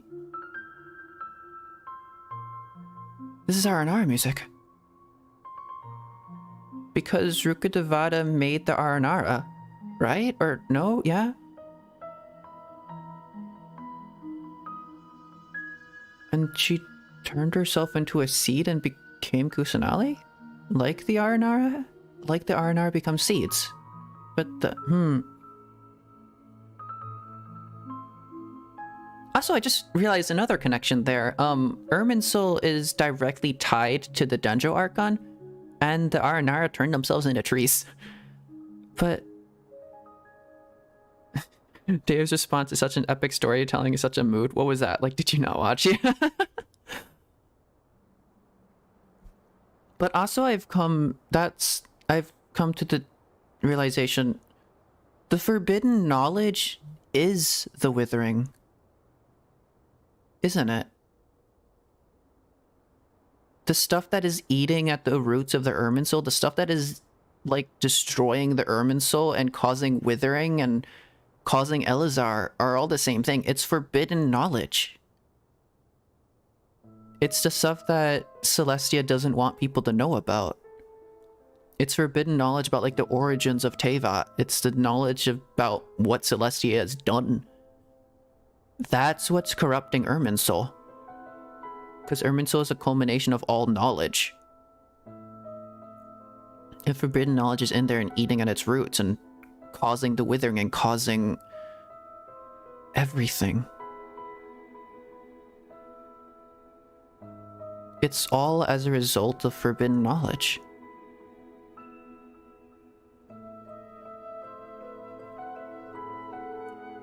Forbidden knowledge that I guess we know because we went to Enkanomiya. Yes, the brain is braining. Huh. So it's the same thing that ended the civilization in Enkanomiya, or whatever happened to Orobashi? And it's happening here, but at a slower rate. Instead of just being like one fell swoop from Celestia in the form of like a divine nail, it's eating away at them and tearing them apart and turning them mad. Driving them to madness. And that very madness is happening in their Irminsul itself. The priest's memories.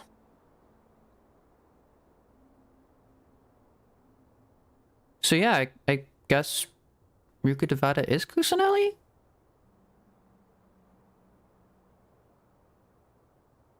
But I'm not entirely sure what it's implying that she used her powers on. Was that the Cataclysm, or was that something else entirely? You can hear the scholar gears turning. Yeah. Happens. No, impossible. Greater Lord Rukkhadevata. So the former Dendro Archon and the Scarlet King were never enemies at all. Yeah, we knew that. At least if you read like all the lore books that we knew of this in 3.0, there's like a lot of books scattered around. The Dendro Archon, the Scarlet King, and the Goddess of Flowers were all friends. They were friendly. And then the Goddess of Flowers died to something. I think. I'm not sure. But this doesn't make any sense. Yeah, you need to calm down. Followers. They're clearly... The Academia aren't the Dendro Archon followers. I wouldn't call them that. Was that the former Dendro Archon? She became so tiny in the end. I think she literally became a seed. That was like the same seed that like the aranara become. That's the exact same seed. What has a traveler realized? Greater Lord Rukkhadevata came to the rescue of King Dustra and his people, but eradicating the forbidden knowledge took so much of her power? Wait, so Greater Lord Rukkhadevata didn't go to the Cataclysm? I'm gonna keep calling it the Cataclysm. I don't know if it's a Cataclysm. I know it probably goes by a different name, but whatever happened in Khaenri'ah, Greater Lord Rukkhadevata didn't go to Khaenri'ah? I thought the scholars or someone found Lesser Lord Kusanali in the ruins somewhere in Khaenri'ah and brought her back to the academia. But was she never in Khaenri'ah? The Dendro Archon was missing from Khaenri'ah? And would therefore know nothing about Khaenri'ah? Two deities' followers have resented each other all this time, completely unaware that their gods stuck by each other through life and death. You might be distrustful of the Akasha, but there's no reason for you to doubt the Scarlet King's technology. What about the goddess of flowers, though?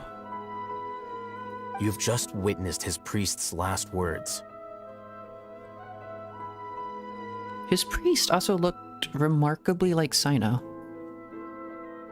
I've never heard about any of this before.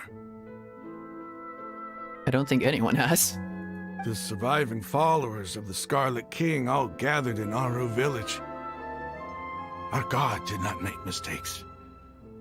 We refused to believe any of the rumors.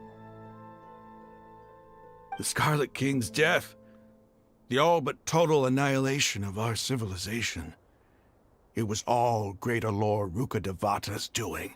How the fuck did you come to that conclusion? We saw her as nothing more than a traitor. Oh, you're saying about the past. He stabbed us in the back in our moment of crisis. Just like us humans. Fighting, feuding, double-crossing each other to survive in the desert. You were blinded by your prejudice.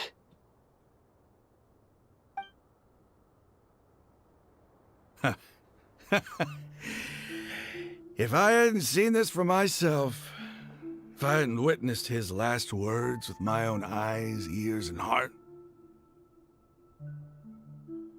That begs the question, though. How did they find the forbidden knowledge? How did it get to them? Because the forbidden knowledge is the cause of all of this, but where is its source? How did they find out the forbidden knowledge?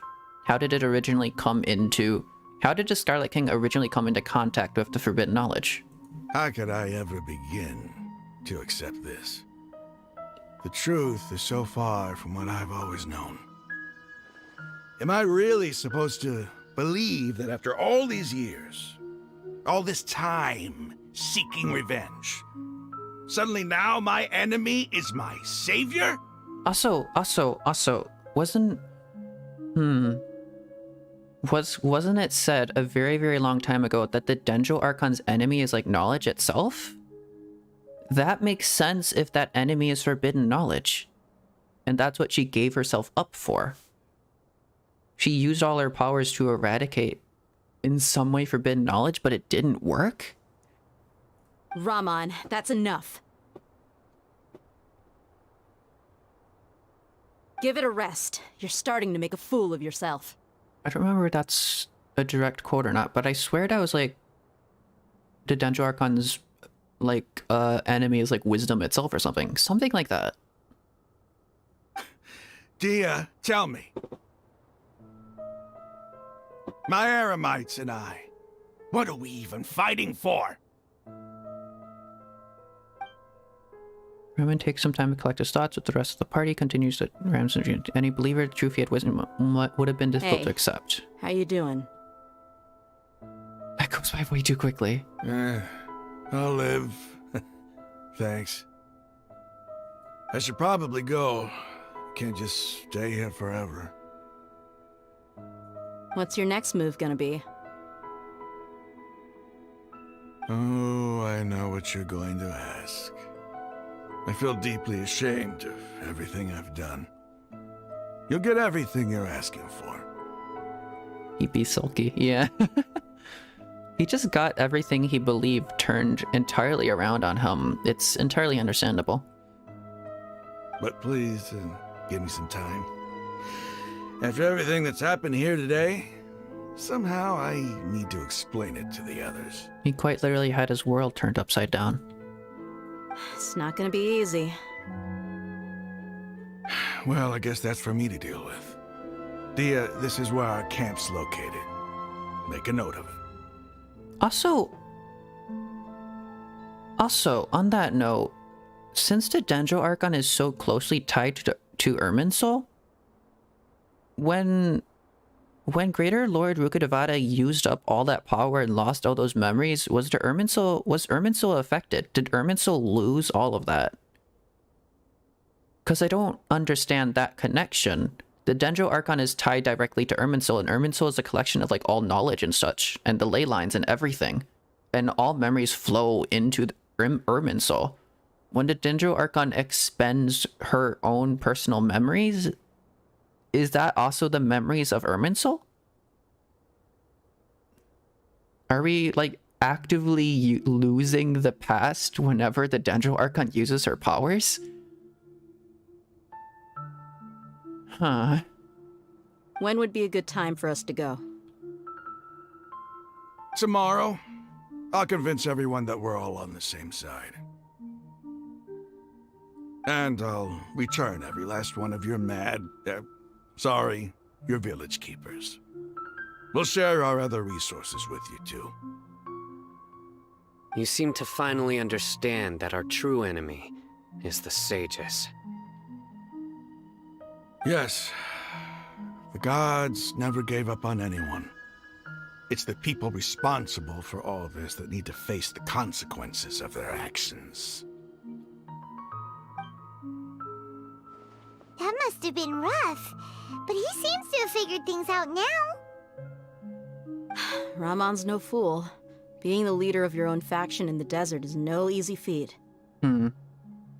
It's too bad he was held back by his belief in the Scarlet King. But now that that's changed, I guess we have a few more people on our side. This is a turn for the better. The outcome, at least, is favorable. We should get going too. Let's head back, have a proper meal, and a nice, long sleep. We'll need all our energy tomorrow.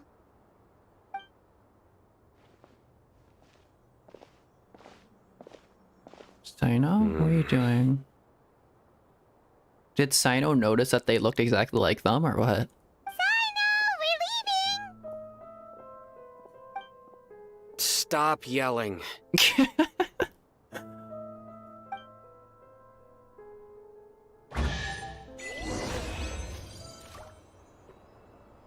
Okay.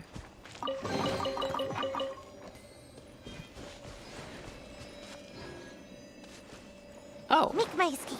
I can have Sayu around this domain now. I don't think there's any other hidden secrets in here. I think we're good. That was one hell of a cutscene.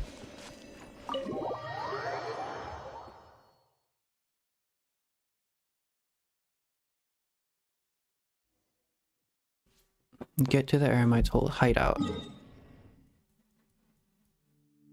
Over there. I don't have any teleport waypoints here. Okay. Up the ooh? Huh? Eh? Oh! Ah, there we go. Look at them. They're rolling a little sandball. Look at them go. Look at Sayu looking at them. That's adorable.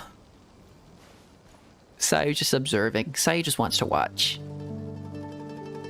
How big can it get? Oh, and they failed. Oh no. They're stuck. Oh, they've given up. They're just walking away now. Oh, and it broke. Oh.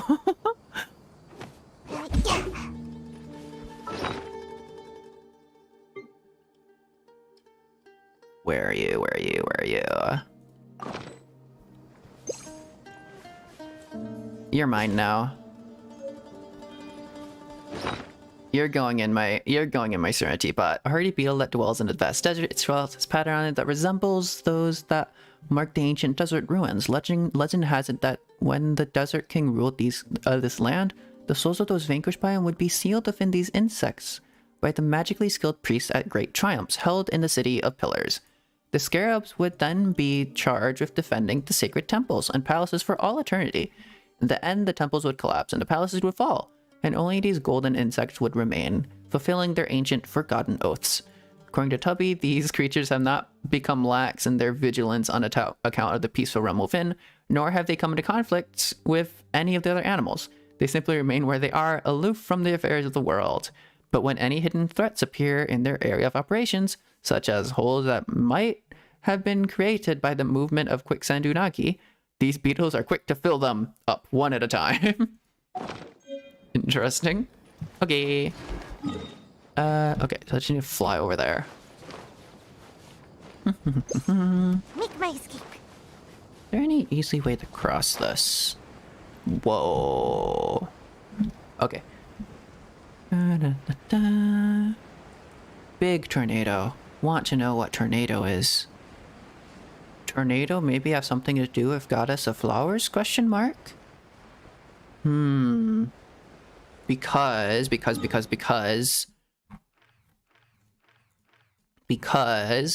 Dendro Archon,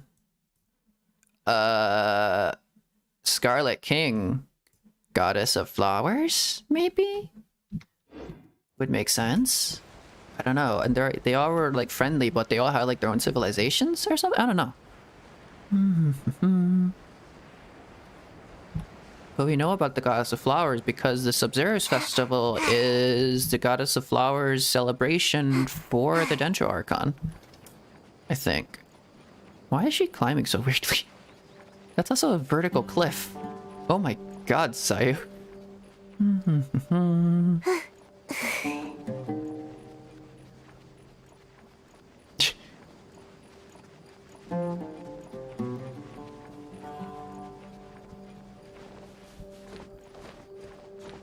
Okay. Ooh, what's this? Ah. Don't mind me, just stealing your weapons. Goodbye. And away I go. Ooh, shiny. Money. 10,000 Mora. This is probably the wrong way to go. Ba-ba-da-ba-ba. Whoa. I still want to get inside of that. That is for the future as well. There's still, outside of the Archon Quest itself, there's still a lot we need to do with that. There's a few quests I think we need to do to unlock everything with that. That's going to be very fun. There's a lot of puzzles in there, a lot of like cool technology. A lot of stuff I don't fully understand yet, but probably eventually will, question mark. Oh, hello. Chill. We chill. We chill. Don't mind me. Don't mind me. We're good. We're good. Let me out. Boop. Let me out. Boop. Ba-da-da-da. Whoa. Ayo. Hello. I'm alive. Oh, we're being... Can't see. Ow. And pop that. And then... Whoosh. Whoosh. Fallen leaves, adorn my nut! Da-da-da-da-da-da-da. And a single smack. There we go. All this for a common chest. Mission accomplished. Can I go back and sleep now? I want to get this teleport waypoint. Whoosh. What? Huh? Who? Dendroculus? Dendroculus! Boop. Okay. There it is. That's a... friendly? Friendly. Also fire, but friendly. Cool. Friendly. Oh.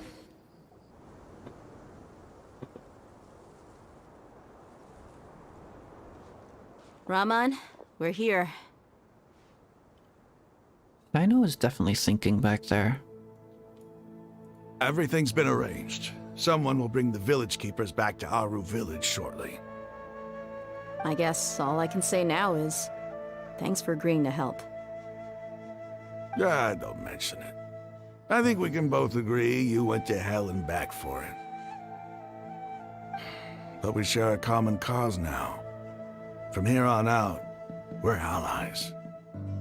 There's gonna be a part 5 and 6 to this Archon Quest, isn't there? Where are the perpetrators? I'll bring you to them. Follow me. Uh-oh.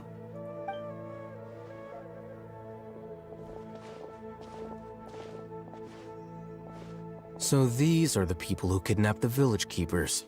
Oops. Oh no, it's the scribe! Huh? There's no need to yell. No one can help you now. We've been all over the desert trying to find you! That's right. Oh.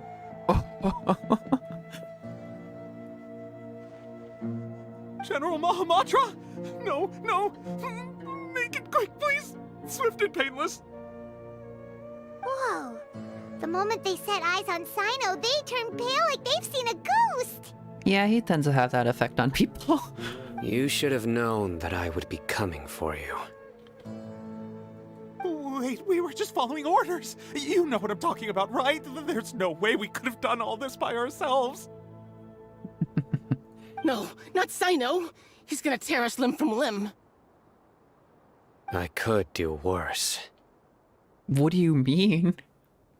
Please have mercy! Start talking. Otherwise, I'll have to resort to other methods. So, your superiors have kept you quite busy recently. Why? What are they trying to accomplish? They, wanted to extract canned knowledge. They're mixing together canned knowledge and dreams that they've collected from the people.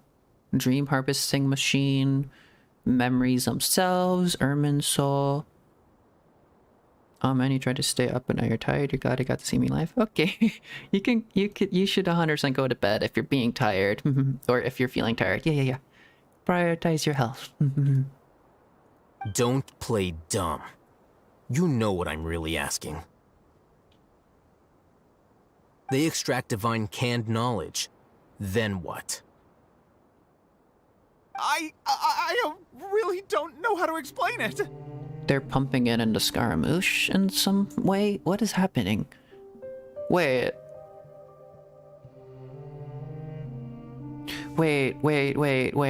What happens? What happens if Scaramouche is pumped full of forbidden knowledge? What happens to him? I feel really bad about him, actually. You pump him full of forbidden knowledge and paint him a target in Celestia's eyes. What's going to happen to him? Like, if we don't kill him ourselves, Celestia is gonna stick a nail straight through Sumeru City just to get rid of Scaramouche if he gets full of forbidden knowledge.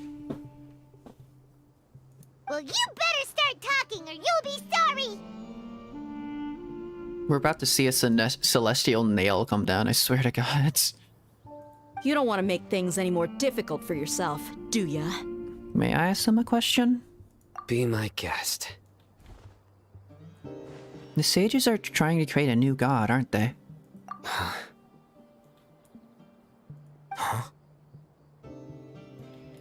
Uh-huh. That sure didn't sound like a fancy metaphor or anything. You're serious, aren't you? How did you know? There's no use hiding it now. Yes, you're right. The Academia is working on an important and potentially world-changing project. They are creating a new god. A god that will belong to them and to the people of Sumeru. They're being used. It's gonna belong to Ildatore, not the Academia, not the Fatui. This is Ildatore's plot, and everyone is just a pawn in it. Everyone is working just to Ildatore's whims. Although, I guess Ildatore somewhat has I don't know if Ildatore has his loyalties with the Tsaritsa. As far as Tsaritsa goes, she's probably just like a source of funding for him. I don't know if he genuinely has any loyalty to Tsaritsa. It may seem as if Sumeru's academics are thriving, but ever since the death of Greater Lord Rukkhadevata, scholarly breakthroughs have been few and far between. Oh? Maybe that is tied to Irminsul then. So every time Lesser Lord Kusanali and Greater Lord Rukkhadevata, and just I don't know how to refer to them. Do I just refer to them as Kusanali now? Every time the Denjo Archon uses their abilities, they use up their memories, and that directly correlates with the loss of knowledge from Irminsul? Is that how that works? And because of the Akasha wait.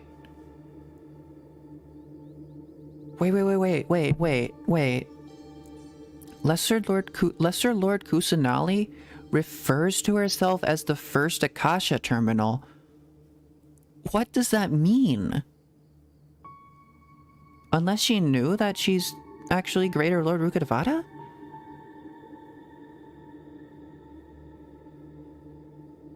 What?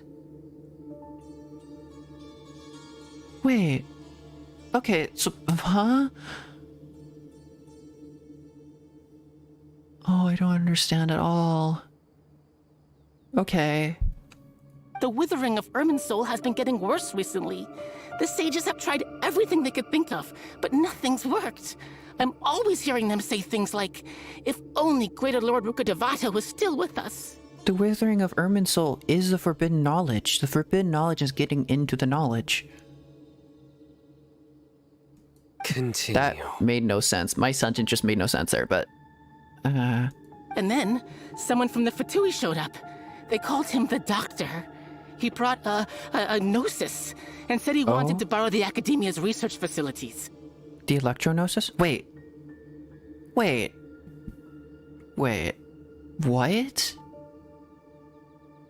So Scaramouche gave Ildatore the Gnosis?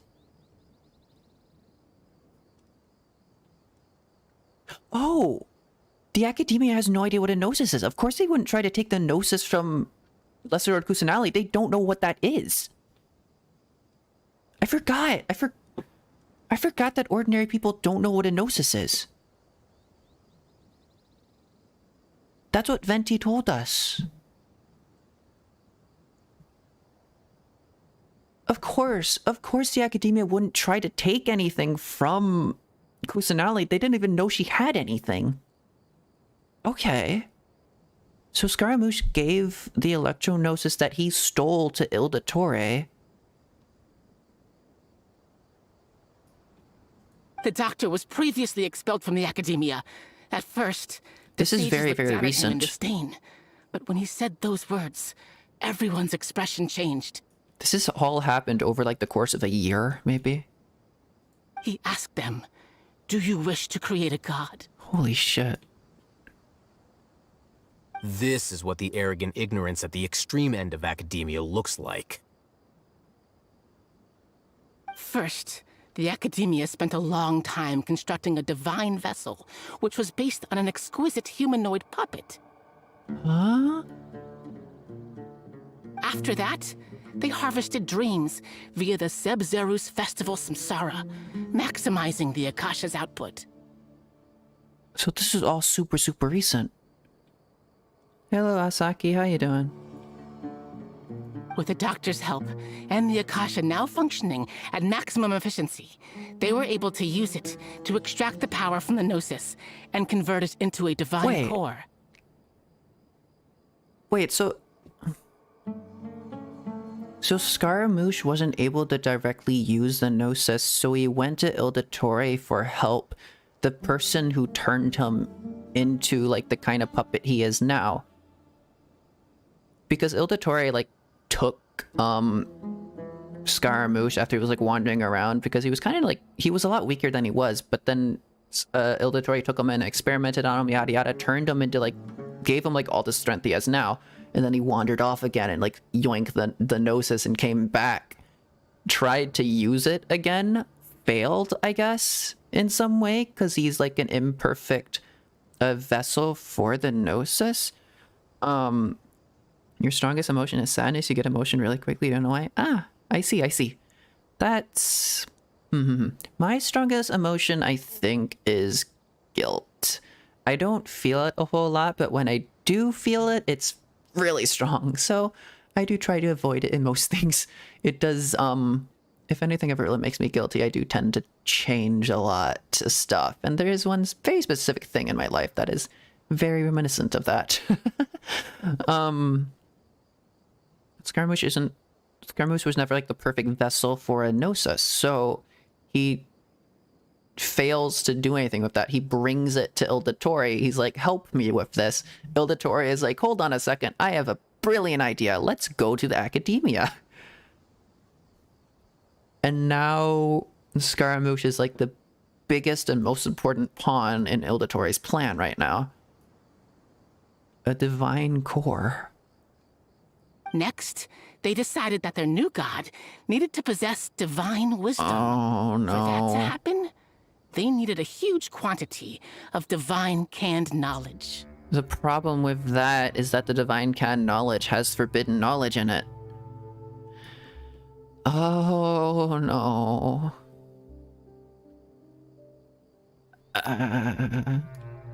It adds up.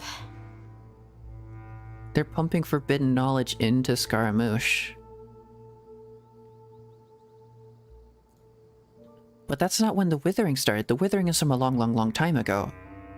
But how do you determine whether the knowledge extracted is of divine origin? Call it an educated guess? The Academia has been trying to figure out the exact source of the Scholar's madness for centuries, but to no avail. It's not divine knowledge that is sending them mad. It's the forbidden knowledge that the divine knows. You're extracting knowledge from a dead god that died because they wanted to sacrifice themselves to cover up the forbidden knowledge that was ruining their people.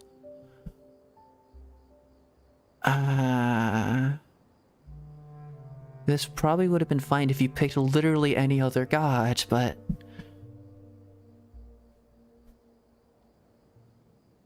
The Academia is getting mixed up in things they have no idea what they're doing. Nobody can explain the cause of this phenomenon. Surely you can see what that implies, Scribe Alhaitham. If it's knowledge no mortal can comprehend, then it must be something only gods are able to decipher. In other words, it's the source of the God of Wisdom's omniscience and omnipotence. No, it's not. It's a source... It's a source of the very thing that destroyed... probably Condria, honestly. And the Enkanamian civilization, and whatever civilization was in... Actually, I don't know if Enkanamia accounts for that. But whatever civilization was in Dragonspine, whatever civilization was in the Chasm. Or no, there's a Celestial Nail in there. I don't actually know why there's a Celestial Nail in there. I haven't looked too much into Chasm lore, I'll be honest, but... That's definitely what happened in... But the Sage's end product won't be Greater Lord Rukkhadevata, it will be the Balladeer. You must have noticed by now. The Academia doesn't care about who their god is. It's the ability to exercise control over knowledge and wisdom that matters. It is as if they are cursed with a desire for omniscience and omnipotence that burns in their blood. Some organisms demonstrate phototaxis, and thus orient their entire lives in respect to sources of light. For the sages, their only source of hope is the existence of a deity who embodies the acme of wisdom. The enemy of the goddess of the god of wisdom is wisdom itself. This is but a form of phototaxis. For many scholars, the absence of a god of wisdom means stumbling in the darkness for the duration of their lives. Then what does Lesser Lord Kusanali mean to you? Your roommate said hi. Hi, dear roommate. Is she not a true god present in this world? If you already have a new god, why try to create another one? From the beginning, the Academia has never treated her as a god. When the Academia first discovered Lesser Lord Kusanali, the newborn god of wisdom, the sages hoped that she would be as wise as Greater Lord Rukkhadevata. But upon evaluation, they found that at the time, she possessed no more intelligence than any ordinary human child. The sages never had a ruder awakening. This forced them to accept that Greater Lord Rukkhadevata had indeed passed away. Wait. That also implies that Greater Lord Rukkhadevata literally used up everything they had. They didn't preserve even like a single shred of like the memories they had left. They used up everything.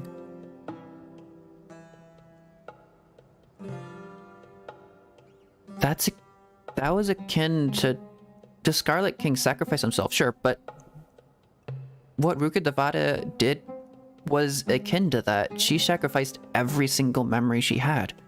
She used up literally all of her power.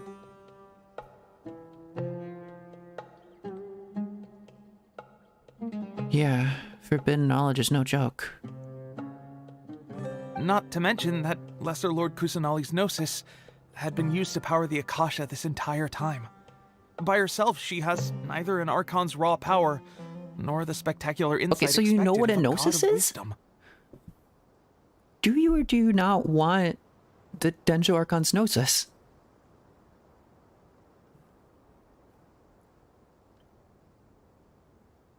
Oh, wait, so you took it out of her and now it's powering the... Okay, wait, what? Slowly but surely, people began to forget about her existence. Is she regaining her memories, though? Because she seems a lot more knowledgeable than she lets on. So... Or than everyone else. This is the path the sages have chosen. Even now, they still refuse to acknowledge Lesser Lord Kusanali. I never imagined a god could be subjected to such cruelty. All right, let's try to keep our cool. If everyone's in a bad mood, then let's change up our scenery. Raman, give me a few men to help us escort the village keepers back to the village. And these two scholars, they're coming too. Sure, as you wish.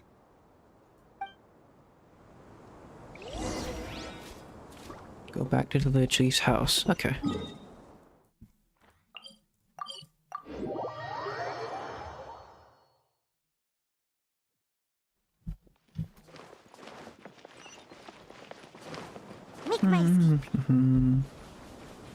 Much to think about right now. Oh my god. Okay. This is getting really deep.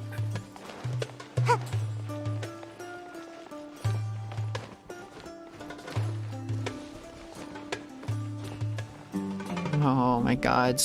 So if the Academia, or rather Ildatori, because I still think this is all just Ildatori. If Ildatori's plan fully goes through, what happened to the Scarlet King civilization will happen to all of Sumeru.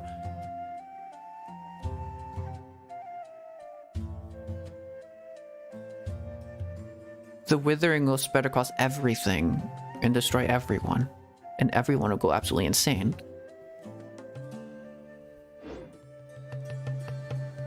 If the forbidden knowledge fully takes hold in Irminsul, then everything is gone.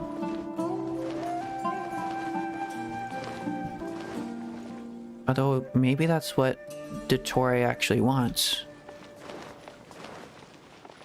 Make my escape. I don't get it. I don't know what his game plan is. Dotori definitely knows a lot more than he's letting on, right? Where am I going? How do I get up? Oh, here?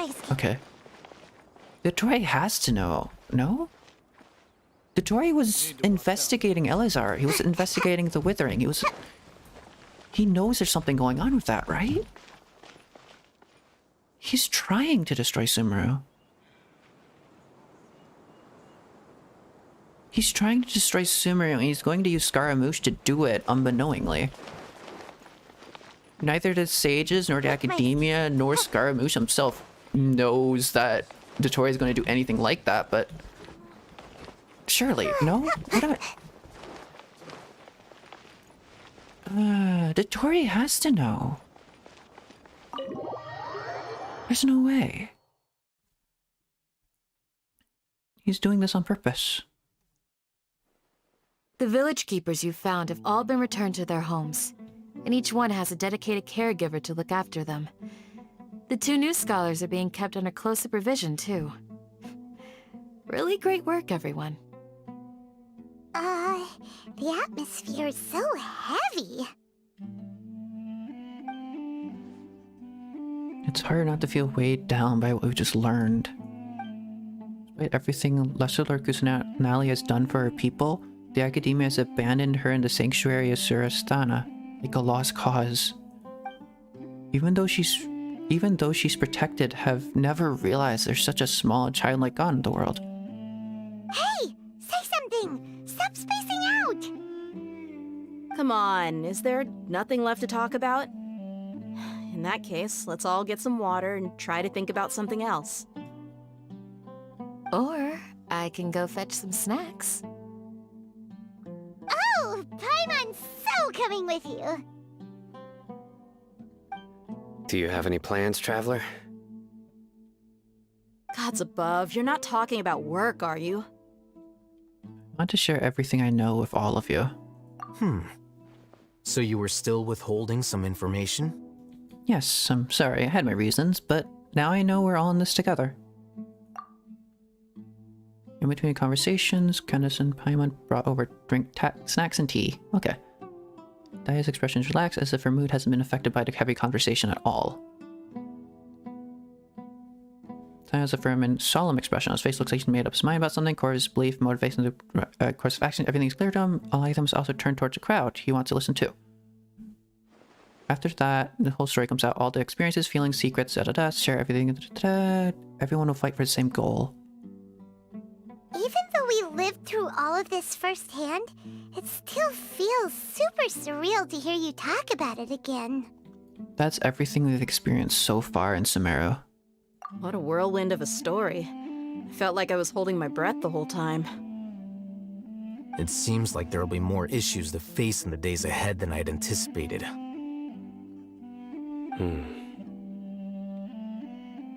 Still, now's a good time to make our next move. Now that Ramon's joined us, we'll be an even stronger team. It's time to make a plan. Indeed. These events are a flagrant transgression of the rules in every sense. We cannot allow it to continue. So, everyone, are we on the same page? Crush the sages and rescue our god. That is our ultimate goal. No matter what lies ahead, I'll do my utmost. Well, let's brainstorm a little more about what other resources we can draw on. The next time we gather here, we must have a solid plan. Yep, it'll work out for sure.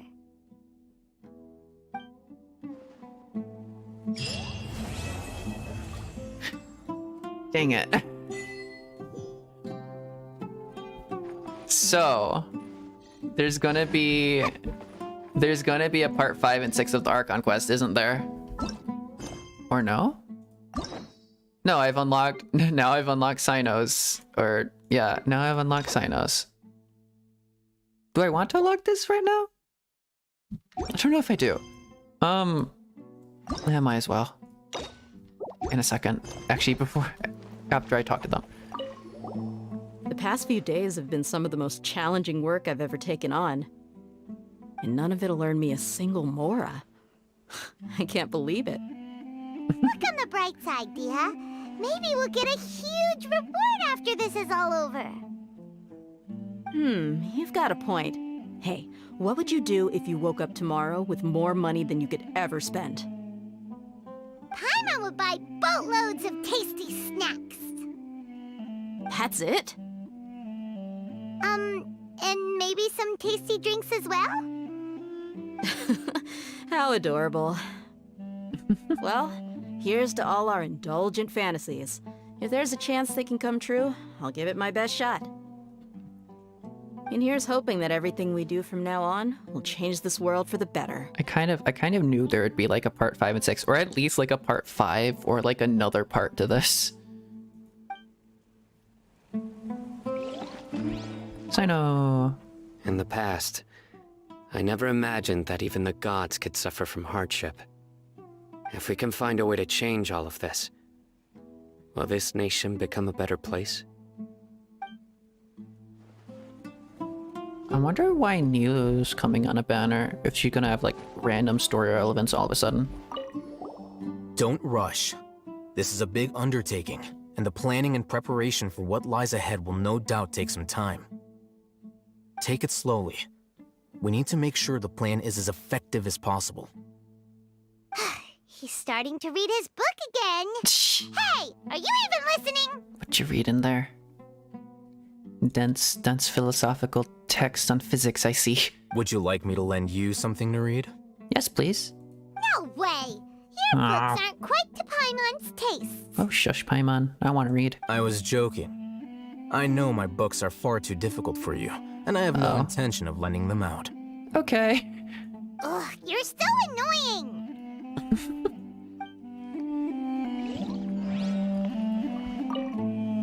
You must let me know if there's anything I can do to help.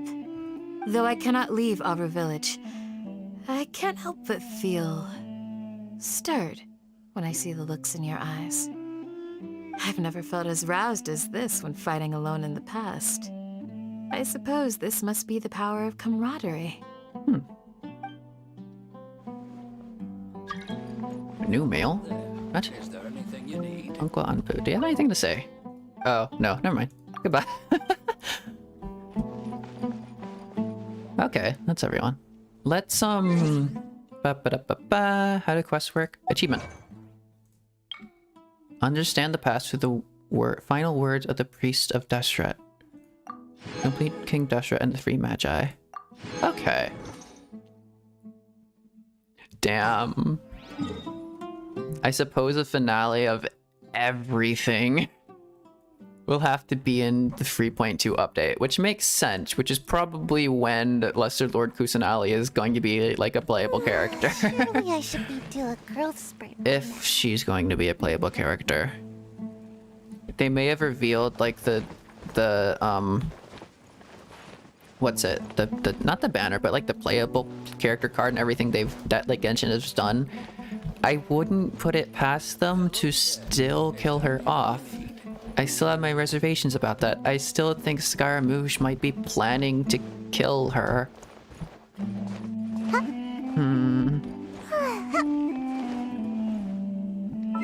Okay. Quest? Okay, it's still gonna keep telling me to unlock this. Okay. Let's unlock that. Claim that. Awesome. When does that start? Take a look around the academia. That's a problem. I'm definitely gonna be around there a lot. Okay. Mail? Oh!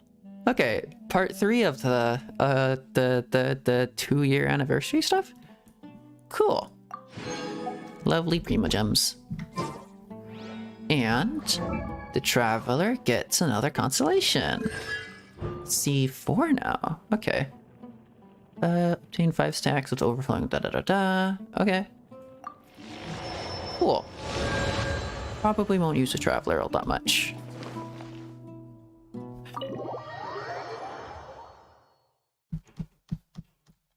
Well, that's definitely something. And I think that's...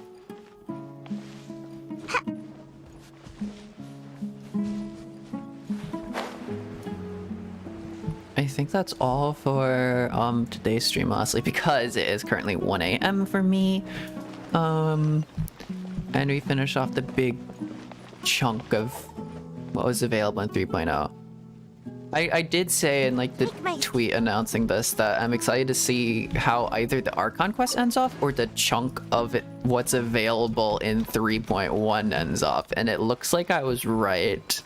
This is a chunk of what is available in 3.1. There's definitely going to be stuff in 3.2. And I'm really excited. in about a month. Oh my gods. To be able to see what's going on with Scaramouche and Ildatore. Because I have a lot of thoughts. And a lot of theories. I don't think Ildatore is working under a Fatui plot here. I think this is an Ildatore plot. And I don't think Scaramouche necessarily is with the Fatui anymore. We need to stop calling him the Balladeer. He's not the Balladeer anymore.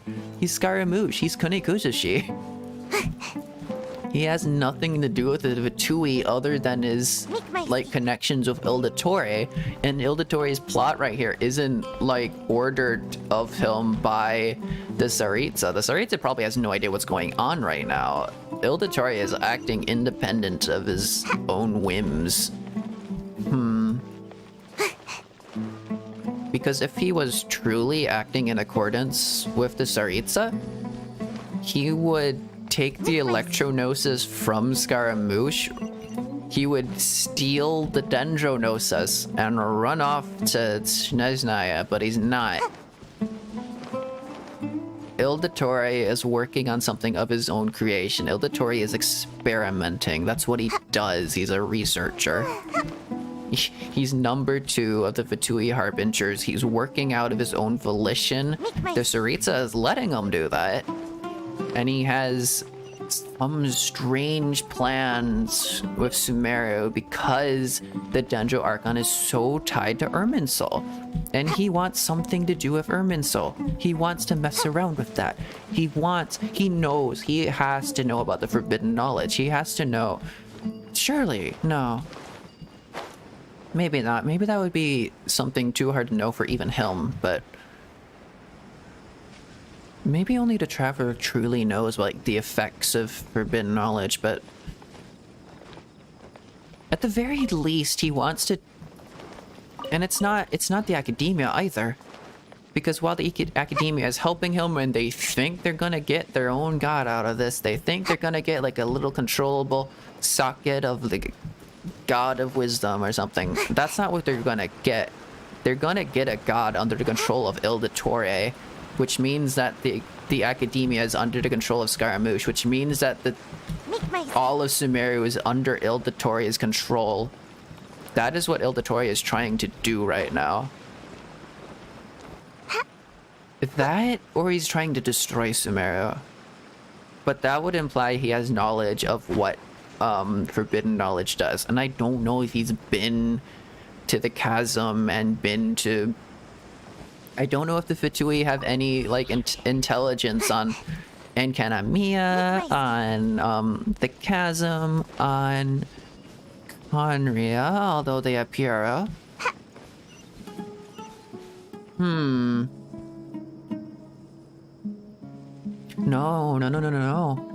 The Fatui is waging war against the Divine. The Fatui is attacking. The Fatui is planning to take down Celestia. They know. The Fatui 100% know about forbidden knowledge. They don't know the forbidden knowledge themselves, but they know what Celestia does to those who hold forbidden knowledge. The Torre knows. He's number 2 of the Fatui Harbinger. He knows this information. Ildatore knows exactly what he's doing when he... And Scaramouche wouldn't know because he's number 6. He isn't privy to that information, but the Torre being number 2 knows about all of this. So he knows exactly what he's doing when he's pumping Scaramouche full of this forbidden knowledge. Scaramouche has no idea what's happening. Scaramouche is like a little lost child. He's a puppet. Scaramouche is a puppet on a string, and he wanted to be free, and Raiden Shogun gave him that freedom. But he ran off to Ildatore and just became another puppet on a string. Because at least he had a purpose now. It's really sad when you think about it. But he went to Ildatore, even though he has to know, right? He has to know that Ildatore is just using him. Because there's no other... The Torre is not doing this out of the kindness of his heart. The Torre is using Scaramouche. And he's too blind to see it.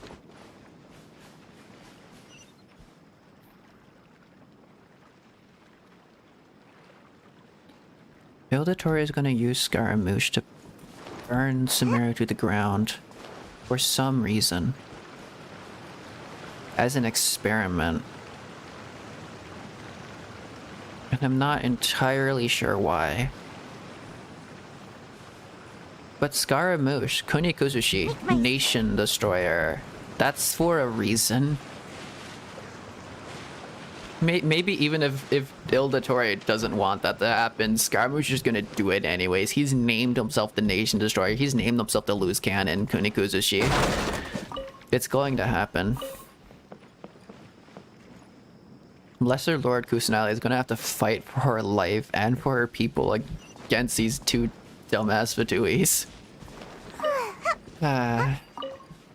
Or at least one of them. And then she'll also have to fight for her life against Raiden, the Raiden Shogun's random son.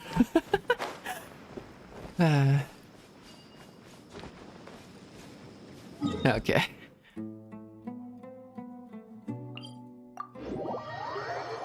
But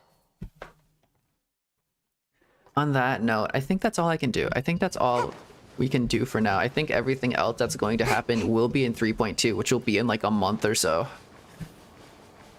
But there's a lot of mysteries in the desert we have yet to solve. There's this entire mausoleum of the Scarlet King, mausoleum of King Deseret to discover. There's so much to do. But that will all be for another time.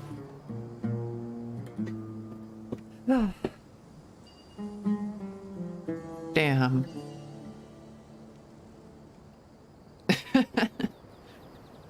Okay. I can't believe we have to wait yet another month for Scaramouche and Ildatori and all of that, but it will be well worth the wait. I know it will be. I know that that's going to be incredible. And I keep checking to make sure I got everything, and there's a lot of stuff like until Fauna is healed. There's a lot of stuff that's like piling up and everything, but I think that's all we're able to do. And Golden Slumber is something else entirely. And there's also like the event that's happening right now. And then all these story quests.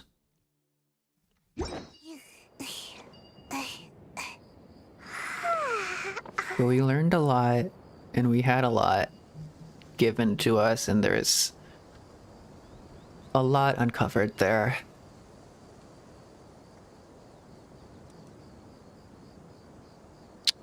I don't know what to say. I don't know what to say about everything we just learned and everything I've just said and everything I've just like theorized about. I feel like Greater Lord Rukadevata when she turned into Kusanali. I've expended all of my thoughts. I just threw them all out on the table. They're like discarded around this live stream somewhere. I have to like collect them back in order to make something cohesive if I want to make something cohesive. I have a lot of thoughts. And I gave them all out during the stream, so all my thoughts are out there.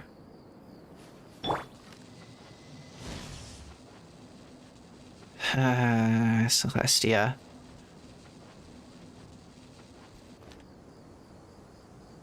What does Celestia have in store for us?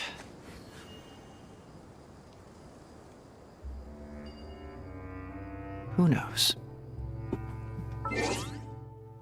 But with that,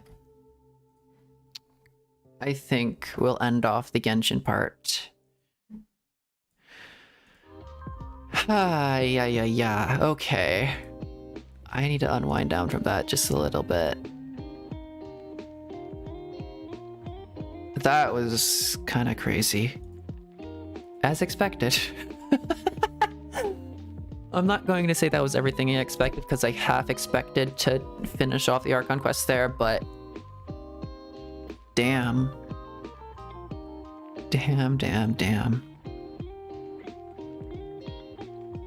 Of course, Sumeru is going to have like one of the longest Archon quests in the game so far. That just makes sense. Yeah. Okay.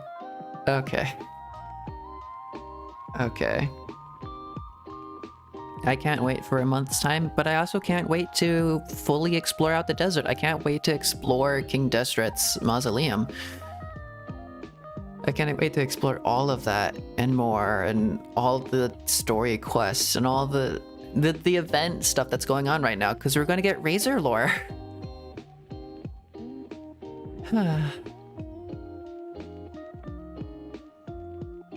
I think the brain is a muscle, and I think I strained out my brain a little bit too much today, but I'm totally okay with that. Tomorrow we are going to have a nice chill art stream. I was considering drawing Lesser Lord Kusanali, but I think I'm reconsidering because we still don't know everything about her. I guess it makes sense that they would do the biggest lore drops about her when she becomes a playable character. If she becomes a playable character, probably gonna become a playable character.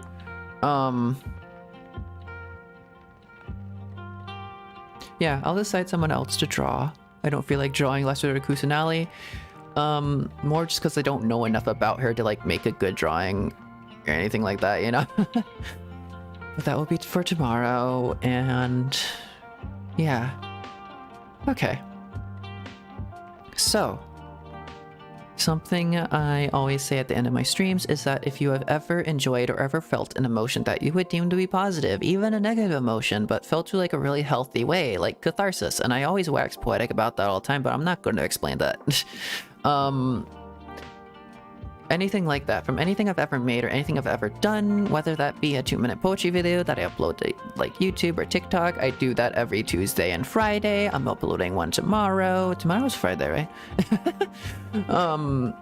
Whether that be a 9-hour live stream where I got far too carried away, whether that be a 1-hour live stream where maybe I wasn't really feeling it, whether that be a 10-minute video I upload talking about Sayu's lore, which I do really intend to do at some point. But I keep saying I'll get around to it, but I just don't. But whether that be, or that be like a 20-minute reading video, which I still have yet to get to, or whether that be just a random piece of art I make, whether that be like a tweet I put out, whether that be just like a certain way I say a word or a phrase or a sentence, or just like my voice in general, or just like some random thing I've said at some point, or a question I've asked you, or any way I've interacted with you, or anything. Yeah, anything I've ever done, or anything I've ever done, or anything I've ever made. Then I really, really, really do appreciate that. And I really, really do appreciate you. Because that is the reason I started all of this, and that's the reason I do all of this now, and that is my reason for existing, and that is my life's purpose, I think. That is my raison d'etre, I do believe. Because I have been helped so much by people who do the exact same thing. And I figured it was time for me to give back and help as much as I've been helped. That is a constant sorry, I'm getting so confused with whatever Sino is. That is a mantra? Yes. That I've repeated in my life a lot. I want to help as much as I have been helped. I want to inspire as much as I have been inspired. I want to move from being the inspiree to the inspiration. And so if I have ever meant even the littlest bit of anything, if I ever meant anything to you, that means everything to me. And I will always thank you for that. And I'll always thank you if you have helped me with that in any way.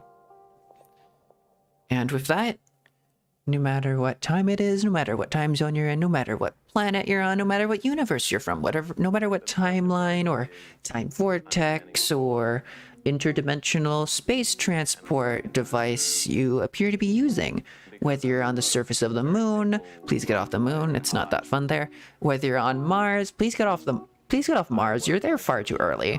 Whether you're standing on the surface of the sun, or you're on Jupiter, or you're on Earth, or you're in an alternate reality where Space Australia exists. no matter where you are or what time it is for you, I hope you have an absolutely wonderful rest of the day, and I hope you have an even more wonderful tomorrow.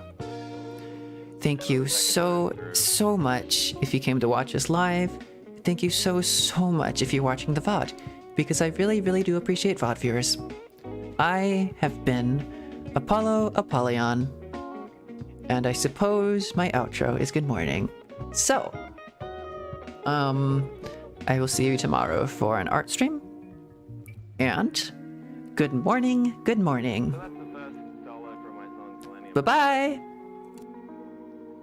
Take all your favorite pentatonic licks and reapply them in different contexts.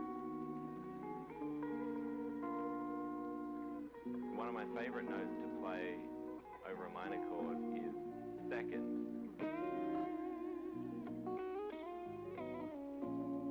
Second.